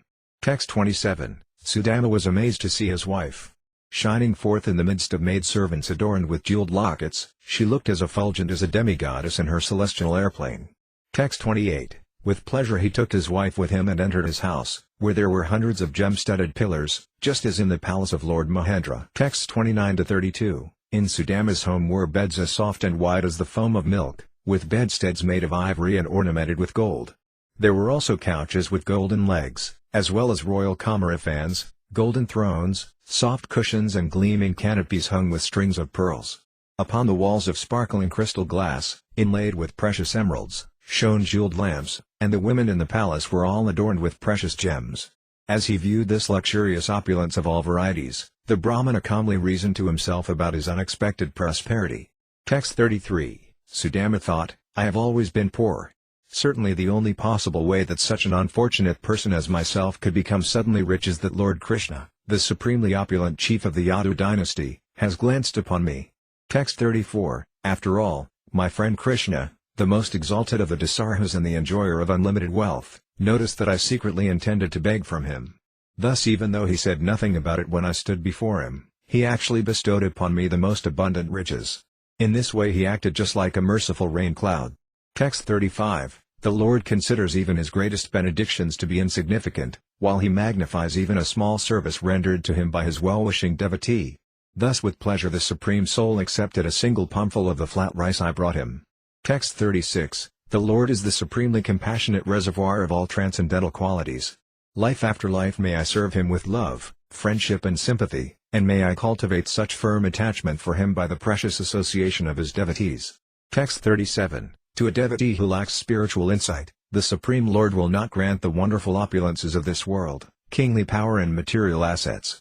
Indeed, in his infinite wisdom the unborn Lord well knows how the intoxication of pride can cause the downfall of the wealthy. Text 38. Sukadeva Goswami continued, thus firmly fixing his determination by means of his spiritual intelligence, Sudama remained absolutely devoted to Lord Krishna, the shelter of all living beings. Free from avarice, he enjoyed, together with his wife, the sense pleasures that had been bestowed upon him, always with the idea of eventually renouncing all sense gratification. Text 39. Lord Hari is the God of all gods, the master of all sacrifices, and the supreme ruler. But he accepts the saintly Brahmanas as his masters, and so there exists no deity higher than them. Text 40. Thus seeing how the unconquerable Supreme Lord is nonetheless conquered by his own servants, the Lord's dear Brahmana friend felt the remaining knots of material attachment within his heart being cut by the force of his constant meditation on the Lord. In a short time he attained Lord Krishna's supreme abode, the destination of great saints. Text 41. The Lord always shows Brahmanas special favor. Anyone who hears this account of the Supreme Lord's kindness to Brahmanas will come to develop love for the Lord and thus become freed from the bondage of material work. Library Śrīmad Bhāgavatam, Bhagavata Purana, Canto 10, the Summum Bonum Chapter 82. Krishna and Balarama meet the inhabitants of Vrindavan. This chapter describes how the Yadavas and many other kings met at Kurukshetra during a solar eclipse and discussed topics concerning Lord Krishna. It also relates how Krishna met Nanda Maharaja and the other residents of Vrindavana at Kurukshetra and gave them great joy. Hearing that a total eclipse of the sun was soon to occur, people from all over Bharatavarsa, including the Yadavas, converged at Kurukshetra to earn special pious credit. After the Yadas had bathed and performed other obligatory rituals, they noticed that kings of Matsya, Usanara and other places had also come, as well as Nanda Maharaja and the cowherd community of Raya, who were always feeling the intense anxiety of separation from Krishna. The Yadavas, overjoyed to see all these old friends, embraced them one by one as they shed tears of happiness. Their wives also embraced one another with great pleasure. When Queen Kundi saw her brother Vasudeva and other members of her family, she put aside her sorrow. Yet still she said to Vasudeva, "O brother, I am so unfortunate, because all of you forgot me during my tribulations." Alas, even one's relatives forget a person whom providence no longer favors. Vasudeva replied, "My dear sister, everyone is merely a plaything of fate. We Yadavas were so harassed by Kamsa that we were forced to scatter and take shelter in foreign lands. So there was no way for us to keep in touch with you." The kings present were struck with wonder upon beholding Lord Sri Krishna and his wives, and they began to glorify the Yadavas for having gotten the Lord's personal association. Seeing Nanda Maharaja, the Yadavas were delighted, and each of them embraced him tightly. Vasudeva also embraced Nanda with great joy and remembered how, when Vasudeva was tormented by Kamsa, Nanda had taken his sons, Krishna and Balarama, under his protection. Balarama and Krishna embraced and bowed down to Mother Yasoda, but their throats choked up with emotion and they could say nothing to her. Nanda and Yasoda lifted their two sons onto their laps and embraced them, and in this way they relieved the distress of separation. Rohini and Devaki both embraced Yasoda and, remembering the great friendship she had shown them, told her that the kindness she had done by raising and supporting Krishna and Balarama could not be repaid even with the wealth of Indra. Then the Supreme Lord approached the young cowherd girls in a secluded place. He consoled them by pointing out that he is all-pervasive, being the source of all energies, and thus he implied that they could never be separated from him. Having been at long last reunited with Krishna, the Gopis prayed simply to have his lotus feet manifested in their hearts. Text 1. Sukadeva Goswami said, once, while Balarama and Krishna were living in Dwaraka, there occurred a great eclipse of the sun, just as if the end of Lord Brahma's day had come. Text 2. Knowing of this eclipse in advance, O king, many people went to the holy place known as Samansa Pankaka in order to earn pious credit. Texts 3-6. After ridding the earth of kings, Lord Parasurama, the foremost of warriors, created huge lakes from the king's blood at Samantaka Pankaka. Although he is never tainted by karmic reactions, Lord Parasurama performed sacrifices there to instruct people in general, thus he acted like an ordinary person trying to free himself of sins. From all parts of Bharatavarsa a great number of people now came to that Samansa Pankaka on pilgrimage. O descendant of Bharata, among those arriving at the holy place were many Vishnus, such as Gada, Pradyumna, and Samba, hoping to be relieved of their sins. Akrura, Vasudeva, Ahuka and other kings also went there. Aniruddha remained in Dwaraka with Sukendra, Suka and Sarana to guard the city, together with Kritavarma, the commander of their armed forces. Texts 7-8, the mighty Yadavas passed with great majesty along the road. They were attended by their soldiers, who rode on chariots rivaling the airplanes of heaven, on horses moving with a rhythmic gait, and on bellowing elephants as huge as clouds. Also with them were many infantrymen as effulgent as celestial Vidyadharas. The Yadavas were so divinely dressed, being adorned with gold necklaces and flower garlands and wearing fine armor, that as they proceeded along the road with their wives they seemed to be demigods flying through the sky. Text 9, at Samansa Pankaka, the saintly Yadavas bathed and then observed a fast with careful attention. Afterward they presented brahmanas with cows bedecked with garments, flower garlands and gold necklaces. Text 10, in accordance with scriptural injunctions, the descendants of Vishnu then bathed once more in Lord Parasurama's lakes and fed first-class brahmanas with sumptuous food. All the while they prayed, may we be granted devotion to Lord Krishna. Text 11, then, with the permission of Lord Krishna, their sole object of worship, the Vishnus ate breakfast and sat down at their leisure beneath trees that gave cooling shade. Texts 12-13, the Yadavas saw that many of the kings who had arrived were old friends and relatives, the Matsyas, Usanaras, Kausalas, Vidarbhas, Kurus, Srinjayas, Kambojas, Kakayas, Madras, Khutis and the kings of Anarta and Kerala. They also saw many hundreds of other kings, both allies and adversaries. In addition, my dear King Pariksit, they saw their dear friends Nanda Maharaja and the cowherd men and women, who had been suffering in anxiety for so long. Text 14, as the great joy of seeing one another made the lotuses of their hearts and faces bloom with fresh beauty, the men embraced one another enthusiastically. With tears pouring from their eyes, the hair on their bodies standing on end and their voices choked up, they all felt intense bliss. Text 15, the women glanced at one another with pure smiles of loving friendship. And when they embraced, their breasts, smeared with saffron paste, pressed against one another as their eyes filled with tears of affection. Text 16, they all then offered obeisances to their elders and received respect in turn from their younger relatives. After inquiring from one another about the comfort of their trip and their well-being, they proceeded to talk about Krishna. Text 17, Queen Kundi met with her brothers and sisters and their children, and also with her parents, her brothers' wives and Lord Mukunda. While talking with them she forgot her sorrow.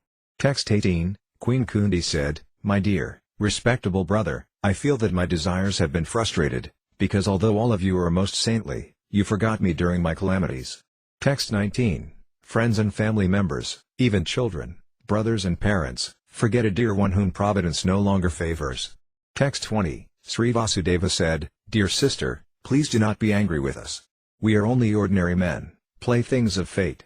Indeed, whether a person acts on his own or is forced by others, he is always under the Supreme Lord's control. Text 21, harassed by Kamsa, We all fled in various directions, but by the grace of Providence we have now finally been able to return to our homes, my dear sister.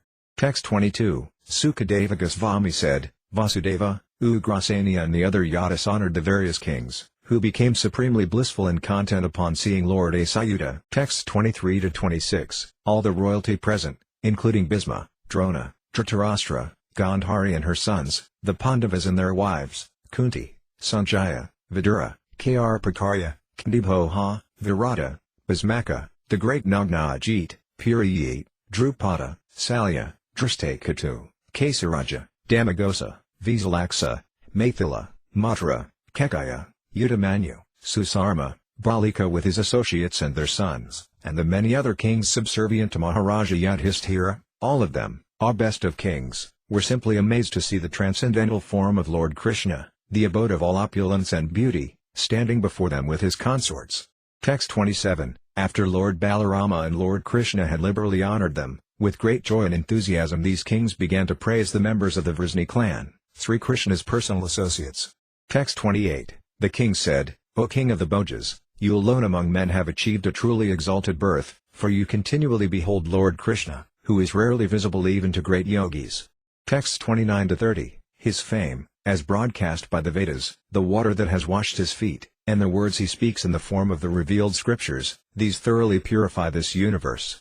Although the earth's good fortune was ravaged by time, the touch of his lotus feet has revitalized her, and thus she is raining down on us the fulfillment of all our desires. The same Lord Vishnu who makes one forget the goals of heaven and liberation has now entered into marital and blood relationships with you, who otherwise travel on the hellish path of family life. Indeed, in these relationships you see and touch him directly, walk beside him, converse with him, and together with him lie down to rest, sit at ease and take your meals. Text 31, Sukadeva Goswami said, when Nanda Maharaja learned that the Yatis had arrived, led by Krishna, he immediately went to see them. The cowherds accompanied him, their various possessions loaded on their wagons. Text 32, seeing Nanda, the Vrisnis were delighted and stood up like dead bodies coming back to life. Having felt much distress at not seeing him for so long, they held him in a tight embrace. Text 33, Vasudeva embraced Nanda Maharaja with great joy. Beside himself with ecstatic love, Vasudeva remembered the troubles Kamsa had caused him, forcing him to leave his sons in Gokula for their safety.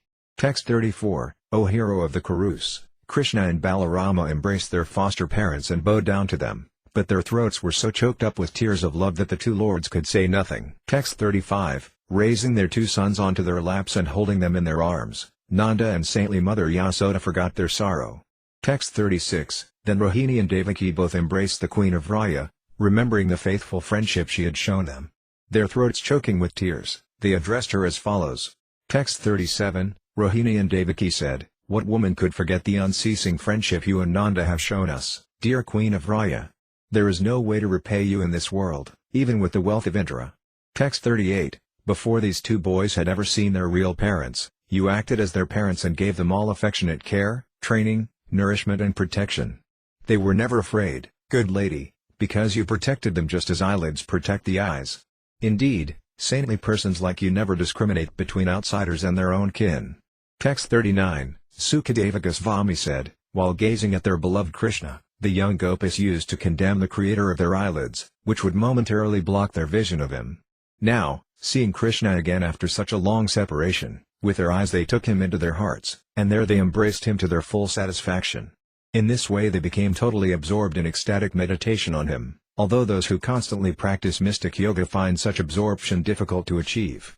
Text 40, the Supreme Lord approached the gopis in a secluded place as they stood in their ecstatic trance. After embracing each of them and inquiring about their well-being, he laughed and spoke as follows. Text 41, Lord Krishna said, my dear girlfriends, do you still remember me? It was for my relative's sake that I stayed away so long, intent on destroying my enemies. Text 42, do you perhaps think I'm ungrateful and thus hold me in contempt?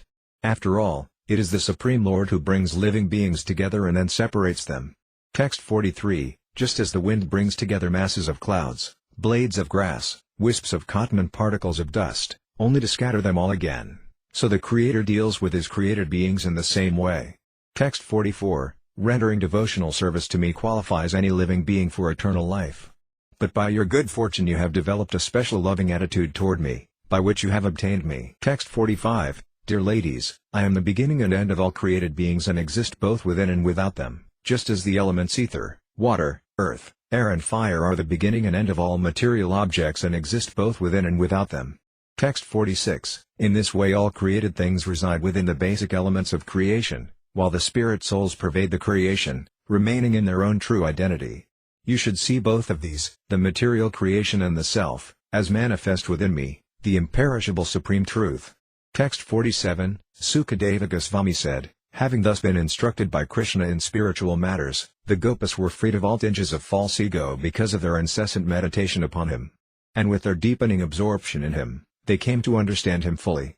Text 48. The Gopas spoke thus, Dear Lord, whose navel is just like a lotus flower, your lotus feet are the only shelter for those who have fallen into the deep well of material existence. Your feet are worshipped and meditated upon by great mystic yogis and highly learned philosophers.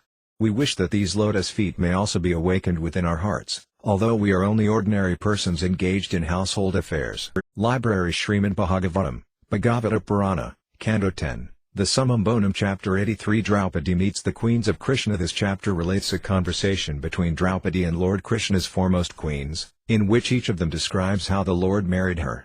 Lord Sri Krishna returned from his meeting with the Gopas and asked King Yudhishthira and his other relatives whether they were well. They replied, My lord, anyone who has just once imbibed through his ears the honey of your pastimes can never know misfortune. Then Draupadi inquired from Lord Krishna's wives how the Lord had come to marry them. Queen Rukmini spoke first. Many kings, headed by Jarasandha, were intent on giving me in marriage to Sisipala. Thus at my wedding they all stood with bows in hand, ready to support Sisipala against any opponents. But Sri Krishna came and forcibly took me away, as a lion takes his prey from amidst goats and sheep. Queen Satyabhama said, When my uncle Praisena was killed, my father, Satyajit, falsely accused Lord Krishna of murder. To clear his name, Krishna defeated Jambavan, recovered the Syamantaka jewel and returned it to Satyajit. Repentant, my father presented the Lord with both the jewel and myself. Queen Jambavati said, When Sri Krishna entered my father's cave in search of the Syamantaka jewel, at first my father, Jambavan, did not understand who he was. So my father fought with him for 27 days and nights. Finally, Jambavan understood that Krishna was none other than Lord Ramacandra, his worshipable lord. Thus he gave Krishna the Syamantaka jewel, along with me. Queen Kalindi said, To obtain Krishna as my husband, I performed severe austerities. Then one day Lord Krishna came to me in the company of Arjuna, and at that time the Lord agreed to marry me. Queen Mitravinda said, Sri Krishna came to my Svayamvara ceremony, where he defeated all the opposing kings and took me away to his city of Dvaraka. Queen Satya said, My father stipulated that to win my hand, a prospective suitor would have to subdue and tie up 7 powerful bulls. Accepting this challenge, Lord Krishna playfully subdued them, defeated all his rival suitors and married me. Queen Bhadra said, My father invited his nephew Krishna, to whom I had already given my heart, and offered me to him as his bride. The dowry was an entire military division and a retinue of my female companions. Queen Lakshmana said to Draupadi, At my Svayamvara, as at yours, a fish target was fastened near the ceiling. But in my case the fish was concealed on all sides, and only its reflection could be seen in a pot of water below. Several kings tried to hit the fish with an arrow but failed. Arjuna then made his attempt. He concentrated on the reflection of the fish in the water and took careful aim, but when he released his arrow it only grazed the target. Then Sri Krishna fixed his arrow on the bow and shot it straight through the target, knocking it to the ground. I placed the victory necklace on Sri Krishna's neck, but the kings who had failed raised a violent protest. Lord Krishna valiantly fought them, cutting off the heads, arms and legs of many and sending the rest fleeing for their lives. Then the Lord took me to Dvaraka for our lavish wedding. Rohini Devi, representing all the other queens, explained that they were daughters of the kings defeated by Bhaumasura. The demon had held them captive, but when Lord Krishna killed him he had released them and married them all. Text 1. Sukadeva Goswami said, Thus Lord Krishna, the spiritual master of the Gopas and the very purpose of their life, showed them his mercy. He then met with Yudhishthira and all his other relatives and inquired from them about their welfare. Text 2. Feeling greatly honored, King Yudhishthira and the others, freed of all sinful reactions by seeing the feet of the Lord of the universe, gladly answered his inquiries. Text 3. Lord Krishna's relative said, O Master, how can misfortune arise for those who have even once freely drunk the nectar coming from your lotus feet? This intoxicating liquor pours into the drinking cups of their ears, having flowed from the minds of great devotees through their mouths. It destroys the embodied soul's forgetfulness of the creator of their bodily existence. Text 4. The radiance of your personal form dispels the threefold effects of material consciousness, and by your grace we become immersed in total happiness. Your knowledge is indivisible and unrestricted. By your yoga maya potency you have assumed this human form for protecting the Vedas, which had been threatened by time. We bow down to you, the final destination of perfect saints. Text 5. The great sage Sukadeva Goswami said, as Yudhishthira and the others were thus praising Lord Krishna, the crest jewel of all sublimely glorified personalities, the women of the Andaka and Kaurava clans met with one another and began discussing topics about Govinda that are sung throughout the three worlds. Please listen as I relate these to you. Text 6-7, Sri Draupadi said, O Vedarbhi, Bhadra, and Jambavati, O Kaushala, Satyabhama, and Kalindi, O Saibhya, Rohini, Lakshmana and other wives of Lord Krishna, please tell me how the Supreme Lord Asayuta, imitating the ways of this world by his mystic power, came to marry each of you. Text 8, Sri Rukmini said, when all the kings held their bows at the ready to assure that I would be presented to Sisapala, he who puts the dust of his feet on the heads of invincible warriors took me from their midst, as a lion forcibly takes his prey from the midst of goats and sheep. May I always be allowed to worship those feet of Lord Krishna, the abode of goddess Sri. Text 9, Sri Satyabhama said, my father, his heart tormented by his brother's death, accused Krishna of killing him. To remove the stain on his reputation, the Lord defeated the king of the bears and took back the Syamantaka jewel, which he then returned to my father. Fearing the consequences of his offense, my father offered me to the Lord, even though I had already been promised to others. Text 10, Sri Jambavati said, unaware that Lord Krishna was none other than his own master and worshipable deity, the husband of goddess Sita, my father fought with him for 27 days. When my father finally came to his senses and recognized the Lord, he took hold of his feet and presented him with both me and the Syamantaka jewel as tokens of his reverence. I am simply the Lord's maidservant. Text 11, Sri Kalindi said, the Lord knew I was performing severe austerities and penances with the hope of one day touching his lotus feet. So he came to me in the company of his friend and took my hand in marriage. Now I am engaged as a sweeper in his palace.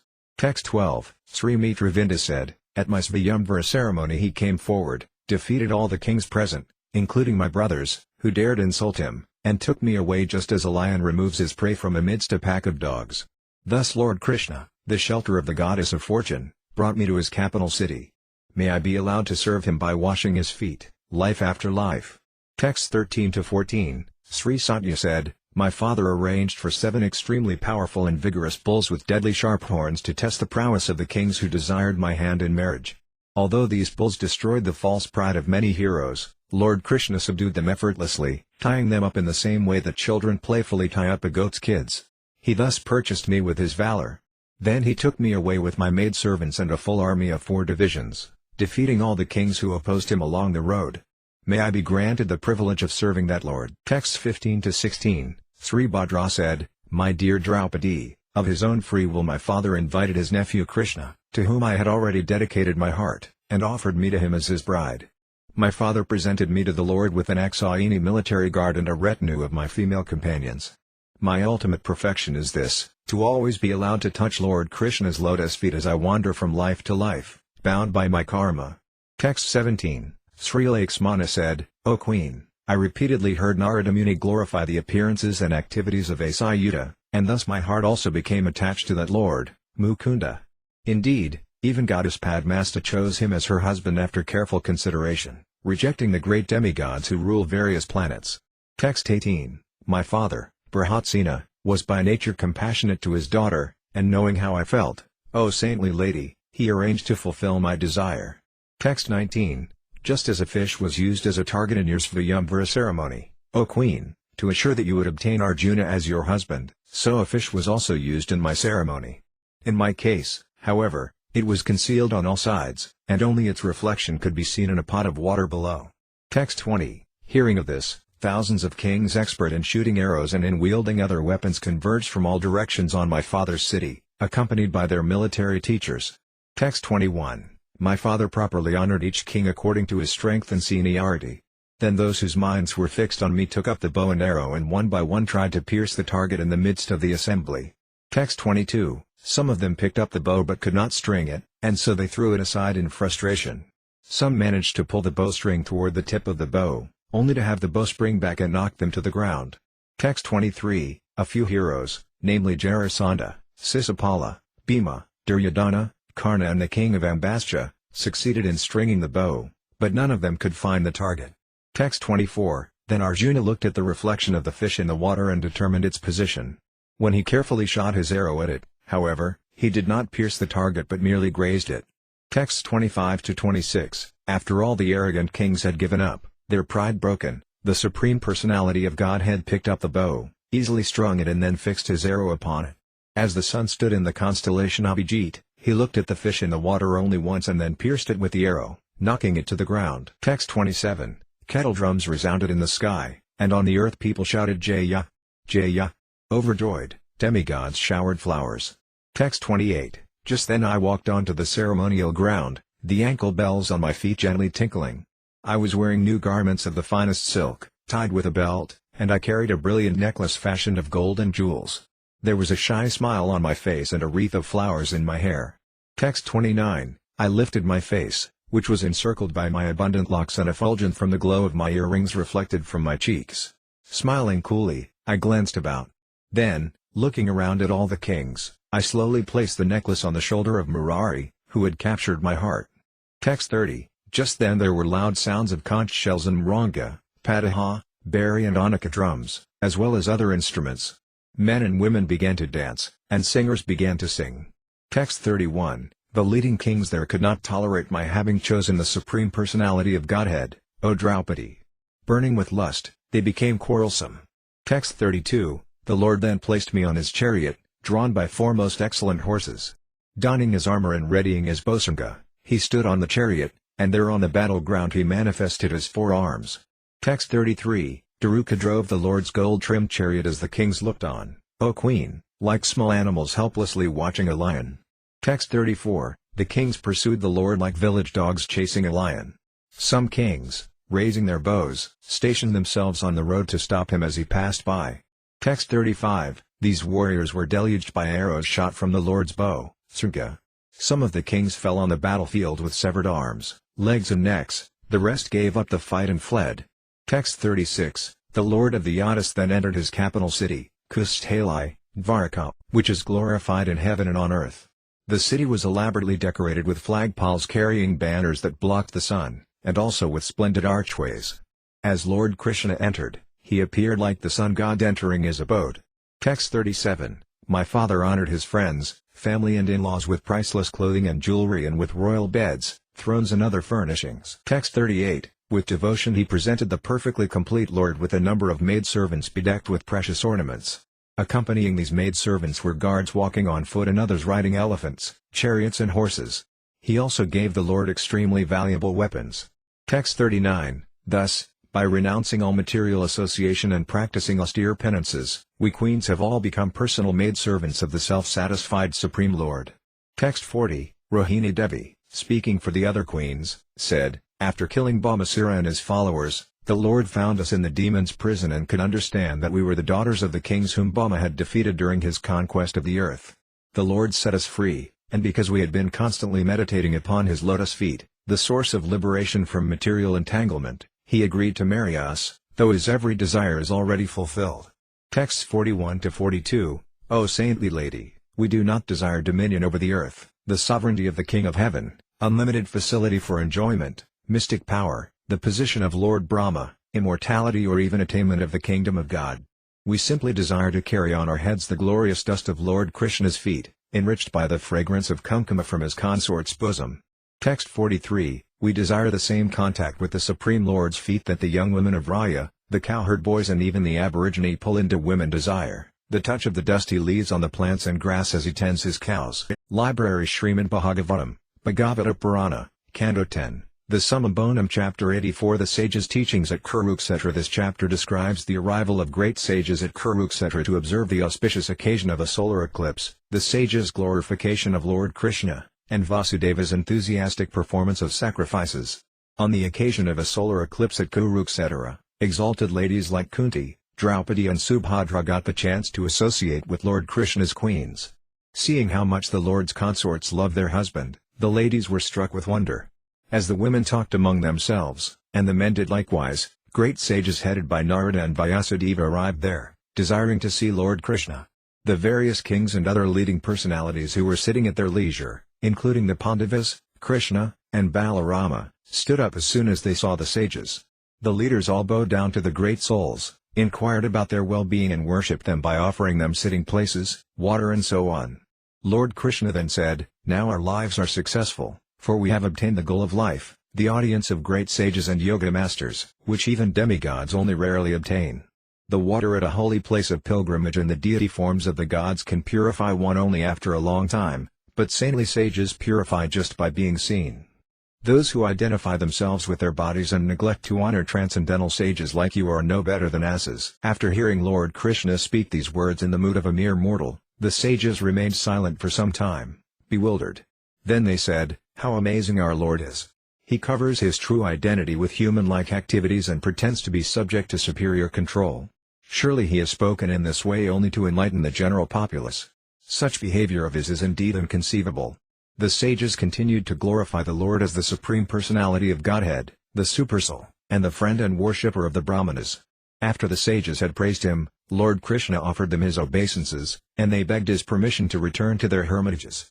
But just then Vasudeva came forward, bowed to the sages and asked, "What activities can one perform to be freed from the bondage of fruit of work?" The sages replied, "By worshipping the Supreme Lord, Hari, through the performance of Vedic sacrifices, you will become free from the bondage of fruit of work." Vasudeva then requested the sages to act as his priests, and he arranged for Vedic sacrifices to be performed with super excellent paraphernalia. Afterward, Vasudeva presented the priests with valuable gifts of cows and jewelry, and also with marriageable Brahmana girls. He then performed the ritual bath marking the end of the sacrifice and fed everyone sumptuously, even the village dogs. Next he gave ample gifts to his relatives, the various kings and others, who all took Sri Krishna's leave and returned to their own homes. Unable to depart because of his intense affection for his relatives, Nanda Maharaja remained at Kurukshetra for 3 months, served with reverence by the Yadavas. On one occasion, Vasudeva began to describe the deep friendship Nanda had shown him, shedding tears openly. At the end of 3 months, Nanda left for Mathura with the fond farewells of all the Yadavas. When the Yadavas finally saw that the rainy season was about to begin, they returned to Dwarka, where they related all that had happened at Kurukshetra to the residents of their capital. Text 1. Sukadeva Goswami said, Prtha, Gandhari, Draupadi, Subhadra, the wives of other kings and the Lord's cowherd girafriends were all amazed to hear of the queen's deep love for Lord Krishna, the Supreme Personality of Godhead and soul of all beings, and their eyes filled with tears. Texts 2-5. As the women thus talked among themselves and the men among themselves, a number of great sages arrived there, all of them eager to see Lord Krishna and Lord Balarama. They included Devapayana, Narada, Sayavana, Devala, and Asita, Vaisvamitra, Sadananda, Bharadvaja, and Gautama, Lord Parasurama and his disciples, Vashishta, Galava, Bhrigu, Pulascha, and Kasyapa, Atri, Markandeya, and Brihaspati, Devita, Trita, Akata and the 4 Kumaras, and Angira, Agastya, Yainavalcha, and Vamadeva. Text 6. As soon as they saw the sages approaching, the kings and other gentlemen who had been seated immediately stood up, including the Pandava brothers and Krishna and Balarama. They all then bowed down to the sages, who are honored throughout the universe. Text 7. Lord Krishna, Lord Balarama and the other kings and leaders properly worshipped the sages by offering them words of greeting, sitting places, water for washing their feet, drinking water, flower garlands, incense and sandalwood paste. Text 8. After the sages were comfortably seated, the Supreme Lord Krishna, whose transcendental body protects religious principles, addressed them in the midst of that great assembly. Everyone listened silently with rapt attention. Text 9. The Supreme Lord said, "Now our lives are indeed successful, for we have obtained life's ultimate goal, the audience of great yoga masters, which even demigods only rarely obtain."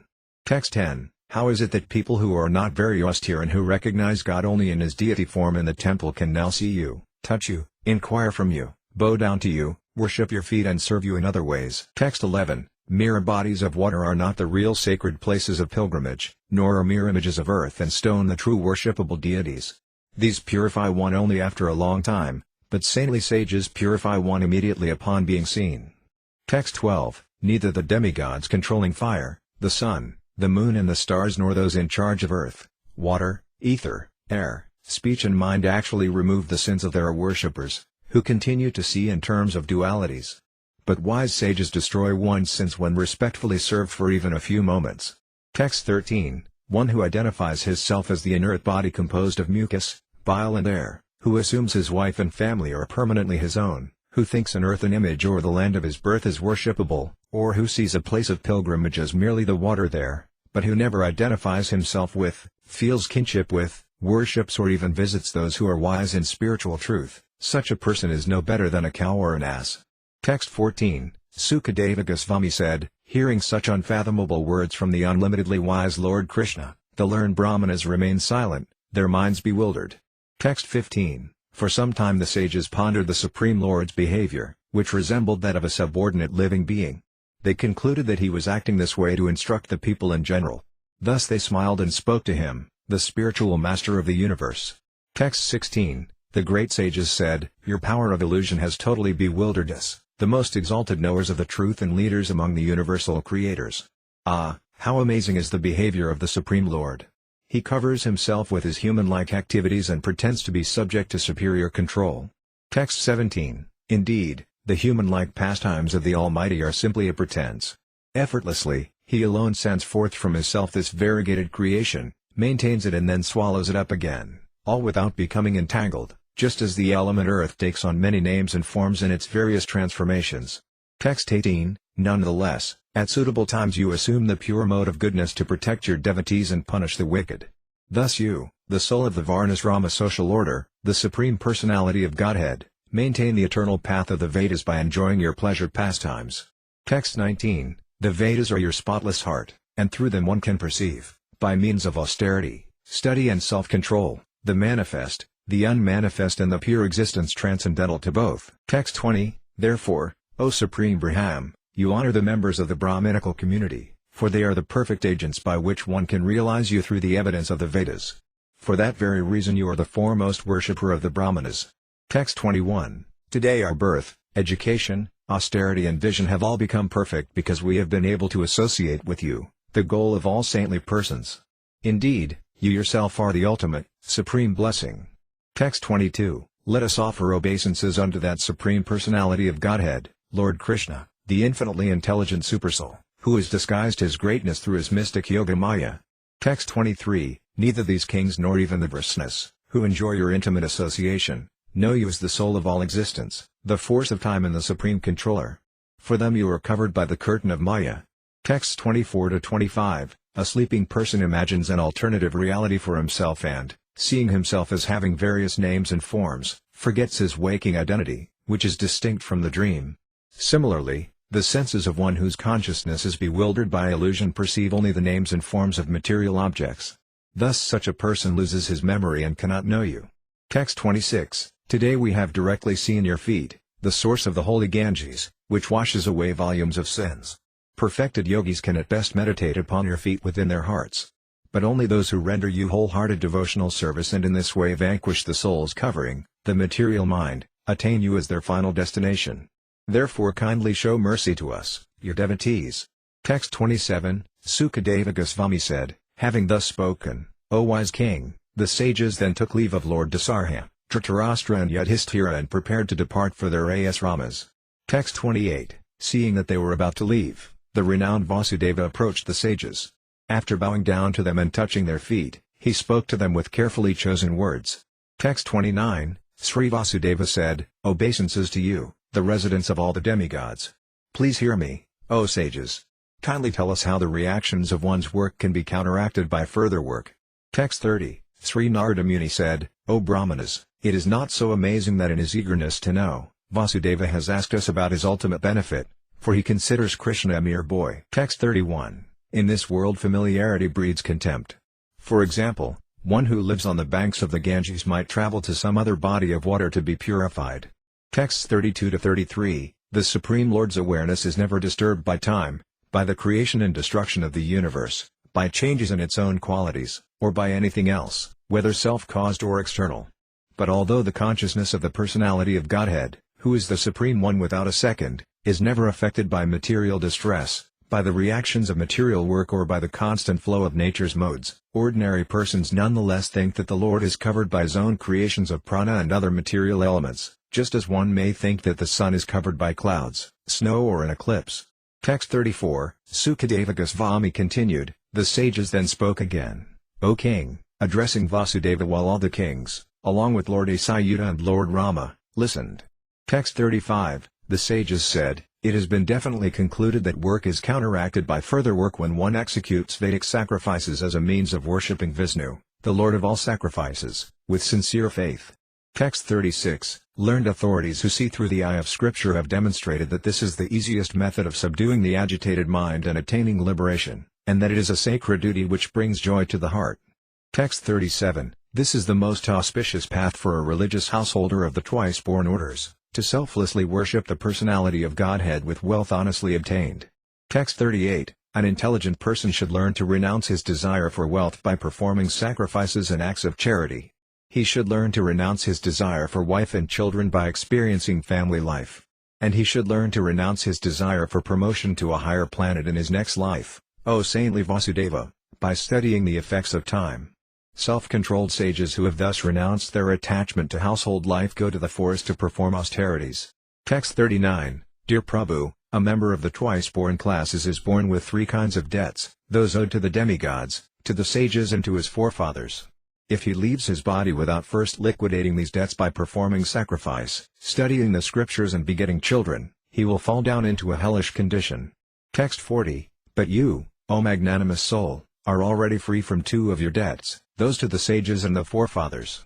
Now absolve yourself of your debt to the demigods by executing Vedic sacrifices, and in this way free yourself completely of debt and renounce all material shelter. Text 41, O Vasudeva, without doubt you must have previously worshipped Lord Hari, the master of all worlds. Both you and your wife must have perfectly worshipped him with supreme devotion, since he has accepted the role of your son.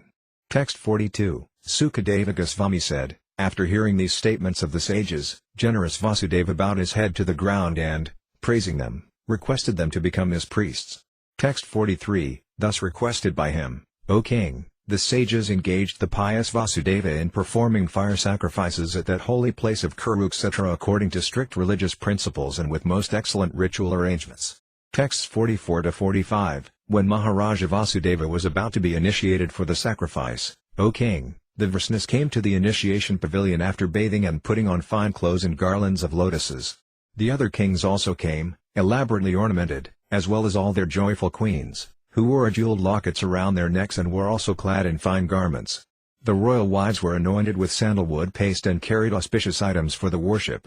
Text 46, mridangas, patas, conch shells, baris, anakas and other instruments resounded, male and female dancers danced, and sutas and magadas recited glorifications. Sweet-voiced Gandharvas sang, accompanied by their husbands. Text 47, after Vasudeva's eyes had been decorated with black cosmetic and his body smeared with fresh butter, the priests initiated him according to scriptural rules by sprinkling him and his 18 wives with sacred water. Encircled by his wives, he resembled the regal moon encircled by stars. Text 48, Vasudeva received initiation along with his wives, who wore silk saris and were adorned with bangles, necklaces, ankle bells and earrings. With his body wrapped in a deerskin, Vasudeva shone splendidly. Text 49, my dear Maharaja Pariksit, Vasudeva's priests and the officiating members of the assembly, dressed in silk dotas and jeweled ornaments, looked so effulgent that they seemed to be standing in the sacrificial arena of Indra, the killer of Vritra.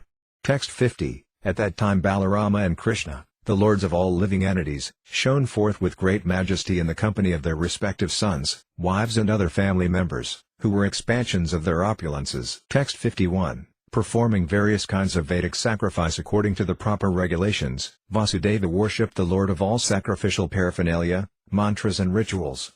He executed both primary and secondary sacrifices, offering oblations to the sacred fire and carrying out other aspects of sacrificial worship. Text 52, then, at the appropriate time and according to scripture, Vasudeva remunerated the priests by decorating them with precious ornaments, though they were already richly adorned, and offering them valuable gifts of cows, land and marriageable girls. Text 53, after supervising the Patni Samyaja and Devabhrithya rituals, the great Brahmana sages bathed in Lord Parasurama's lake with the sponsor of the sacrifice, Vasudeva, who led them. Text 54, his sacred bath complete, Vasudeva joined with his wives in giving the jewelry and clothes they had been wearing to the professional reciters. Vasudeva then put on new garments, after which he honored all classes of people by feeding everyone, even the dogs. Texts 55-56, with opulent gifts he honored his relatives, including all their wives and children, the royalty of the Vidarbha, Kosala, Kuru, Kasi, Kekai and Sranjaya kingdoms, the officiating members of the assembly, and also the priests, witnessing demigods, humans, spirits, forefathers and Karanas. Then, taking permission from Lord Krishna, the shelter of the goddess of fortune, the various guests departed as they all chanted the glories of Vasudeva's sacrifice. Texts 57-58, the Yadas were all embraced by their friends, close family members and other relatives, including Dhritarashtra and his younger brother, Vidura, Prtha and her sons, Bhisma, Drona, the twins Nakula and Sahadev, Narada, and Vedavyasa, the personality of Godhead. Their hearts melting with affection, these and the other guests left for their kingdoms, their progress slowed by the pain of separation. Text 59, Nanda Maharaja showed his affection for his relatives, the Yadas, by remaining with them a little longer, together with his cowherds. During his stay, Krishna, Balarama, Ugrasena and the others honored him with especially opulent worship. Text 60, having so easily crossed over the vast ocean of his ambition, Vasudeva felt fully satisfied. In the company of his many well-wishers, he took Nanda by the hand and addressed him as follows.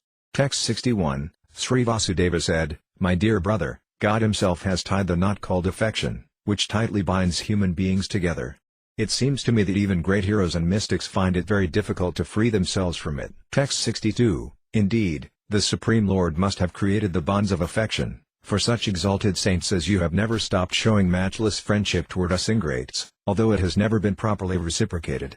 Text 63, previously, dear brother, we did nothing to benefit you because we were unable to, yet even now that you are present before us, our eyes are so blinded by the intoxication of material good fortune that we continue to ignore you. Text 64, O most respectful one, may a person who wants the highest benefit in life never gain kingly opulence, for it leaves him blind to the needs of his own family and friends. Text 65, Sri Sukadeva Goswami said, his heart softened by feelings of intimate sympathy, Vasudeva wept. His eyes brimmed with tears as he remembered the friendship Nanda had shown him. Text 66, and on his part, Nanda was also full of affection for his friend Vasudeva. Thus during the following days Nanda would repeatedly announce, I will be leaving later today and I will be leaving tomorrow. But out of love for Krishna and Balarama he remained there for 3 more months, honored by all the Yadas. Texts 67-68, then, after Vasudeva, Ugrasena, Krishna, Uddhava, Balarama and others had fulfilled his desires and presented him with precious ornaments, fine linen and varieties of priceless household furnishings, Nanda Maharaja accepted all these gifts and took his leave. Seen off by all the Yadas, he departed with his family members and the residents of Raya. Text 69, unable to withdraw their minds from Lord Govinda's lotus feet, where they had surrendered them, Nanda and the cowherd men and women returned to Mathura. Text 70, their relatives having thus departed, and seeing that the rainy season was approaching, the Vaishnavas, whose only lord was Krishna, went back to Dwarka. Text 71, they told the people of the city about the festive sacrifices performed by Vasudeva, lord of the Yadas, and about everything else that had happened during their pilgrimage, especially how they had met with all their loved ones. Library Śrīmad Bhāgavatam, Bhagavata Purana, Canto 10, the Summum Bonum Chapter 85. Lord Krishna instructs Vasudeva and retrieves Devaki's sons. This chapter relates how Lord Krishna imparted divine knowledge to his father and, along with Lord Balarama, retrieved his mother's dead sons. Having heard the visiting sages glorify Krishna, Vasudeva ceased to regard him and Balarama as his sons and began praising their omnipotence, omnipresence and omniscience as the Supreme Personality of Godhead. After glorifying his sons, Vasudeva fell at Lord Krishna's lotus feet and begged him to drive away the conception that the Lord was his son. Instead, Lord Krishna restored that conception by instructing Vasudeva in the science of Godhead, and upon hearing these instructions, Vasudeva became peaceful and free of doubt. Then Mother Devaki praised Krishna and Balarama, reminding them how they had retrieved the dead son of their spiritual master. She said, "Please fulfill my desire in the same way. Please bring back my sons who were killed by Kamsa so I may see them once again." Entreated in this way by their mother, the 2 lords went to the subterranean planet of Sutala, where they approached Bali Maharaja. King Bali greeted them respectfully, offering them seats of honor, worshipping them and reciting prayers. Krishna and Balarama then requested Bali to return Devaki's dead sons. The lords received the boys from Bali and returned them to Devaki, who felt such a surge of affection for them that milk began spontaneously flowing from her breasts. Overjoyed, Devaki fed the children her breast milk, and by drinking the remnants of milk once drunk by Lord Krishna himself, they regained their original forms as demigods and went back to heaven. Text 1, Sri Badarayani said, one day the two sons of Vasudeva, Sankarsana and Asayuta, came to pay him respects, bowing down at his feet. Vasudeva greeted them with great affection and spoke to them. Text 2, having heard the great sage's words concerning the power of his two sons, and having seen their valorous deeds, Vasudeva became convinced of their divinity. Thus, addressing them by name, he spoke to them as follows. Text 3, Vasudeva said, O Krishna, Krishna, best of yogis, O eternal Sankarsana, I know that you two are personally the source of universal creation and the ingredients of creation as well. Text 4, you are the Supreme Personality of Godhead, who manifest as the Lord of both nature and the Creator of nature, Maha Vishnu. Everything that comes into existence, however and whenever it does so, is created within you, by you, from you, for you and in relation to you.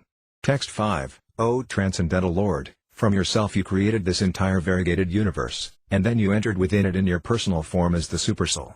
In this way, O unborn Supreme Soul, as the life force and consciousness of everyone, you maintain the creation. Text 6, whatever potencies the life air and other elements of universal creation exhibit are actually all personal energies of the Supreme Lord, for both life and matter are subordinate to Him and dependent on Him, and also different from one another. Thus everything active in the material world is set into motion by the Supreme Lord. Text 7, the glow of the moon, the brilliance of fire, the radiance of the sun, the twinkling of the stars, the flash of lightning, the permanence of mountains and the aroma and sustaining power of the earth, all these are actually you. Text 8, my Lord, you are water, and also its taste and its capacities to quench thirst and sustain life. You exhibit your potencies through the manifestations of the air as bodily warmth, vitality, mental power, physical strength, endeavor and movement. Text 9, you are the directions and their accommodating capacity, the all-pervading ether and the elemental sound residing within it. You are the primeval, unmanifested form of sound, the first syllable, Om, and audible speech, by which sound, as words, acquires particular references. Text 10, you are the power of the senses to reveal their objects, the senses presiding demigods, and the sanction these demigods give for sensory activity. You are the capacity of the intelligence for decision-making, and the living being's ability to remember things accurately. Text 11, you are false ego in the mode of ignorance, which is the source of the physical elements, false ego in the mode of passion, which is the source of the bodily senses, false ego in the mode of goodness, which is the source of the demigods, and the unmanifest, total material energy, which underlies everything. Text 12, you are the one indestructible entity among all the destructible things of this world, like the underlying substance that is seen to remain unchanged while the things made from it undergo transformations. Text 13, the modes of material nature, namely goodness, passion and ignorance, together with all their functions, become directly manifest within you, the Supreme Absolute Truth, by the arrangement of your Yoga Maya. Text 14, thus these created entities, transformations of material nature, do not exist except when material nature manifests them within you, at which time you also manifest within them. But aside from such periods of creation, you stand alone as the transcendental reality. Text 15, they are truly ignorant who, while imprisoned within the ceaseless flow of this world's material qualities, fail to know you, the Supreme Soul of all that be, as their ultimate, sublime destination. Because of their ignorance, the entanglement of material work forces such souls to wander in the cycle of birth and death. Text 16, by good fortune a soul may obtain a healthy human life, an opportunity rarely achieved. But if he is nonetheless deluded about what is best for him, O Lord, your illusory Maya will cause him to waste his entire life. Text 17, you keep this whole world bound up by the ropes of affection, and thus when people consider their material bodies, they think, this is me, and when they consider their progeny and other relations, they think, these are mine. Text 18, you are not our sons but the very lords of both material nature and its creator, Maha Vishnu. As you yourself have told us, you have descended to rid the earth of the rulers who are a heavy burden upon her. Text 19, therefore, O friend of the distressed, I now approach your lotus feet for shelter, the same lotus feet that dispel all fear of worldly existence for those who have surrendered to them. Enough. Enough with hankering for sense enjoyment, which makes me identify with this mortal body and think of you, the Supreme, as my child. Text 20. Indeed, while still in the maternity room you told us that you, the unborn Lord, had already been born several times as our son in previous ages. After manifesting each of these transcendental bodies to protect your own principles of religion, you then made them unmanifest, thus appearing and disappearing like a cloud. O supremely glorified, all-pervading Lord, who can understand the mystic, deluding potency of your opulent expansions? Text 21. Sukadeva Goswami said, having heard his father's words, the Supreme Lord, leader of the Sattvatis, replied in a gentle voice as he bowed his head in humility and smiled. Text 22. The Supreme Lord said, my dear father, I consider your statements appropriate, since you have explained the various categories of existence by referring to us, your sons. Text 23. Not only I, but also you, along with my respected brother and these residents of Dvaraka, should all be considered in this same philosophical light, our best of the Yadas. Indeed, we should include all that exists, both moving and non-moving. Text 24. The Supreme Spirit, Paramatma, is indeed one. He is self-luminous and eternal, transcendental and devoid of material qualities. But through the agency of the very modes he has created, the one supreme truth manifests as many among the expansions of those modes.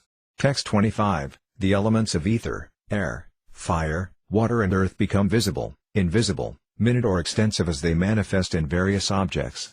Similarly, the Paramatma, though one, appears to become many. Text 26. Sukadeva Goswami said, O king, hearing these instructions spoken to him by the Supreme Lord, Vasudeva became freed from all ideas of duality. Satisfied at heart, he remained silent. Texts 27-28. At that time, our best of the Kurus, the universally worshipped Devaki took the opportunity to address her two sons, Krishna and Balarama. Previously she had heard with astonishment that they had brought their spiritual master's son back from death. Now, thinking of her own sons who had been murdered by Kamsa, she felt great sorrow, and thus with tear-filled eyes she beseeched Krishna and Balarama. Text 29, Sri Devaki said, O Rama, Rama, immeasurable Supreme Soul. O Krishna, Lord of all masters of yoga.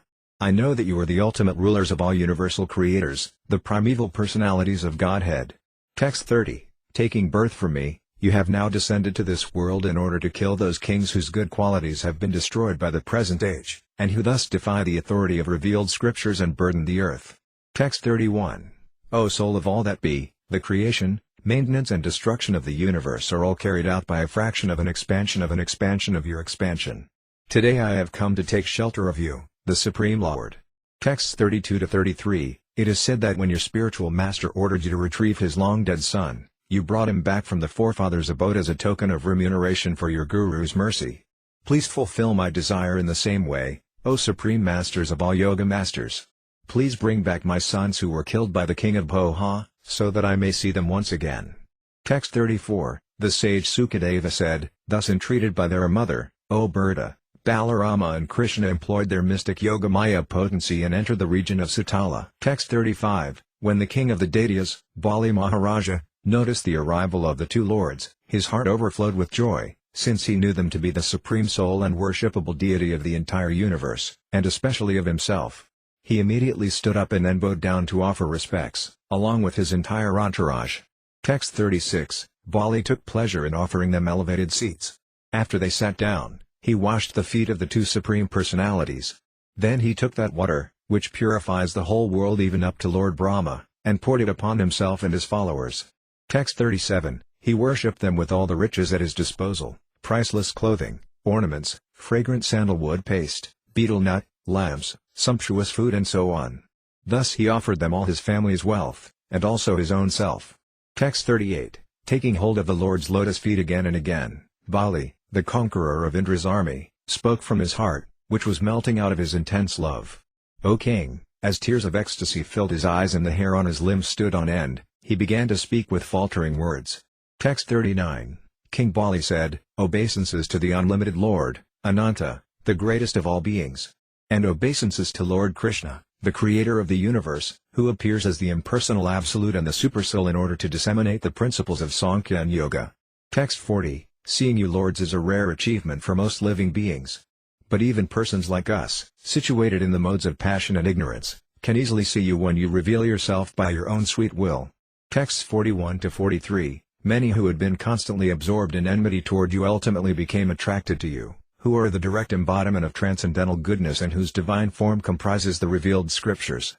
These reformed enemies include Daityas, Danavas, Gandharvas, Siddhas, Vidyadharas, Karanas, Yaksas, Rakshasas, Pukas, Bhutas, Pramithas, and Nayakas, and also ourselves and many others like us. Some of us have become attracted to you because of exceptional hatred, while others have become attracted because of their mood of devotion based on lust. But the demigods and others infatuated by material goodness feel no such attraction for you.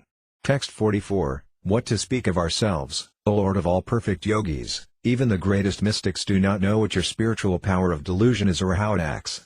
Text 45, Please be merciful to me so I may get out of the blind well of family life, my false home, and find the true shelter of your lotus feet, which selfless sages always seek. Then, either alone or in the company of great saints, who are the friends of everyone, I may wander freely, finding life's necessities at the feet of the universally charitable trees. Text 46, O Lord of all subordinate creatures, please tell us what to do and thus free us of all sin. One who faithfully executes your command, O Master, is no longer obliged to follow the ordinary Vedic rites. Text 47, The Supreme Lord said, During the age of the first Manu, the sage Marisi had 6 sons by his wife Urna.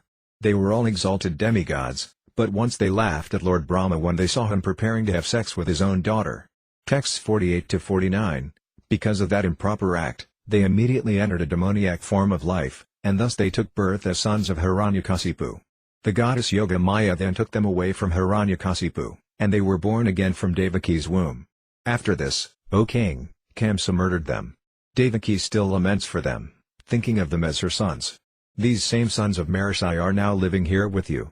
Text 50, We wish to take them from this place to dispel their mother's sorrow. Then, released from their curse and free from all suffering, they will return to their home in heaven. Text 51, By my grace these 6, Smara, Ajatha, Parasvanga, Patanga, Ksadrabrat and Ghrni, will return to the abode of pure saints. Text 52, Sukadeva Goswami continued, After saying this, Lord Krishna and Lord Balarama, having been duly worshipped by Bali Maharaja, took the 6 sons and returned to Dvaraka, where they presented them to their mother.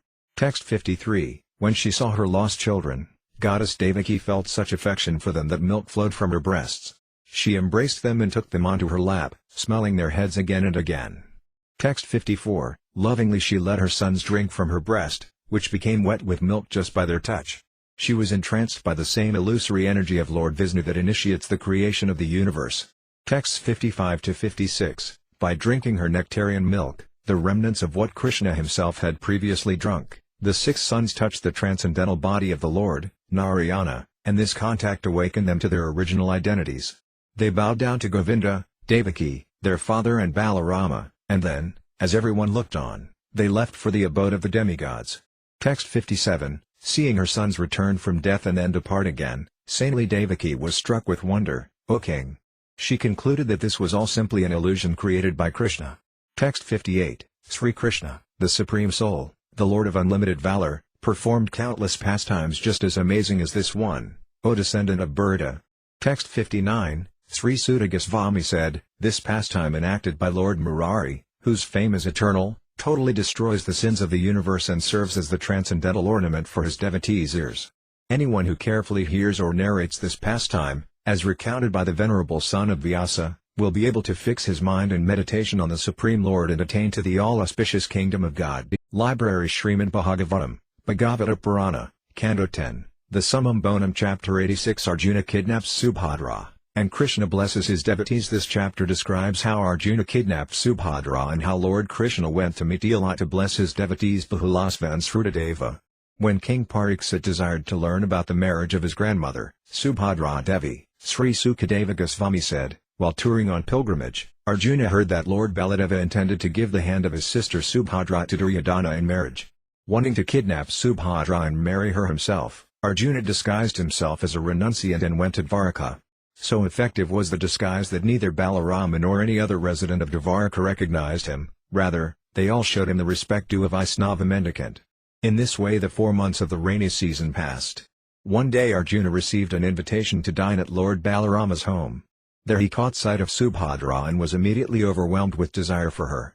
Subhadra also desired to have Arjuna as her husband, and thus she glanced back at him shyly.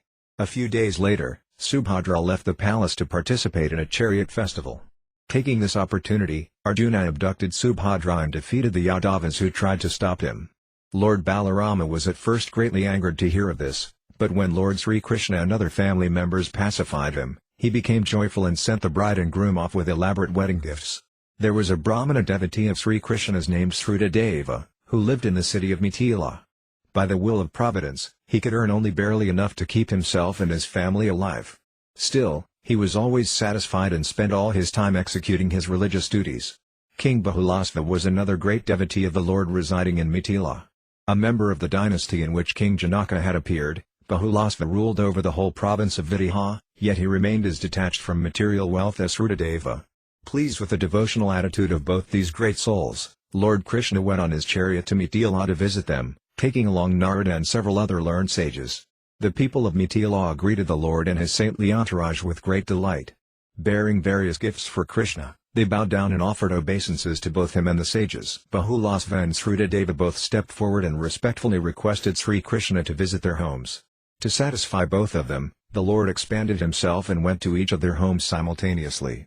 They each worshipped him suitably, offered prayers, washed his feet and then sprinkled themselves and all their family members with the wash water. Lord Krishna then praised the sages who were with him and glorified Brahmanas in general. He also imparted instructions to his hosts concerning devotional service.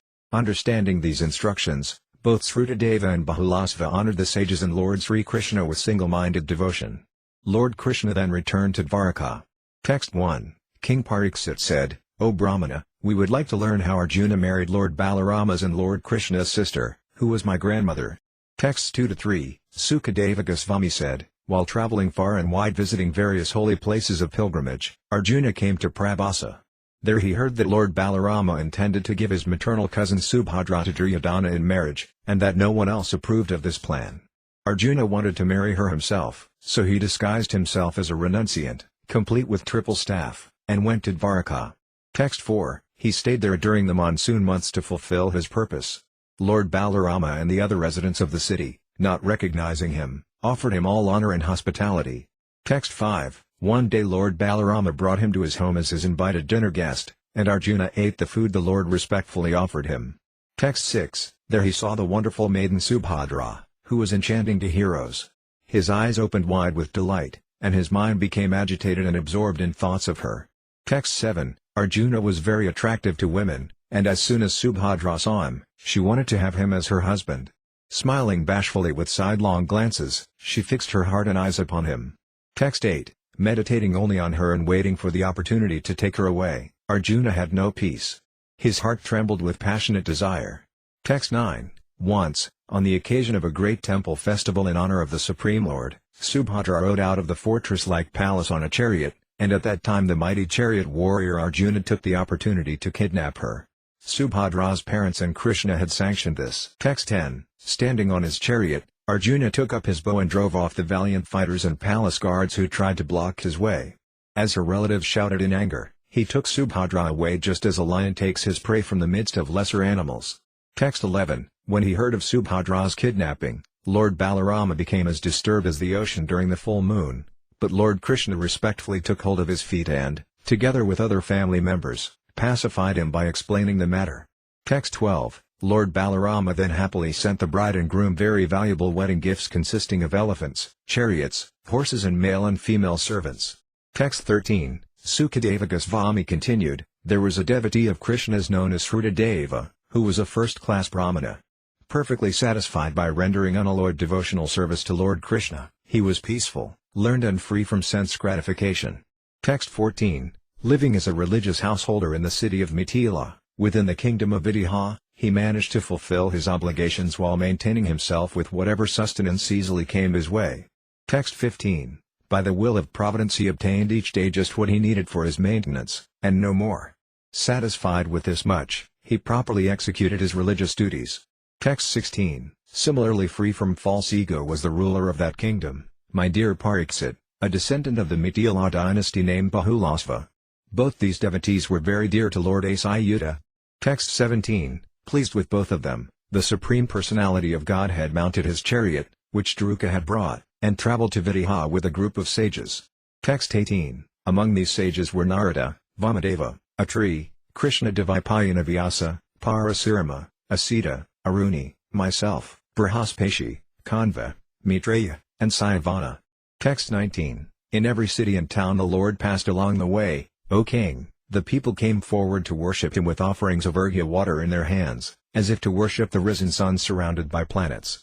Text 20. The men and women of Anarta, Danva, Kurjangala, Kanka, Matsya, Pankila, Kunti, Madhu, Kekaya, Kosala, Arna and many other kingdoms drank with their eyes the nectarian beauty of Lord Krishna's lotus-like face, which was graced with generous smiles and affectionate glances. Text 21. Simply by glancing at those who came to see him, Lord Krishna, the spiritual master of the three worlds, delivered them from the blindness of materialism. As he thus endowed them with fearlessness and divine vision, he heard demigods and men singing his glories, which purify the entire universe and destroy all misfortune. Gradually, he reached Vidya. Text 22. Hearing that Lord Asayuta had arrived, O king, the residents of the cities and villages of Vidya joyfully came forth to receive him with offerings in their hands. Text 23. As soon as the people saw Lord Uttamsloka, their faces and hearts blossomed with affection. Joining their palms above their heads, they bowed down to the Lord and to the sages accompanying him, whom they had previously only heard about. Text 24. Both the king of Mithila and Srudadeva fell at the Lord's feet, each thinking that the spiritual master of the universe had come there just to show him mercy.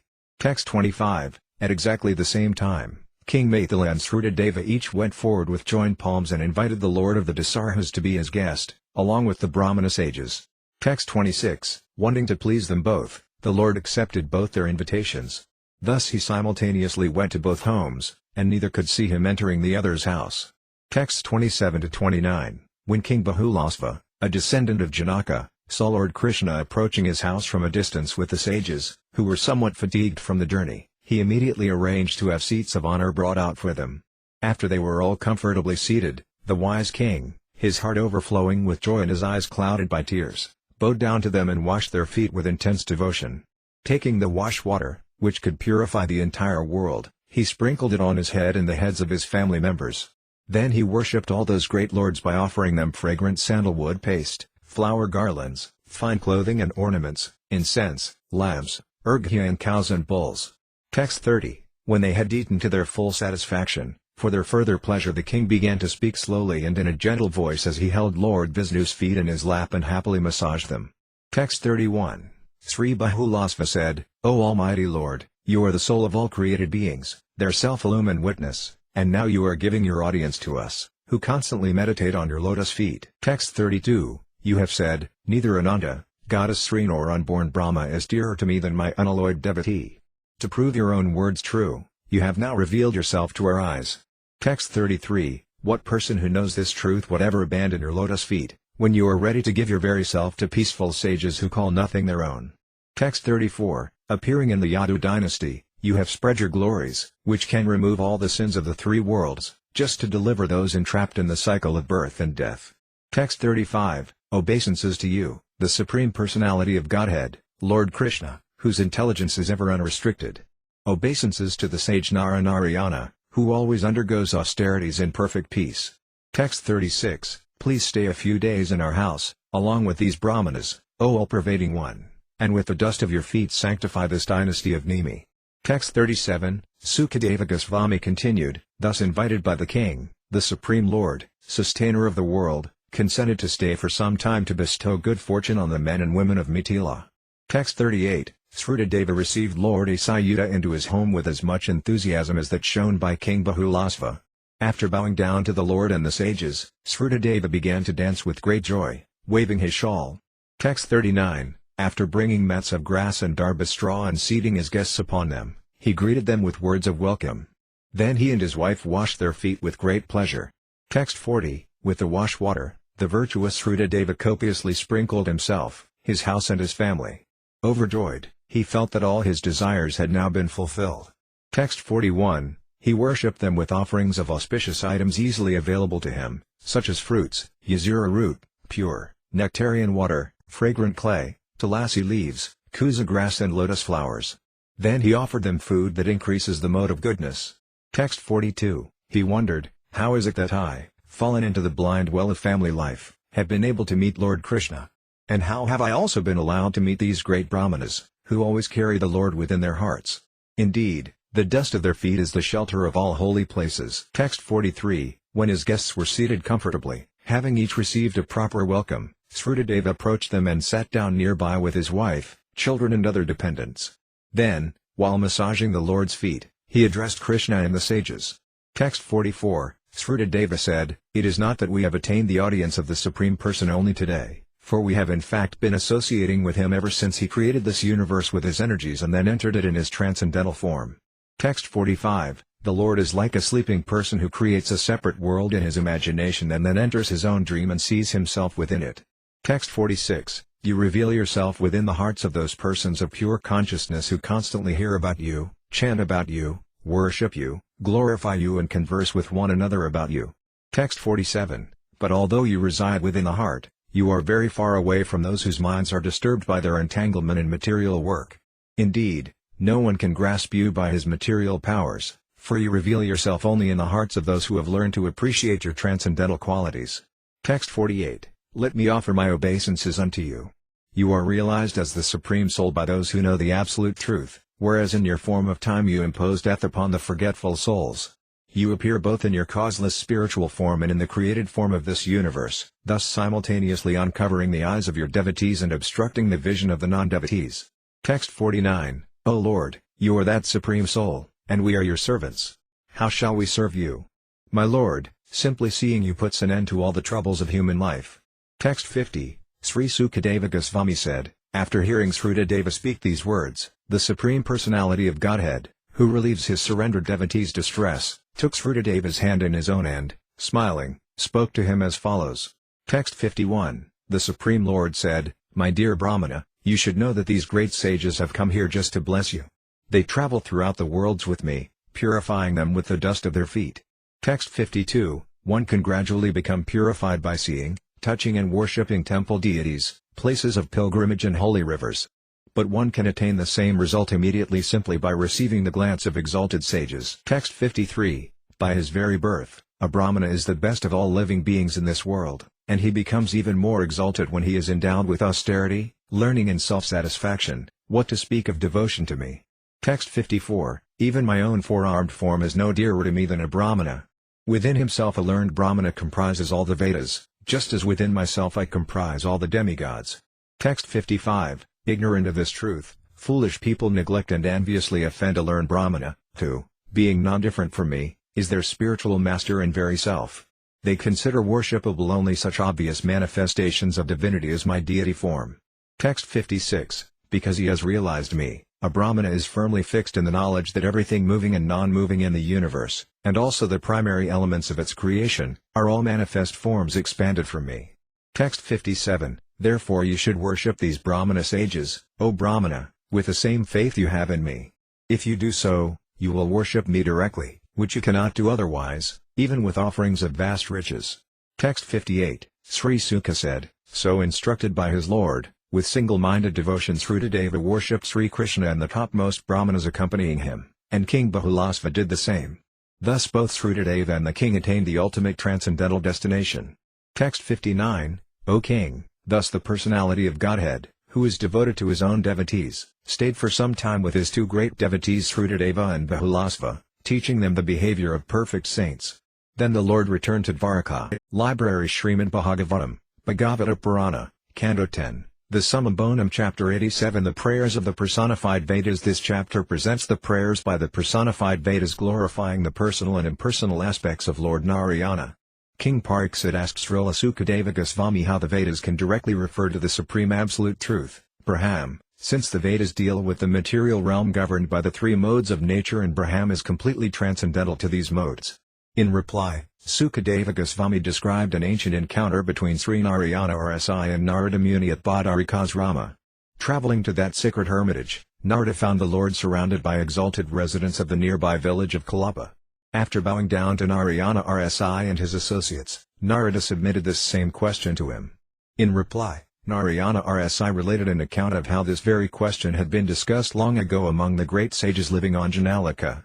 Once these sages, feeling inquisitive about the nature of the absolute truth, chose Sanandana Kumar to speak on the subject. Sanandana told them how the numerous personified Vedas, appearing as the first emanations from the breathing of Lord Narayana, recited prayers for his glorification just before the creation. Sanandana then proceeded to recite these elaborate prayers.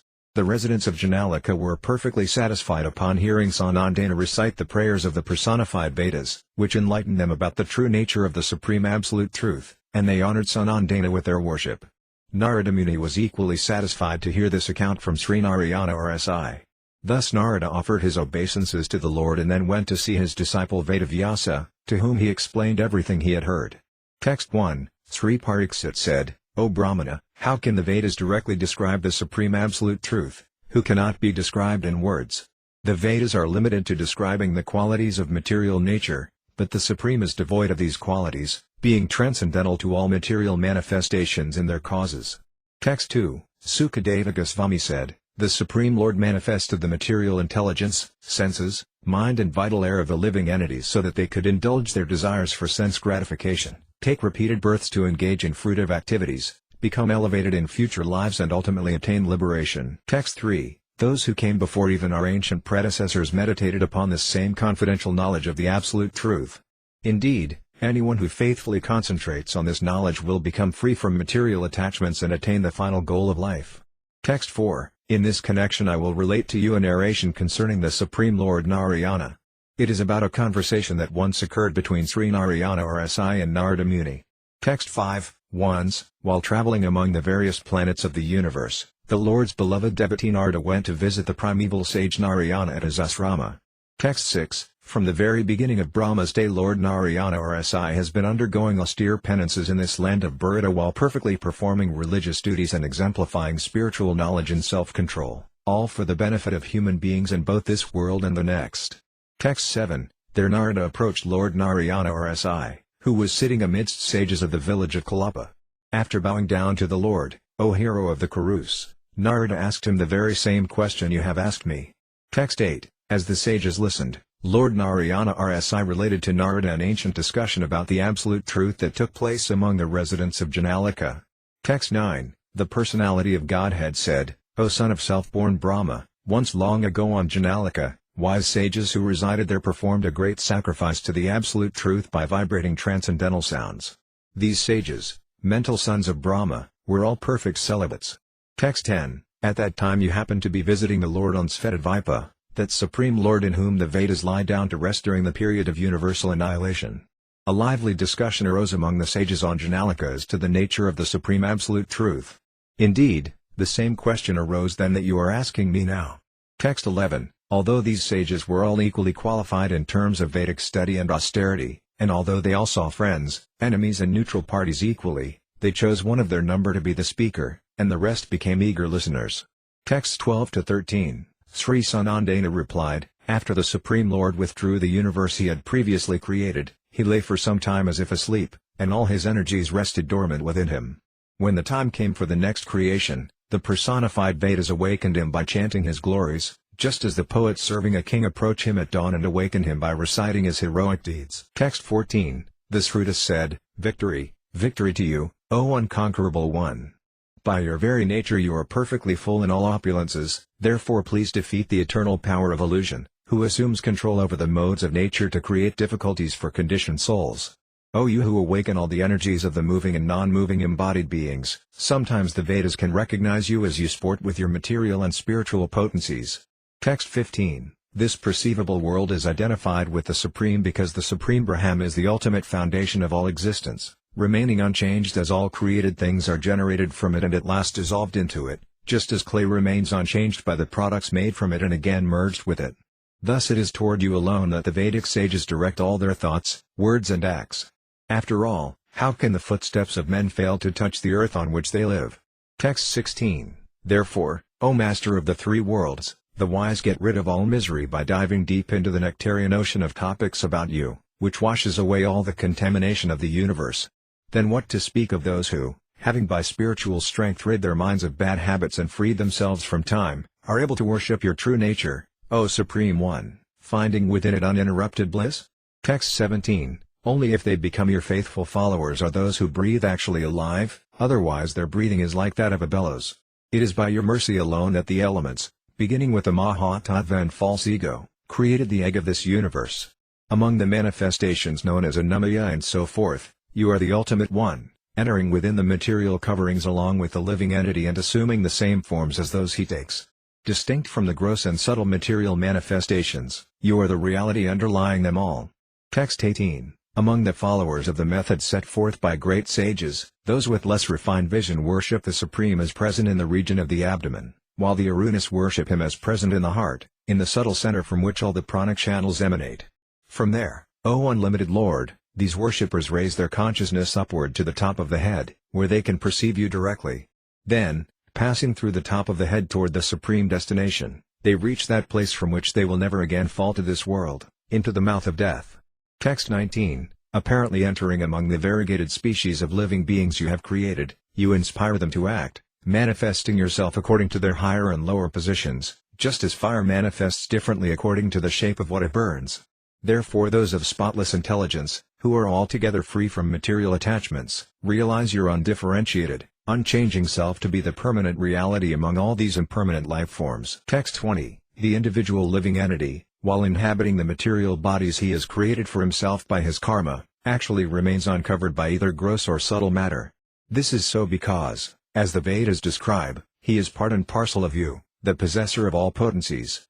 Having determined this to be the status of the living entity, learned sages become imbued with faith and worship your lotus feet, to which all Vedic sacrifices in this world are offered, and which are the source of liberation.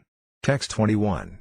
My Lord, some fortunate souls have gotten relief from the fatigue of material life by diving into the vast nectar ocean of your pastimes, which you enact when you manifest your personal forms to propagate the unfathomable science of the self. These rare souls, indifferent even to liberation, renounce the happiness of home and family because of their association with devotees who are like flocks of swans enjoying at the lotus of your feet. Text 22. When this human body is used for your devotional service, it acts as one's self, friend and beloved. But unfortunately, although you always show mercy to the conditioned souls and affectionately help them in every way, and although you are their true self, people in general fail to delight in you. Instead they commit spiritual suicide by worshipping illusion. Alas, because they persistently hope for success in their devotion to the unreal, they continue to wander about this greatly fearful world, assuming various degraded bodies. Text 23. Simply by constantly thinking of him, the enemies of the Lord attain the same supreme truth whom sages fixed in yoga worship by controlling their breath, mind and senses. Similarly, we Srutas, who generally see you as all-pervading, will achieve the same nectar from your lotus feet that your consorts are able to relish because of their loving attraction to your mighty, serpentine arms, for you look upon us and your consorts in the same way. Text 24. Everyone in this world has recently been born and will soon die. So how can anyone here know him who existed prior to everything else and who gave rise to the first learned sage, Brahma, and all subsequent demigods, both lesser and greater? When he lies down and withdraws everything within himself, nothing else remains, no gross or subtle matter or bodies composed of these, no force of time or revealed scripture. Text 25. Supposed authorities who declare that matter is the origin of existence, that the permanent qualities of the soul can be destroyed, that the self is compounded of separate aspects of spirit and matter, or that material transactions constitute reality, all such authorities base their teachings on mistaken ideas that hide the truth. The dualistic conception that the living entity is produced from the three modes of nature is simply a product of ignorance. Such a conception has no real basis in you, for you are transcendental to all illusion and always enjoy perfect, total awareness. Text 26. The three modes of material nature comprise everything in this world, from the simplest phenomena to the complex human body. Although these phenomena appear real, they are only a false reflection of the spiritual reality, being a superimposition of the mind upon you. Still, those who know the Supreme Self consider the entire material creation to be real inasmuch as it is not different from the Self. Just as things made of gold are indeed not to be rejected, since their substance is actual gold, so this world is undoubtedly not different from the Lord who created it and then entered within it. Text 27. The devotees who worship you as the shelter of all beings disregard death and place their feet on his head. But with the words of the Vedas you bind the non-devotees like animals, though they be vastly learned scholars. It is your affectionate devotees who can purify themselves and others, not those who are inimical to you. Text 28. Though you have no material senses, you are the self-effulgent sustainer of everyone's sensory powers. The demigods and material nature herself offer you tribute, while also enjoying the tribute offered them by their worshippers, just as subordinate rulers of various districts in a kingdom offer tribute to their lord, the ultimate proprietor of the land, while also enjoying the tribute paid them by their own subjects. In this way the universal creators faithfully execute their assigned services out of fear of you. Text 29, O eternally liberated, transcendental Lord, your material energy causes the various moving and non-moving species of life to appear by activating their material desires, but only when and if you sport with her by briefly glancing at her. You, the Supreme Personality of Godhead, see no one as an intimate friend and no one as a stranger, just as the ethereal sky has no connection with perceptible qualities. In this sense you resemble a void. Text 30, if the countless living entities were all pervading and possessed forms that never changed, you could not possibly be their absolute ruler, O immutable one. But since they are your localized expansions and their forms are subject to change, you do control them. Indeed, that which supplies the ingredients for the generation of something is necessarily its controller because a product never exists apart from its ingredient cause. It is simply illusion for someone to think that he knows the Supreme Lord, who is equally present in each of his expansions, since whatever knowledge one gains by material means must be imperfect. Text 31, neither material nature nor the soul who tries to enjoy her are ever born, yet living bodies come into being when these two combine, just as bubbles form where water meets the air. And just as rivers merge into the ocean or the nectar from many different flowers blends into honey, so all these conditioned beings eventually merge back into you, the Supreme, along with their various names and qualities. Text 32, the wise souls who understand how your Maya deludes all human beings render potent loving service to you, who are the source of liberation from birth and death. How, indeed, can fear of material life affect your faithful servants? On the other hand, your furrowing eyebrows, the triple-rimmed wheel of time, repeatedly terrify those who refuse to take shelter of you. Text 33, the mind is like an impetuous horse that even persons who have regulated their senses and breath cannot control. Those in this world who try to tame the uncontrolled mind, but who abandon the feet of their spiritual master, encounter hundreds of obstacles in their cultivation of various distressful practices. O unborn Lord, they are like merchants on a boat in the ocean who have failed to employ a helmsman. Text 34, to those persons who take shelter of you, you reveal yourself as the Supersoul, the embodiment of all transcendental pleasure. What further use have such devotees for their servants, children or bodies, their wives, money or houses, their land, good health or conveyances?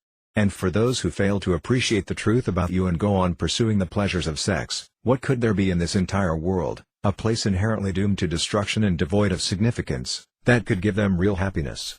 Text 35, sages free from false pride live on this earth by frequenting the sacred pilgrimage sites and those places where the Supreme Lord displayed his pastimes.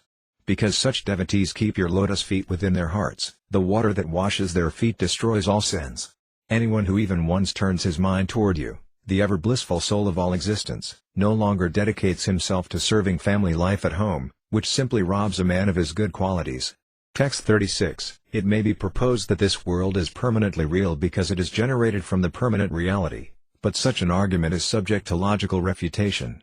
Sometimes, indeed, the apparent non-difference of a cause and its effect fails to prove true, and at other times the product of something real is illusory. Furthermore, this world cannot be permanently real, for it partakes of the natures of not only the absolute reality but also the illusion disguising that reality.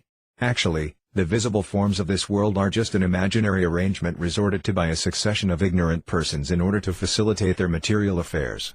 With their various meanings and implications, the learned words of your Vedas bewilder all persons whose minds have been dulled by hearing the incantations of sacrificial rituals. Text 37, since this universe did not exist prior to its creation and will no longer exist after its annihilation, we conclude that in the interim it is nothing more than a manifestation imagined to be visible within you, whose spiritual enjoyment never changes. We liken this universe to the transformation of various material substances into diverse forms. Certainly those who believe that this figment of the imagination is substantially real are less intelligent. Text 38, the illusory material nature attracts the minute living entity to embrace her, and as a result he assumes forms composed of her qualities. Subsequently, he loses all his spiritual qualities and must undergo repeated deaths. You, however, avoid the material energy in the same way that a snake abandons its old skin. Glorious in your possession of 8 mystic perfections, you enjoy unlimited opulences. Text 39, members of the renounced order who fail to uproot the last traces of material desire in their hearts remain impure, and thus you do not allow them to understand you. Although you are present within their hearts, for them you are like a jewel worn around the neck of a man who has totally forgotten it is there. O Lord, those who practice yoga only for sense gratification must suffer punishment both in this life and the next, from death, who will not release them, and from you, whose kingdom they cannot reach. Text 40. When a person realizes you, he no longer cares about his good and bad fortune arising from past pious and sinful acts, since it is you alone who control this good and bad fortune. Such a realized devotee also disregards what ordinary living beings say about him. Every day he fills his ears with your glories, which are recited in each age by the unbroken succession of Manu's descendants, and thus you become his ultimate salvation. Text 41. Because you are unlimited, neither the lords of heaven nor even you yourself can ever reach the end of your glories. The countless universes, each enveloped in its shell, are compelled by the wheel of time to wander within you, like particles of dust blowing about in the sky. The Srutas, following their method of eliminating everything separate from the Supreme, become successful by revealing you as their final conclusion. Text 42. The Supreme Lord, Sri Narayana RSI, said, having heard these instructions about the Supreme Self, the personality of Godhead, the sons of Brahma now understood their final destination. They felt perfectly satisfied and honored Sanandana with their worship. Text 43. Thus the ancient saints who travel in the upper heavens distilled this nectarian and confidential essence of all the Vedas and Puranas. Text 44. And as you wander the earth at will, my dear son of Brahma, you should faithfully meditate on these instructions concerning the science of the self, which burn up the material desires of all men. Text 45. Sukadeva Goswami said, when Sri Narayana RSI ordered him in this way, the self-possessed sage Narada, whose vow is as heroic as a warrior's, accepted the command with firm faith. Now successful in all his purposes, he thought about what he had heard, O king, and replied to the Lord as follows. Text 46. Sri Narada said, I offer my obeisances to him of spotless fame, the Supreme Lord Krishna, who manifests his all-attractive personal expansion so that all living beings can achieve liberation. Text 47. Sukadeva Goswami continued, after saying this, Narada bowed down to Sri Narayana RSI, the foremost of sages, and also to his saintly disciples. He then returned to the hermitage of my father, Devipayana Vyasa. Text 48. Vyasadeva, the incarnation of the personality of Godhead, respectfully greeted Narada Muni and offered him a seat, which he accepted. Narada then described to Vyasa what he had heard from the mouth of Sri Narayana RSI. Text 49. Thus I have replied to the question you asked me, O king, concerning how the mind can have access to the absolute truth, which is indescribable by material words and devoid of material qualities. Text 50. He is the Lord who eternally watches over this universe, who exists before, during and after its manifestation.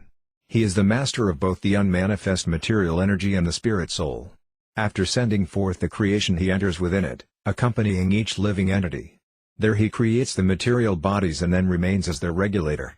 By surrendering to him one can escape the embrace of illusion, just as a dreaming person forgets his own body.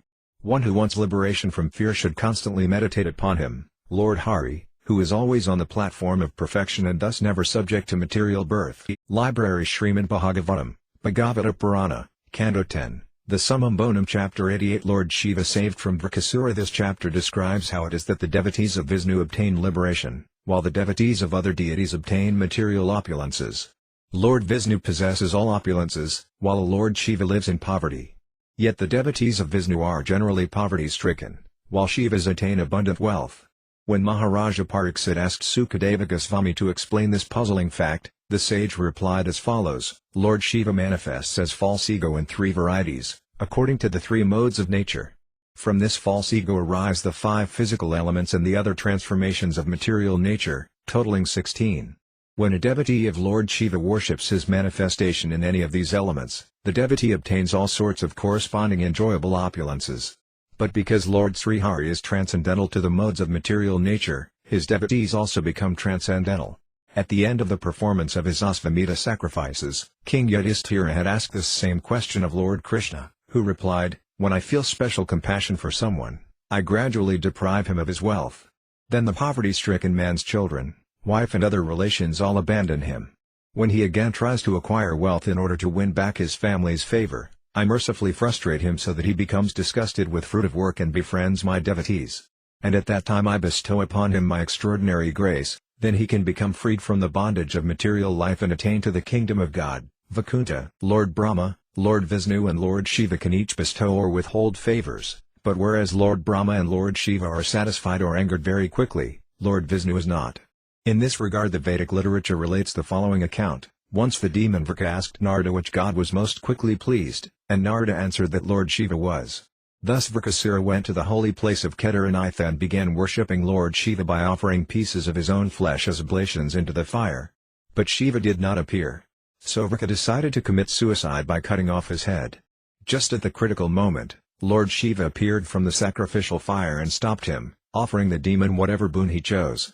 Vrika said, "May death come to whomever I touch upon the head with my hand." Lord Shiva was obliged to fulfill this request, and at once the wicked Vrika tried to test the benediction by putting his hand on the Lord's head. Terrified, Shiva fled for his life, running as far as heaven and the outer limits of the mortal world. Finally the Lord reached the planet of Svetadvipa, where Lord Vishnu resides. Seeing the desperate Shiva from afar, the Lord disguised himself as a young student and went before Vrikasura. In a sweet voice he addressed the demon, "My dear Vrika, please rest a while and tell us what you intend to do." Vrika was charmed by the Lord's words and revealed everything that had happened. The Lord said, "Ever since Lord Shiva was cursed by Prajapati Daksa, he has become just like a carnivorous hobgoblin.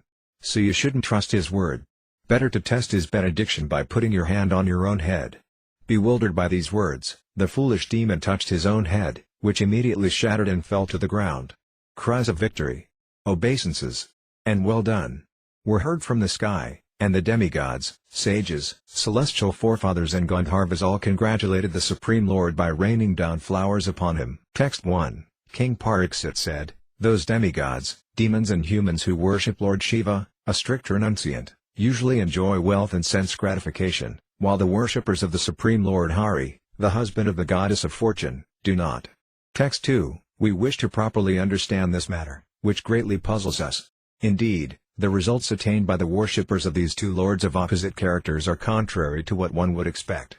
Text 3. Sri Sukadeva said, "Lord Shiva is always united with his personal energy, the material nature. Manifesting himself in three features in response to the entreaties of nature's three modes, he thus embodies the threefold principle of material ego and goodness, passion and ignorance." Text 4. The 16 elements have evolved as transformations of that false ego. When a devotee of Lord Shiva worships his manifestation in any one of these elements, the devotee obtains all sorts of corresponding enjoyable opulences. Text 5. Lord Hari, however, has no connection with the material modes. He is the Supreme Personality of Godhead, the all-seeing eternal witness, who is transcendental to material nature. One who worships him becomes similarly free from the material modes. Text 6. Your grandfather, King Yudhishthira, after completing his Ashvamedha sacrifices, asked Lord Achyuta this very same question while hearing the Lord's explanation of religious principles.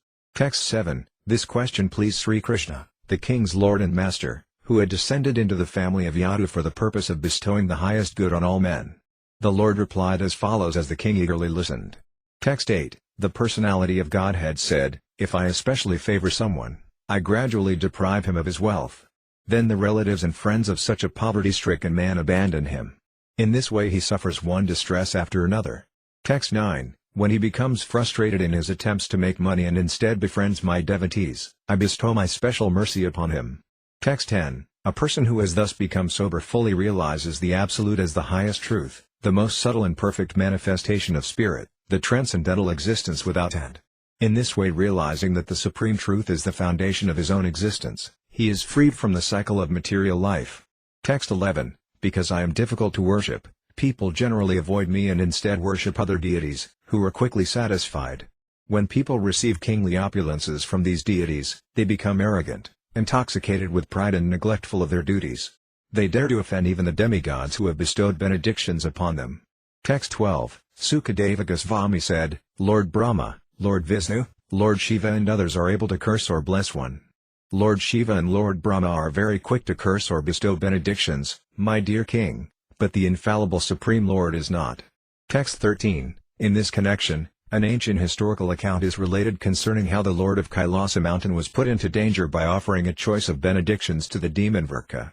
Text 14. The demon named Vrika, a son of Sakunis, once met Narada on the road. The wicked fellow asked him which of the three chief gods could be pleased most quickly. Text 15. Narada told him, Worship Lord Shiva and you will soon achieve success. He quickly becomes pleased by seeing his worshipper's slightest good qualities, and quickly angered by seeing his slightest fault. Text 16, he became pleased with 10-headed Ravana, and also with Bana, when they each chanted his glories, like bards in a royal court. Lord Shiva then bestowed unprecedented power upon each of them, but in both cases he was consequently beset with great difficulty.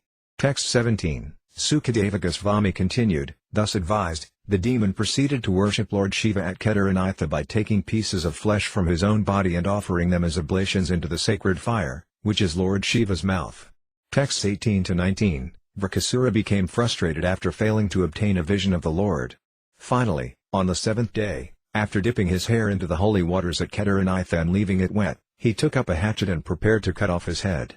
But at that very moment the supremely merciful Lord Shiva rose up out of the sacrificial fire, looking like the god of fire himself, and grabbed both arms of the demon to stop him from killing himself, just as we would do. By Lord Shiva's touch, Vrakasura once again became whole. Text 20, Lord Shiva said to him, my friend, please stop. Ask for me whatever you want, and I will bestow that boon upon you.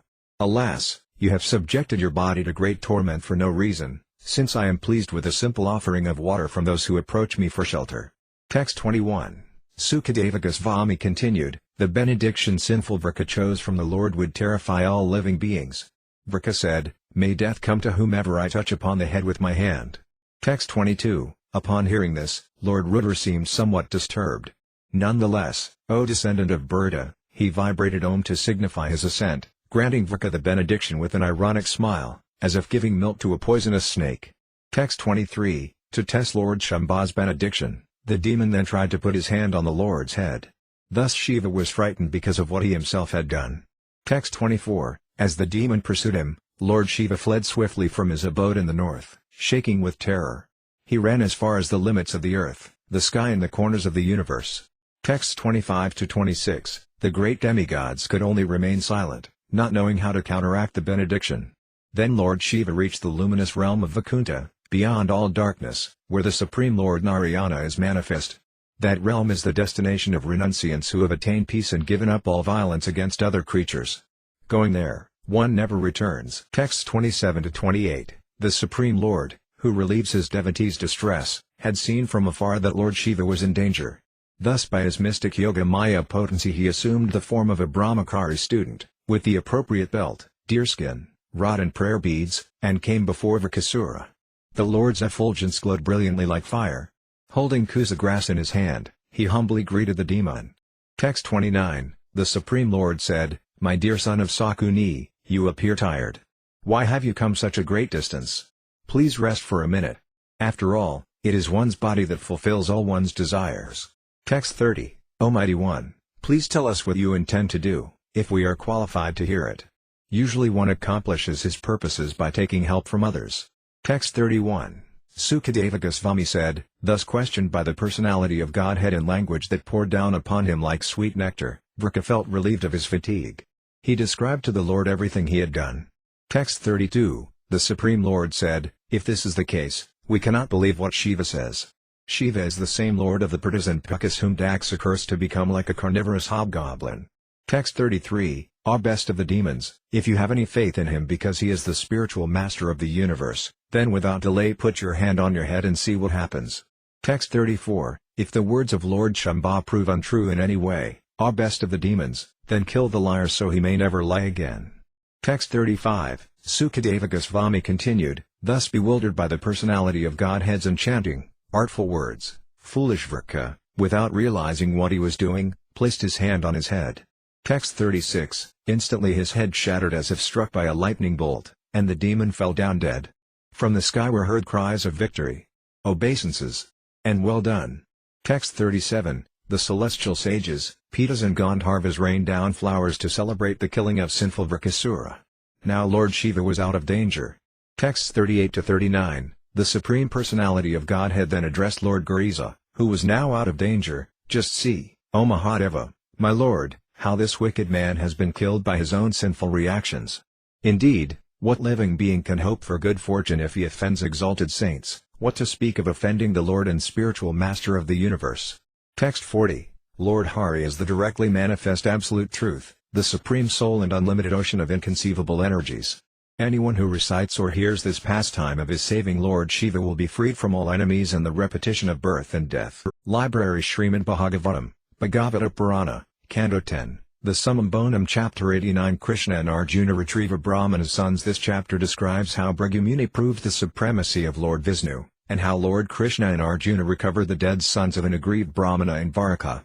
Once, long ago, on the shore of the river Sarasvati, a discussion arose among a group of sages as to which of the three chief lords, Brahma, Vishnu or Shiva, is the greatest. They deputed Bhrigu Muni to investigate the matter. Bhrigu decided to test the Lord's tolerance, for that quality is a sure sign of greatness. First he entered the court of Lord Brahma, his father, without offering him any respect. This enraged Brahma, who suppressed his anger because Bhrigu was his son. Next Bhrigu went to Lord Shiva, his older brother, who rose from his seat to embrace him. But Bhrigu rejected the embrace, calling Shiva deviant heretic. Just as Shiva was about to kill Bhrigu with his trident, goddess Parvati interceded and pacified her husband. Next Bhrigu went to Vaikunta to test Lord Narayana. Going up to the Lord, who was lying with his head on the lap of the goddess of fortune, Bhrigu kicked his chest. But instead of becoming angry, both the Lord and his consort stood up and offered Bhrigu respects. "Welcome," said the Lord. "Please sit down and rest a while. Kindly forgive us, dear master, for not noticing your arrival." When Bhrigu went back to the assembly of sages and told them all that had happened, they concluded that Lord Vishnu is certainly supreme. Once in Dvaraka, a Brahmana's wife gave birth to a son who immediately died. The Brahmana took his dead son to the court of King Ugrasena and berated the king. "This duplicitous, greedy enemy of Brahmanas has caused my son's death by failing to execute his duties properly." The same misfortune continued to befall the Brahmana, and each time he would bring his dead infant's body to the royal court and berate the king. When the ninth son died at birth, Arjuna happened to hear the Brahmana's complaint, and he said, "My lord, I will protect your progeny. And if I fail, I will enter fire to atone for my sin." Some time later, the Brahmana's wife was about to give birth for the 10th time. When Arjuna learned of this, he went to the maternity house and enveloped it with a protective cage of arrows. Arjuna's efforts were to no avail, however, for as soon as the child was born and began to cry, it disappeared into the sky. As the Brahmana profusely derided Arjuna, the warrior set off for the abode of Yamaraja, the king of death. But Arjuna did not find the Brahmana's son there, and even after searching throughout the 14 worlds he could find no trace of the infant. Having failed to protect the Brahmana's son, Arjuna was now intent on committing suicide by entering the sacred fire. But just as he was about to do so, Lord Krishna stopped him and said, "I will show you the Brahmana's sons, so please don't despise yourself like this." Lord Krishna then took Arjuna onto his transcendental chariot, and the two of them crossed over the 7 universal islands with their 7 oceans, passed over the Loka mountain range and entered the region of dense darkness. Since the horses could not find their way, Krishna sent his blazing Sudarsana disc ahead to pierce the gloom. Gradually they came to the water of the causal ocean, within which they found the city of Lord Mahavishnu. There they saw the 1,000-hooded serpent Ananta, and upon him lay Mahavishnu. The great Lord greeted Sri Krishna and Arjuna, saying, "I brought the Brahmana's sons here simply because I wanted to see the two of you.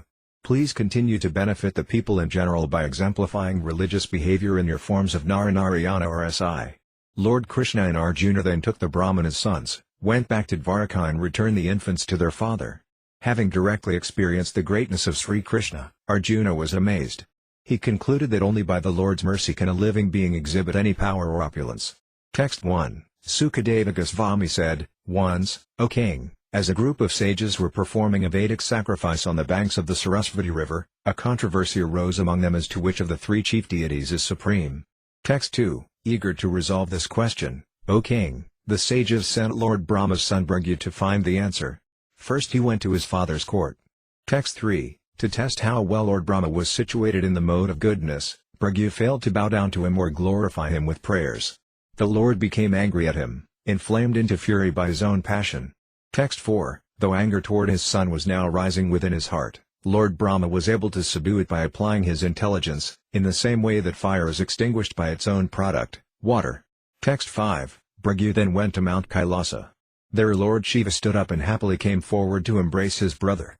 Text 6-7. But Bhrigu refused his embrace, telling him, "You are a deviant heretic." At this Lord Shiva became angry, and his eyes burned ferociously. He raised his trident and was about to kill Bhrigu when Goddess Devi fell at his feet and spoke some words to pacify him. Bhrigu then left that place and went to Vaikuntha, where Lord Janardana resides. Texts 8-9, there he went up to the Supreme Lord, who was lying with his head on the lap of his consort, Sri, and kicked him on the chest. The Lord then rose, along with goddess Lakshmi, as a sign of respect. Coming down from his bedstead, that supreme goal of all pure devotees bowed his head to the floor before the sage and told him, "Welcome, Brahmana. Please sit in this chair and rest a while. Kindly forgive us, dear master, for not noticing your arrival." Text 10-11, please purify me, my realm and the realms of the universal rulers devoted to me by giving us the water that has washed your feet. This holy water is indeed what makes all places of pilgrimage sacred. Today, my lord, I have become the exclusive shelter of the goddess of fortune, Lakshmi. She will consent to reside on my chest because your foot has rid it of sins. Text 12, Sukadeva Goswami said, Bhrigu felt satisfied and delighted to hear the solemn words spoken by Lord Vaikuntha. Overwhelmed with devotional ecstasy, he remained silent, his eyes brimming with tears. Text 13, O king, Bhrigu then returned to the sacrificial arena of the wise Vedic authorities and described his entire experience to them. Texts 14-17, amazed upon hearing Bhrigu's account, the sages were freed from all doubts and became convinced that Vishnu is the greatest Lord. From him come peace, fearlessness, the essential principles of religion, detachment with knowledge, the eightfold powers of mystic yoga, and his glorification, which cleanses the mind of all impurities. He is known as the supreme destination for those who are peaceful and equipoised, the selfless, wise saints who have given up all violence. His most dear form is that of pure goodness, and the Brahmanas are his worshipable deities. Persons of keen intellect who have attained spiritual peace worship him without selfish motives. Text 18, the Lord expands into three kinds of manifest beings, the Rakshasas, the demons and the demigods, all of whom are created by the Lord's material energy and conditioned by her modes. But among these three modes, it is the mode of goodness which is the means of attaining life's final success. Text 19, Sukadeva Goswami said, the learned Brahmanas living along the river Sarasvati came to this conclusion in order to dispel the doubts of all people. Thereafter they rendered devotional service to the Supreme Lord's lotus feet and attained his abode. Text 20, Sri Suta Goswami said, thus did this fragrant nectar flow from the lotus mouth of Sukadeva Goswami, the son of the sage Vyasadeva. This wonderful glorification of the Supreme Person destroys all fear of material existence. A traveler who constantly drinks this nectar through his ear holes will forget the fatigue brought on by wandering along the paths of worldly life. Text 21, Sukadeva Goswami said, once, in Dwarka, a Brahmana's wife gave birth to a son, but the newborn infant died as soon as he touched the ground, O Burda. Text 22, the Brahmana took the corpse and placed it at the door of King Ugrasena's court. Then, agitated and lamenting miserably, he spoke the following. Text 23, the Brahmana said, this duplicitous, greedy enemy of Brahmanas, this unqualified ruler addicted to sense pleasure, has caused my son's death by some discrepancies in the execution of his duties. Text 24, citizens serving such a wicked king, who takes pleasure in violence and cannot control his senses, are doomed to suffer poverty and constant misery. Text 25, the wise Brahmana suffered the same tragedy with his second and third child. Each time, he left the body of his dead son at the king's door and sang the same song of lamentation. Texts 26-27, when the ninth child died, Arjuna, who was near Lord Kesava, happened to overhear the Brahmana lamenting. Thus Arjuna addressed the Brahmana, what is the matter, my dear Brahmana? Isn't there some lowly member of the royal order here who can at least stand before your house with a bow in his hand? These Kshatriyas are behaving as if they were Brahmanas idly engaged in fire sacrifices. Text 28, the rulers of a kingdom in which Brahmanas lament over lost wealth, wives and children are merely impostors playing the role of kings just to earn their livelihood. Text 29, my lord, I will protect the progeny of you and your wife, who are in such distress. And if I fail to keep this promise, I will enter fire to atone for my sin. Texts 30-31, the Brahmana said, neither Sankarsana, Vasudeva, Pradyumna, the best of bowmen, nor the unequaled warrior Aniruddha could save my sons. Then why do you naively attempt a feat that the almighty lords of the universe could not perform? We cannot take you seriously. Text 32, Sri Arjuna said, I am neither Lord Sankarsana, O Brahmana, nor Lord Krishna, nor even Krishna's son. Rather, I am Arjuna, wielder of the Gandhava bow. Text 33, do not minimize my ability, which was good enough to satisfy Lord Shiva, O Brahmana. I will bring back your sons, dear master, even if I have to defeat death himself in battle. Text 34, thus convinced by Arjuna, O tormentor of enemies, the Brahmana went home, satisfied by having heard Arjuna's declaration of his prowess. Text 35. When the wife of the elevated Brahmana was again about to give birth, he went to Arjuna in great anxiety and begged him, please protect my child from death. Text 36. After touching pure water, offering obeisances to Lord Maheshvara and recollecting the mantras for his celestial weapons, Arjuna strung his bow Gandhava. Text 37. Arjuna fenced in the house where the birth was taking place by shooting arrows attached to various missiles. Thus the son of Prtha constructed a protective cage of arrows, covering the house upwards, downwards and sideways. Text 38. The Brahmana's wife then gave birth, but after the newborn infant had been crying for a short time, he suddenly vanished into the sky in his self-same body. Text 39. The Brahmana then derided Arjuna in front of Lord Krishna, just see how foolish I was to put my faith in the bragging of a eunuch. Text 40. When neither Pradyumna, Aniruddha, Rama nor Kesava can save a person, who else can possibly protect him? Text 41. To hell with that liar Arjuna. To hell with that braggart's bow. He is so foolish that he has deluded himself into thinking he can bring back a person whom destiny has taken away. Text 42. While the wise Brahmana continued to heap insults upon him, Arjuna employed a mystic incantation to go at once to Samyamani, the city of heaven where Lord Yamaraja resides. Texts 43-44. Not seeing the Brahmana's child there, Arjuna went to the cities of Indra, Agni, Nirti, Soma, Vayu, and Varuna. With weapons at the ready he searched through all the domains of the universe, from the bottom of the subterranean region to the roof of heaven. Finally, not having found the Brahmana's son anywhere, Arjuna decided to enter the sacred fire, having failed to keep his promise. But just as he was about to do so, Lord Krishna stopped him and spoke the following words. Text 45. Lord Krishna said, I will show you the Brahmana's sons, so please don't despise yourself like this. These same men who now criticize us will soon establish our spotless fame. Text 46. Having thus advised Arjuna, the Supreme Personality of Godhead had Arjuna join him on his divine chariot, and together they set off toward the west. Text 47. The Lord's chariot passed over the 7 islands of the middle universe, each with its ocean and its 7 principal mountains. Then it crossed the Lokaloka boundary and entered the vast region of total darkness. Texts 48-49. In that darkness the chariot's horses, Saibhya, Sugriva, Meghapuspa and Balahaka, lost their way. Seeing them in this condition, our best of the Bharatas, Lord Krishna, the supreme master of all masters of yoga, sent his Sudarsana disc before the chariot. That disc shone like thousands of suns. Text 50. The Lord's Sudarsana disc penetrated the darkness with its blazing effulgence. Racing forward with the speed of the mind, it cut through the fearsome, dense oblivion expanded from primeval matter, as an arrow shot from Lord Rama's bow cuts through his enemy's army. Text 51. Following the Sudarsana disc, the chariot went beyond the darkness and reached the endless spiritual light of the all-pervasive Brahmajyoti. As Arjuna beheld this glaring effulgence, his eyes hurt, and so he shut them. Text 52. From that region they entered a body of water resplendent with huge waves being churned by a mighty wind. Within that ocean Arjuna saw an amazing palace more radiant than anything he had ever seen before. Its beauty was enhanced by thousands of ornamental pillars bedecked with brilliant gems. Text 53. In that palace was the huge, awe-inspiring serpent Anantasesa. He shone brilliantly with the radiance emanating from the gems on his thousands of hoods and reflecting from twice as many fearsome eyes. He resembled white Mount Kailasa, and his necks and tongues were dark blue. Texts 54-56. Arjuna then saw the omnipresent and omnipotent Supreme Personality of Godhead, Maha Vishnu, sitting at ease on the serpent bed. His bluish complexion was the color of a dense rain cloud, he wore a beautiful yellow garment, his face looked charming, his broad eyes were most attractive, and he had 8 long, handsome arms. His profuse locks of hair were bathed on all sides and the brilliance reflected from the clusters of precious jewels decorating his crown and earrings. He wore the Kaustuba gem, the mark of Srivatsa and a garland of forest flowers.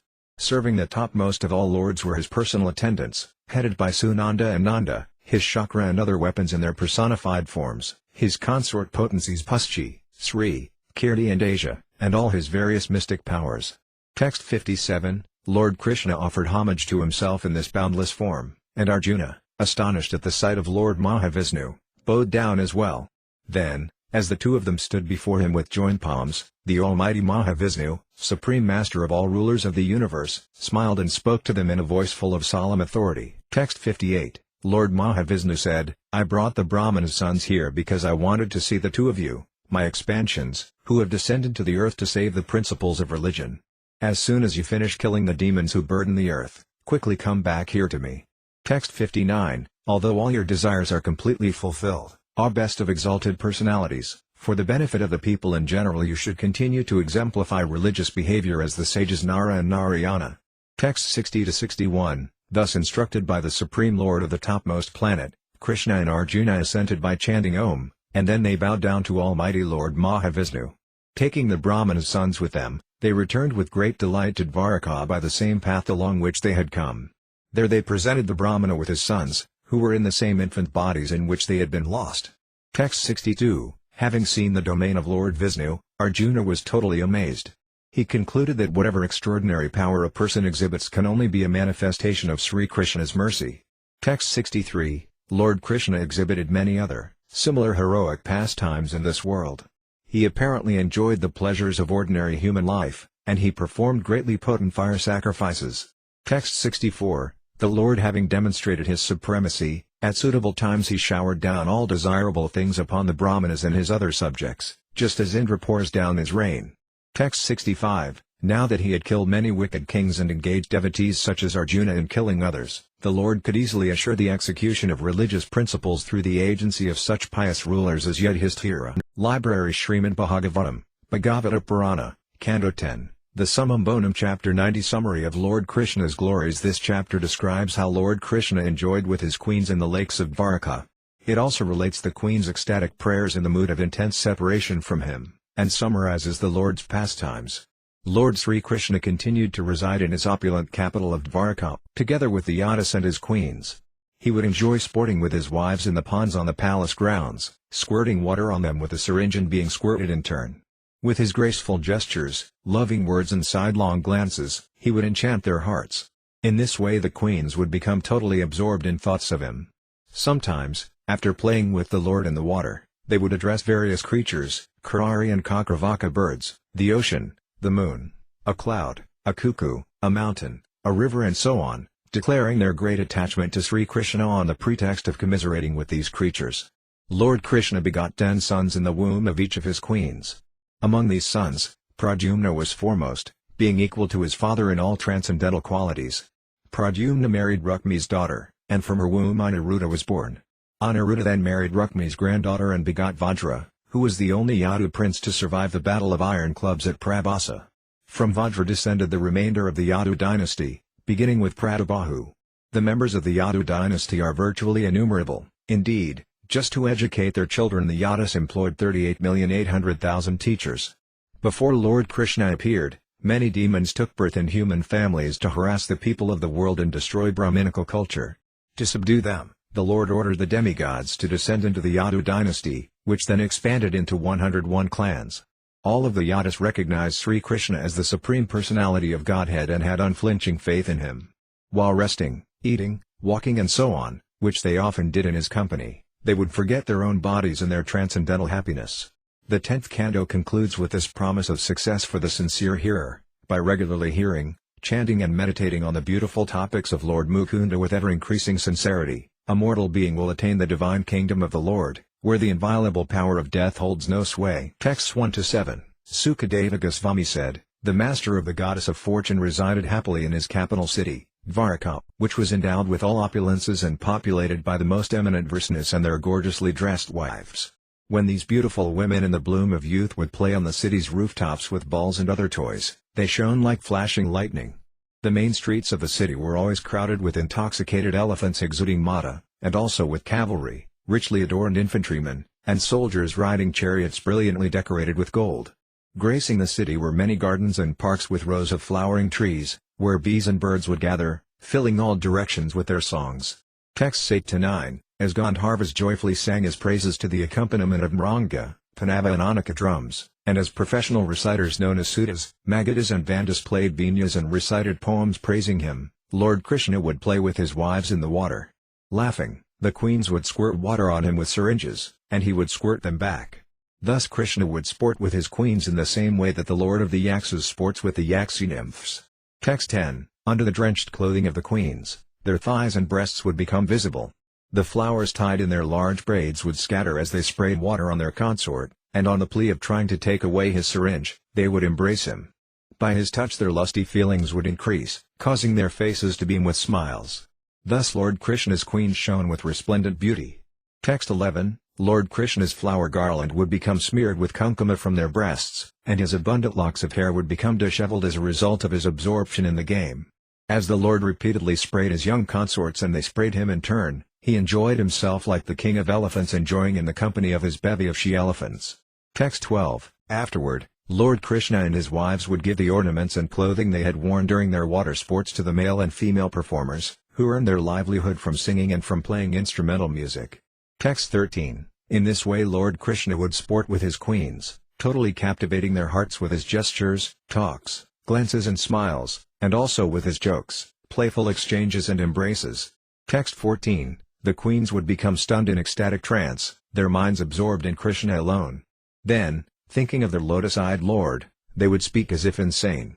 Please hear these words from me as I relate them. Text 15, the queens said, O Karari bird, you are lamenting. Now it is night, and somewhere in this world the Supreme Lord is asleep in a hidden place. But you are wide awake, O friend, unable to fall asleep. Is it that, like us, you have had your heart pierced to the core by the lotus-eyed Lord's munificent, playful smiling glances? Text 16, poor Kakravaki, even after closing your eyes, you continue to cry pitifully through the night for your unseen mate. Or is it that, like us, you have become the servant of a Sayuta and hanker to wear in your braided hair the garland he has blessed with the touch of his feet? Text 17, dear ocean, you are always roaring, not sleeping at night. Are you suffering insomnia?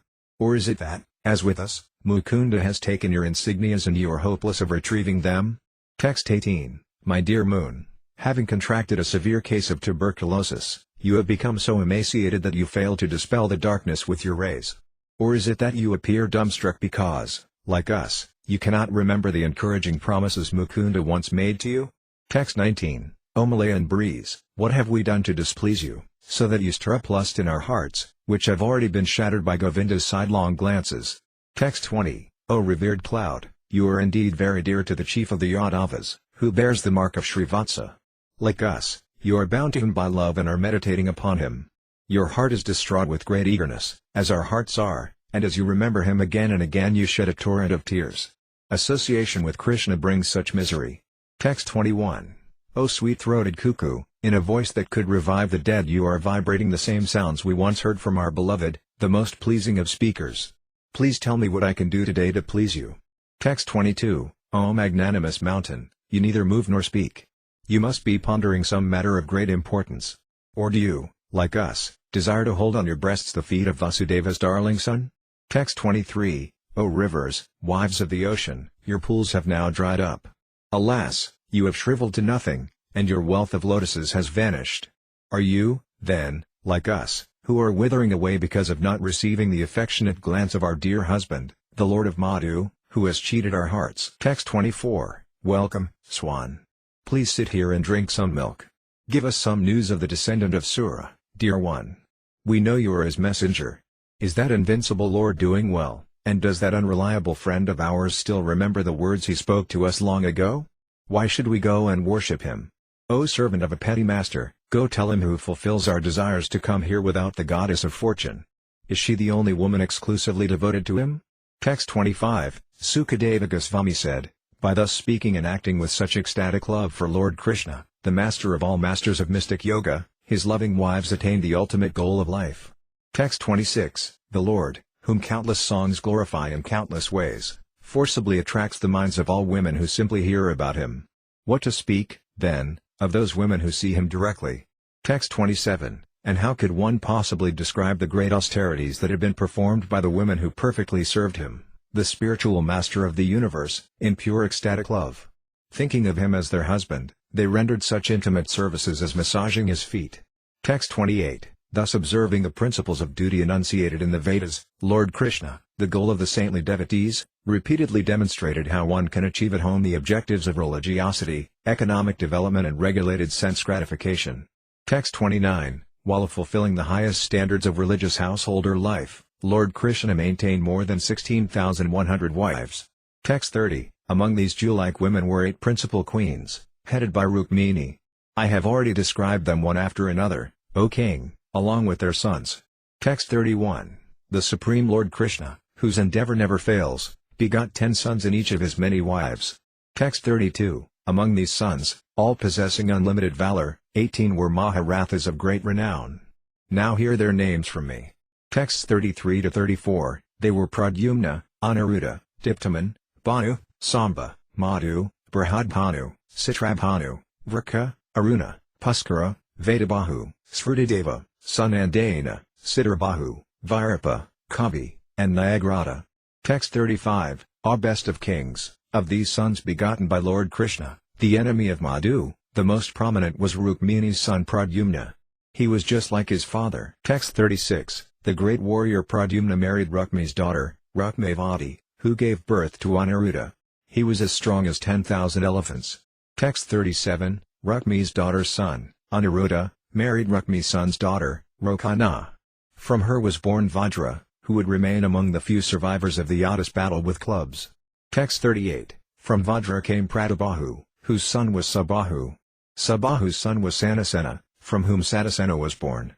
Text 39. No one born in this family was poor in wealth or progeny, short-lived, weak or neglectful of Brahminical culture.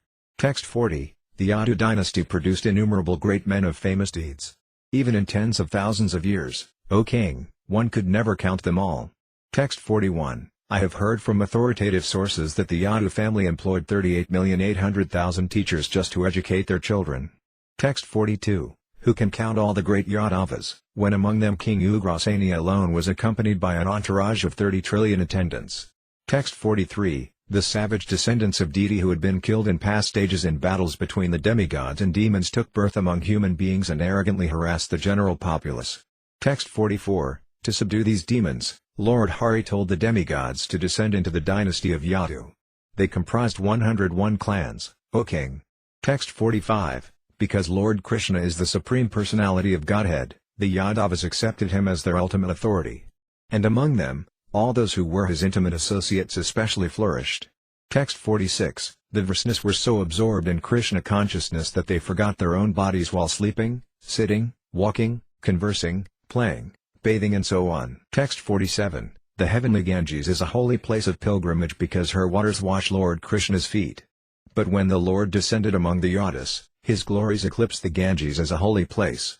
Both those who hated Krishna and those who loved him attained eternal forms like his in the spiritual world. The unattainable and supremely self-satisfied goddess of fortune, for the sake of whose favor everyone else struggles, belongs to him alone. His name destroys all inauspiciousness when heard or chanted. He alone has set forth the principles of the various disciplic successions of sages. What wonder is it that he, whose personal weapon is the wheel of time, relieved the burden of the earth. Text 48. Lord Sri Krishna is he who is known as Jananivasa, the ultimate resort of all living entities, and who is also known as Devakanandana or Yasodanandana, the son of Devaki and Yasoda. He is the guide of the Yadu dynasty, and with his mighty arms he kills everything inauspicious, as well as every man who is impious. By his presence he destroys all things inauspicious for all living entities, moving and inert. His blissful smiling face always increases the lusty desires of the Gopas of Vrindavana.